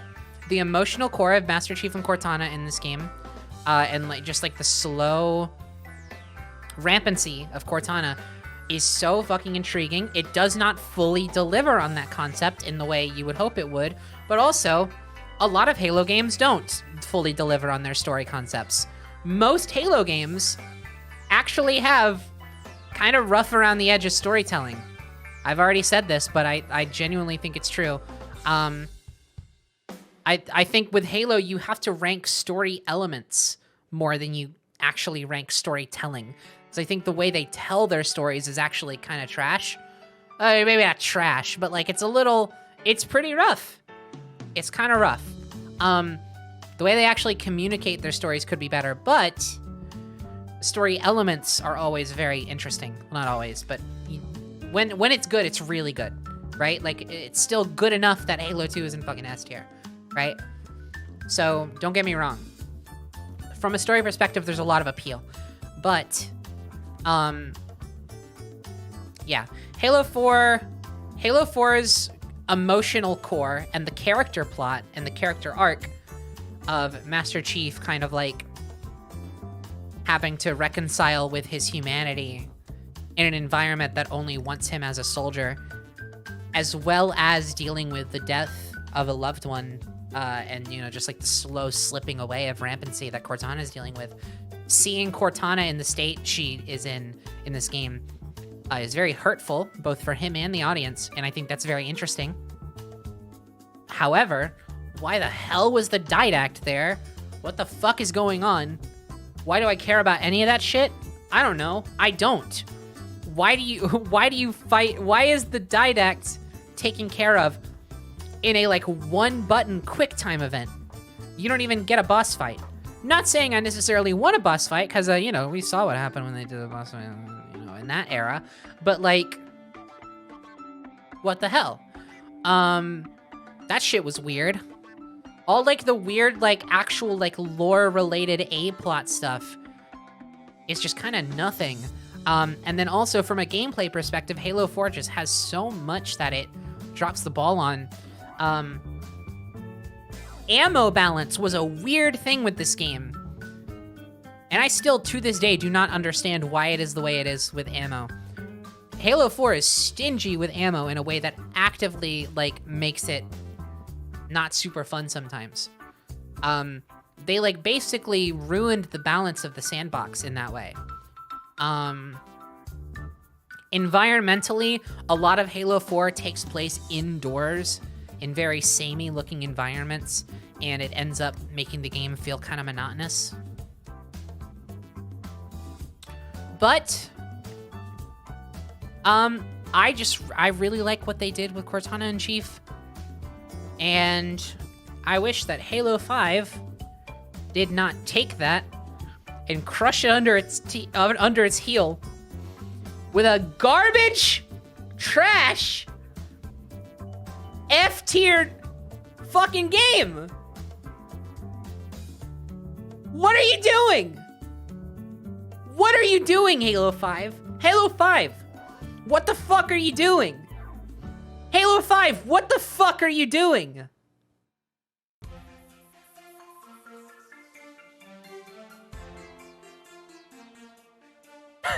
Needs a new tier. Do we want just like Hockey 5? Do we want just like a Halo 5 tier? Is that what the audience wants?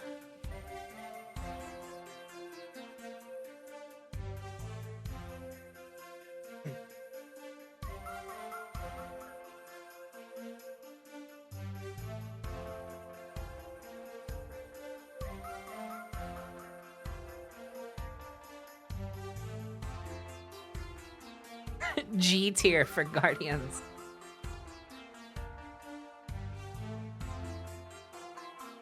Yeah, I have said my piece on Halo 5. I don't even know if I want to get into it right now. Please feel free to go watch my Halo 5 stream. I played it in one sitting, and it was agonizing. It was a good stream, don't get me wrong. The stream itself was pretty fun. I had some fun moments going on in there. But the actual game itself was fucking agonizing. And, ugh! And it's all the story, right? Like, well, it's not all the story. I fully, don't really align with the gameplay being super fun.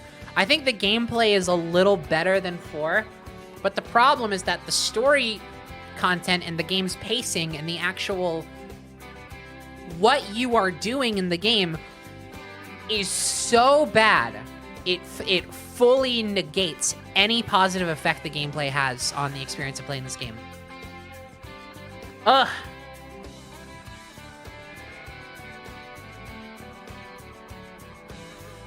just such a bad experience. I don't even know what to say. I'm kind of losing steam here. We've been talking about a lot of games, and I feel like I kind of just want to, ugh.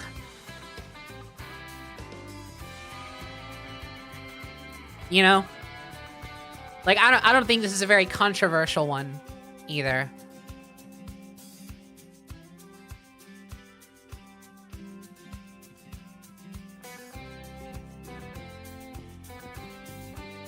Yeah, no more Halo 5. I don't want to talk about it anymore. It's bad. It's bad. We know it's bad. We've talked about it. We've seen it. It is what it is. Okay. And then lastly, Halo Infinite. Lastly for Halo specifically. We got 3 more games to go. We can do it. I want to give these games their proper due. Although I will say, like I said, I am kind of running out of steam, so who knows how that'll go. Frangus McDingus is rating with a party of 38. Hey, how's it going? No, I'm not going to spoil Halo Infinite a whole lot, I will say. I will talk about one thing plot-wise vaguely.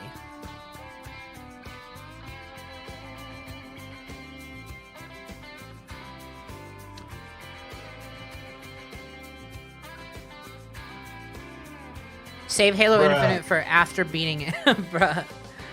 I feel like it's worth waiting to see the ending. I have not finished Infinite. I wanted to do it tonight. I don't know if I'm gonna do it tonight. I might. I might not have the energy. We'll see how I feel after finishing. How much do I have left? Like 2-3 hours? 3-4? I don't know. I know we're really close. And I do want to get it out of the way and finish it, but at the same time, I feel like I feel like I'm confident in what I feel about Infinite. I know I haven't seen the end, but at the same time, like, I feel like the experience has been pretty consistent up to this point where, like, I don't really feel like I would kick myself if I rated it now. Let me just go over what I think now.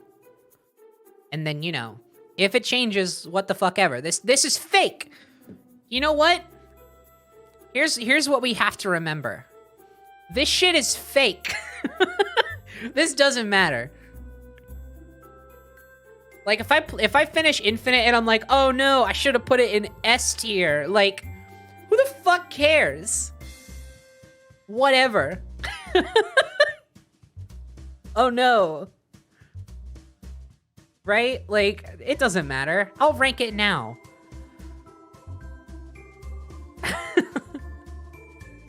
Halo Infinite.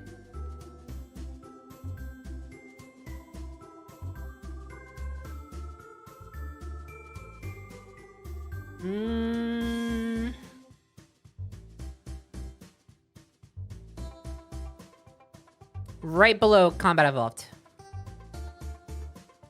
Nearly tippity top A tier. Yeah. The thing that shines about Halo Infinite is its gameplay. Fully, its sandbox, the balance of its sandbox, the weapons, the way the guns feel, the fucking physics, and of course, the star of the show.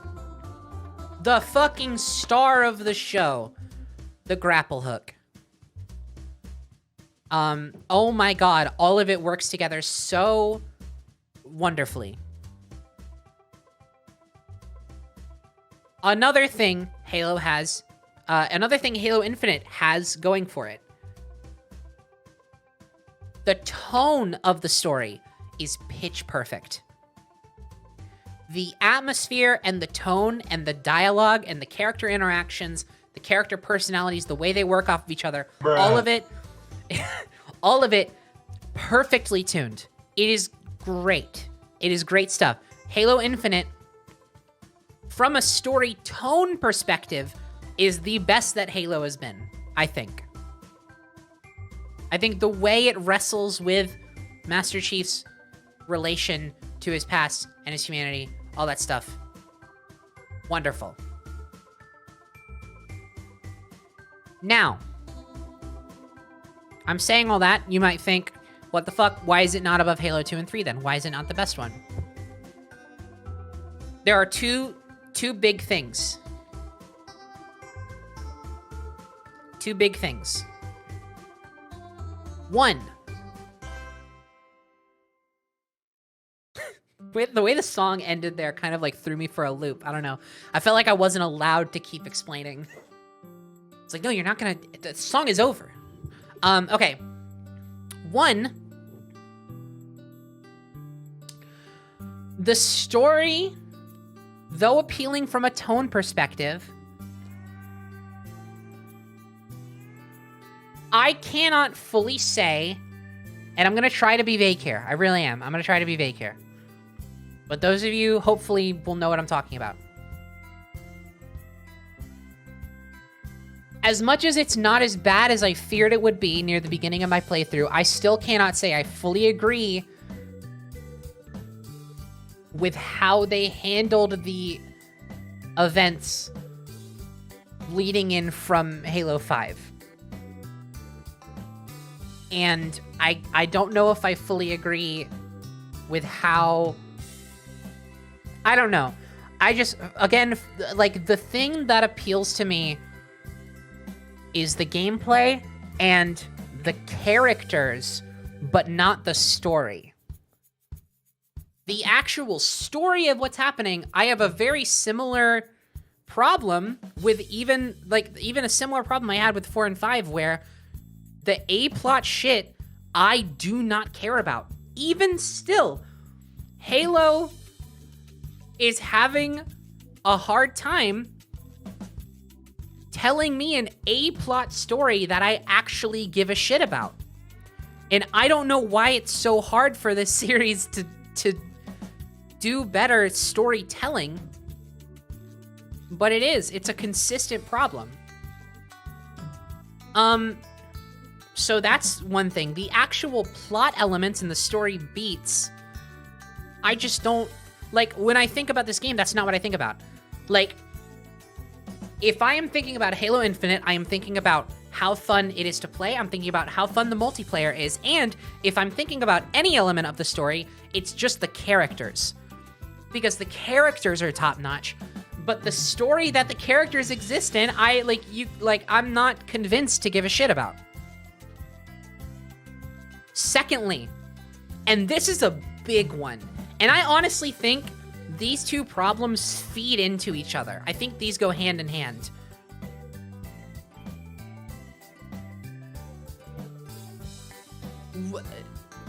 Why? Bruh. Yeah, no, I think that says it. I think that about says it. No, okay. No, real talk. The second issue, why does all of the ring have to look exactly the same? And similarly, why do all of the areas we go indoors into, much like Halo 4, have to look exactly the same all the time? If you showed me a screenshot of the overworld, I could not tell you where on the map it exists, just based on playing the game. And on top of that, if you showed me a screenshot of inside one of the levels, like in the midpoint of the game, you know, maybe the intro and maybe the ending are a little bit more distinct, but the middle of the game, there's like 3 or 4 indoor levels that all look exactly the same. If you show me a screenshot, I would not be able to tell you where the fuck in the game that comes from. And I know this comes from the open world design, and this means the open world design has many pros and cons leveled against the game. It stems from this new design point that they took.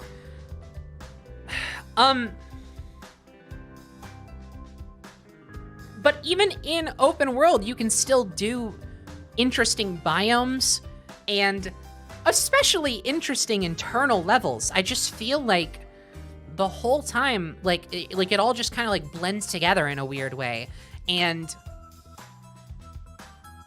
I just think about like how distinct and visually stunning so many of the levels in like Halo 3 and Halo Reach, Halo 2 are, and even Halo 1, like, yeah, a lot of it takes place, like, most of it takes place on the ring, but even in the stuff that takes place on the ring, you had, like, fully different biomes. Yeah, there was fucking snow. There was, like, that sniper, like, desert level. Bruh. Why did, yeah, exactly. Why did we not see more of that in Infinite? Why does all of it have to look like, I heard somebody describe it as, like, the Pacific Northwest for like most of the game. I would not be surprised if a lot of that just has to come, if a lot of that comes from, I would imagine a lot of the scope of this game being cut down. And that's just unfortunate because it really does affect the experience of the game to me. Because it gets monotonous. Again, I had a similar issue with Halo 4. The good thing about Infinite is that its characters and its character interactions and its gameplay is so much better than anything Halo 4 did. Well, Bruh. Yeah, no, good point. Good point. The Chief and Cortana stuff, Halo 4, is particularly good. But Halo Infinite takes that and it makes it kind of even better also. So like, you know, it is what it is. It is what it is. I hope to see this game expanded. I hope to see more stuff added. And I hope that over time, this becomes my favorite Halo. At the moment, gameplay-wise, it absolutely is. The multiplayer is my favorite Halo multiplayer, I think. Yeah. It's just so viciously fun to play in and of itself. And I want to see this game succeed. I want to see it expanded over time. I want to see more added. I can't wait to see this game. If they have a 10-year plan, I can't wait to see what this game is like, even like 3 years down the line, 2 or 3.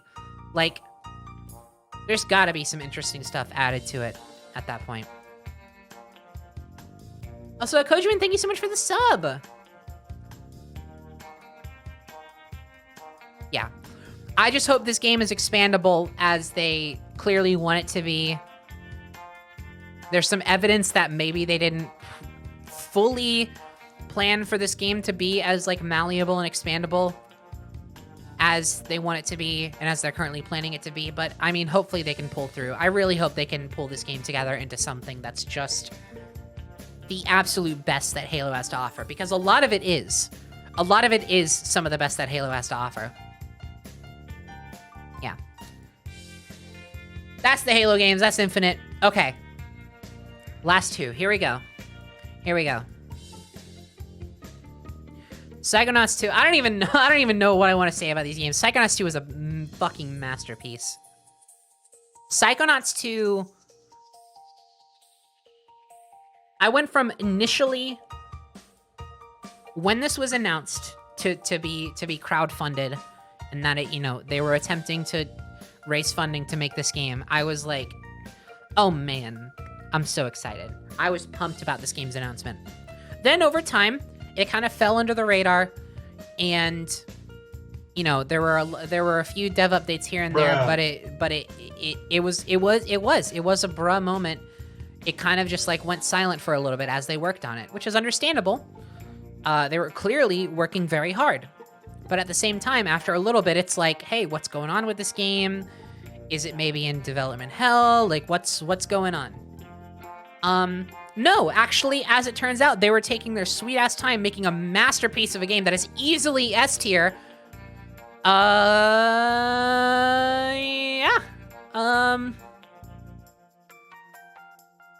It's top of S tier, but I don't know if I want to put it above or below Shadowbringers.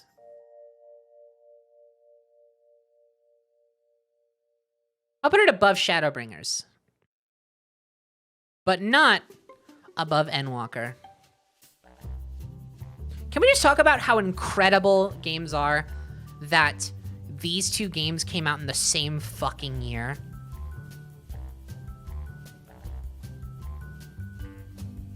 What an absolute... God, just two absolute juggernauts, masterpiece experiences, back to back, almost. Oh, God. Yeah, I feel like I could talk for hours about either of these. And like I said, I'm kind of running out of steam here. But, this is how I feel. I mean... How excited are you for where the hell Endwalker is setting us up to go?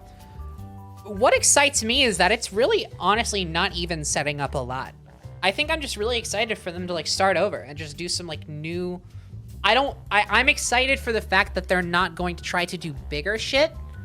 I'm excited that they're going to do different shit, it seems. Which are two very different directions. See, the scary thing is that they could... Because their whole philosophy with writing a new expansion... is that they always try to surprise people with their new stories, which I think is I mean, it's worked so far. It's awesome. But at the same time, it can easily, you know, go into the situation where, like, they kind of have like a scope creep problem.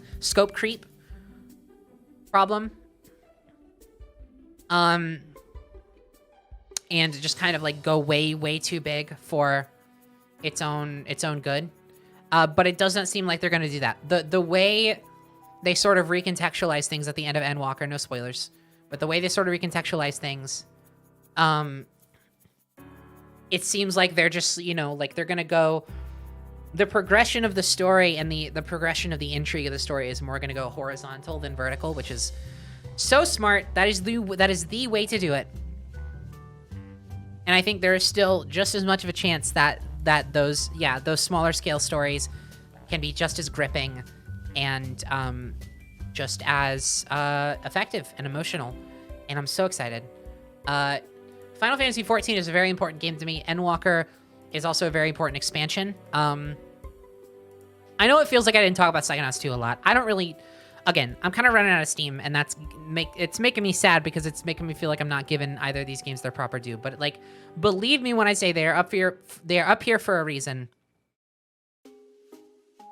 These games are absolute masterpieces. And I just want to say, like, Endwalker in particular was such an important and cathartic experience for me. I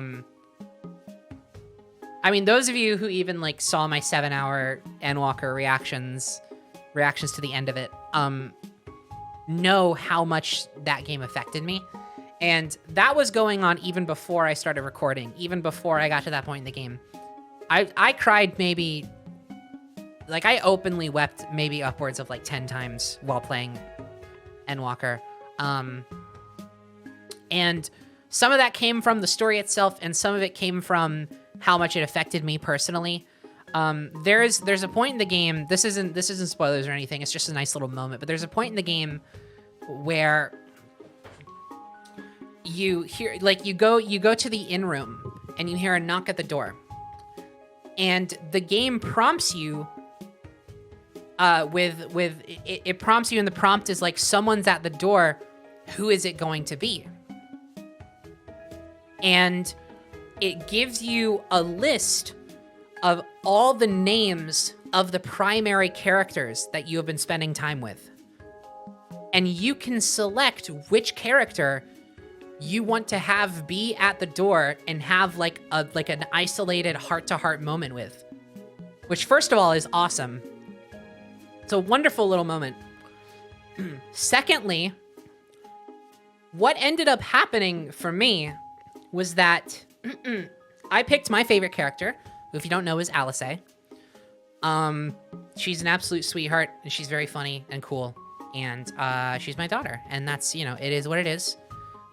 So I picked Alice. And,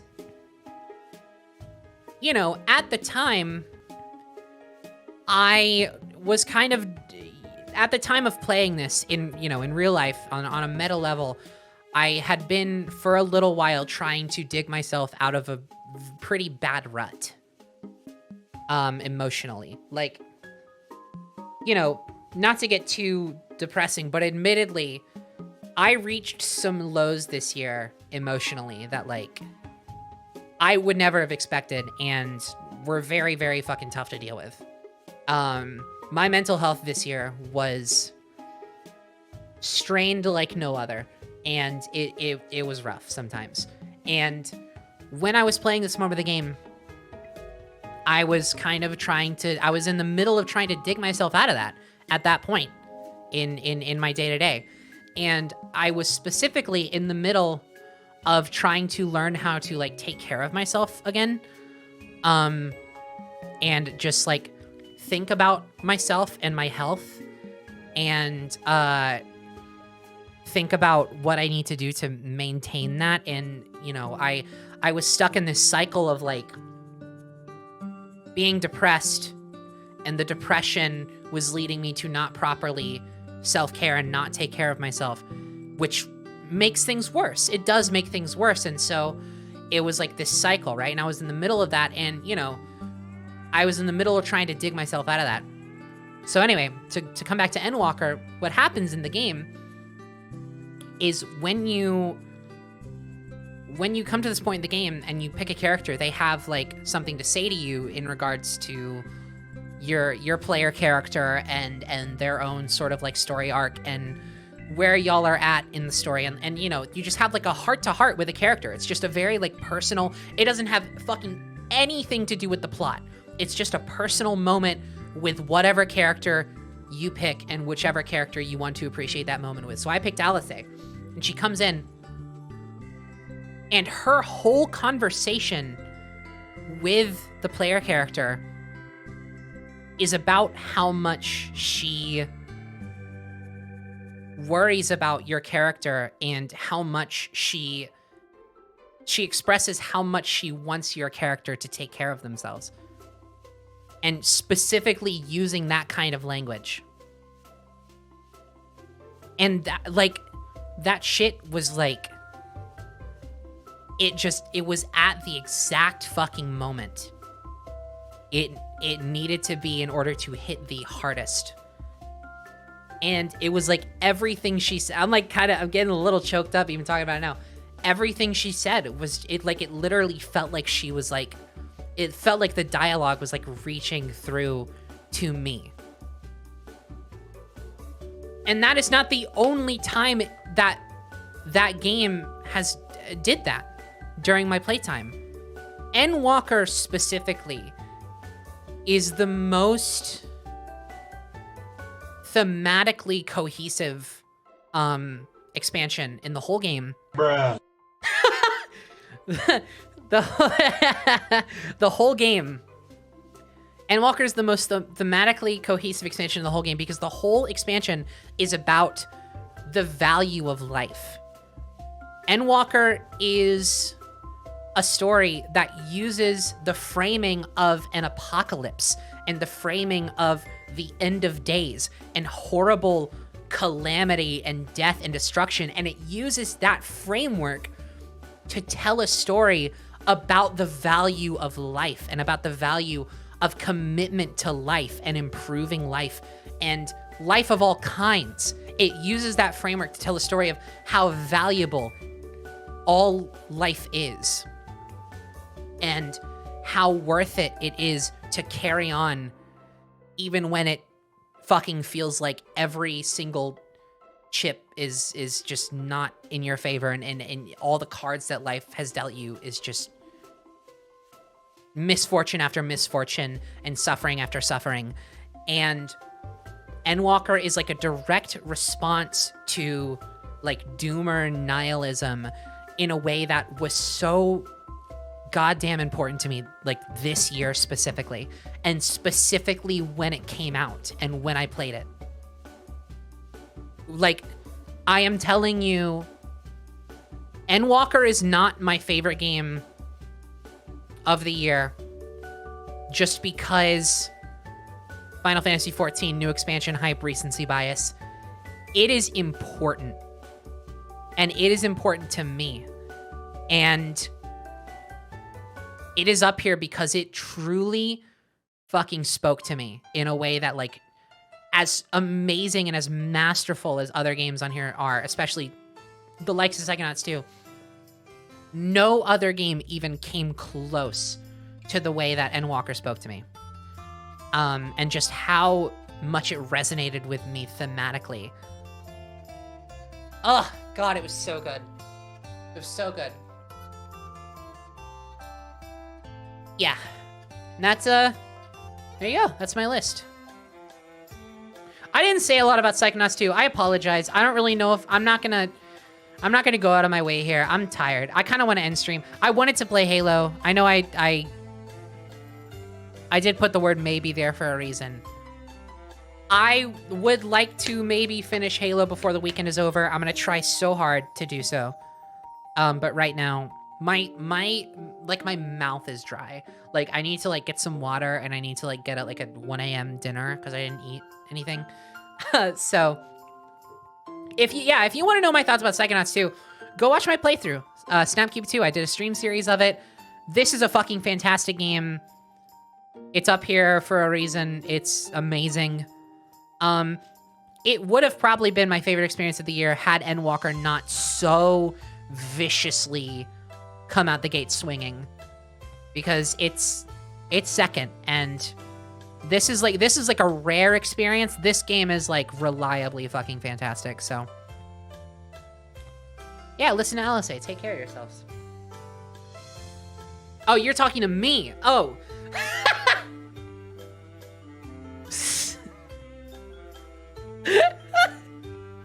Oh man, that's funny. Okay.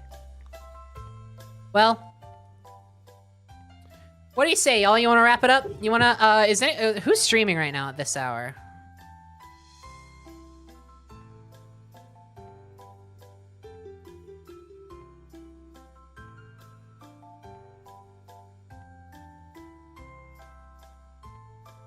Few people are streaming.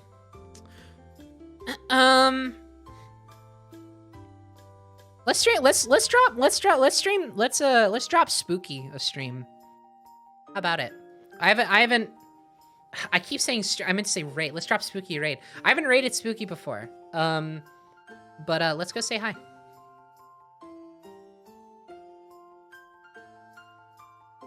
What's raid phrase gonna be?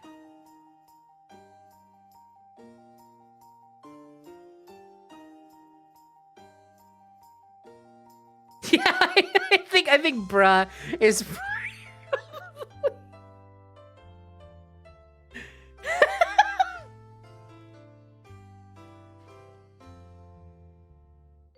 No, you know what? I like ruminate. I do like ruminate. I actually like ruminate. I would rather spam his chat with ruminate rather than with bruh. Let's do ruminate. Ruminate. Okay. I'm not gonna type it. Y'all just type ruminate. Okay. This is an order, by the way. We're sending an order his way. This is a command. Okay. All right. I don't know when I'm gonna stream again, but I really would like to finish Infinite. The intention was to do this and then finish Infinite after, but like I said, I just really quickly ran out of steam, so I apologize about that. But soon, very soon, we're gonna get it out of the way. Yeah, it's pretty late, so it is what it is. But hey, y'all, thanks so much for dropping by. Had some really good streams. Past couple of streams have been great and like so much fun. And I'm very excited about streams to come. So, as always, please be good to yourselves. Please be good to others as well. Do something nice for yourself. If you haven't in a while, have a wonderful day or night, whatever it is where you are. And I'll see you maybe before the weekend's up. If not, soon. I don't know. Keep an eye out. Turn on notifications, all that good stuff. Let's go say hi to Spooky. Bye!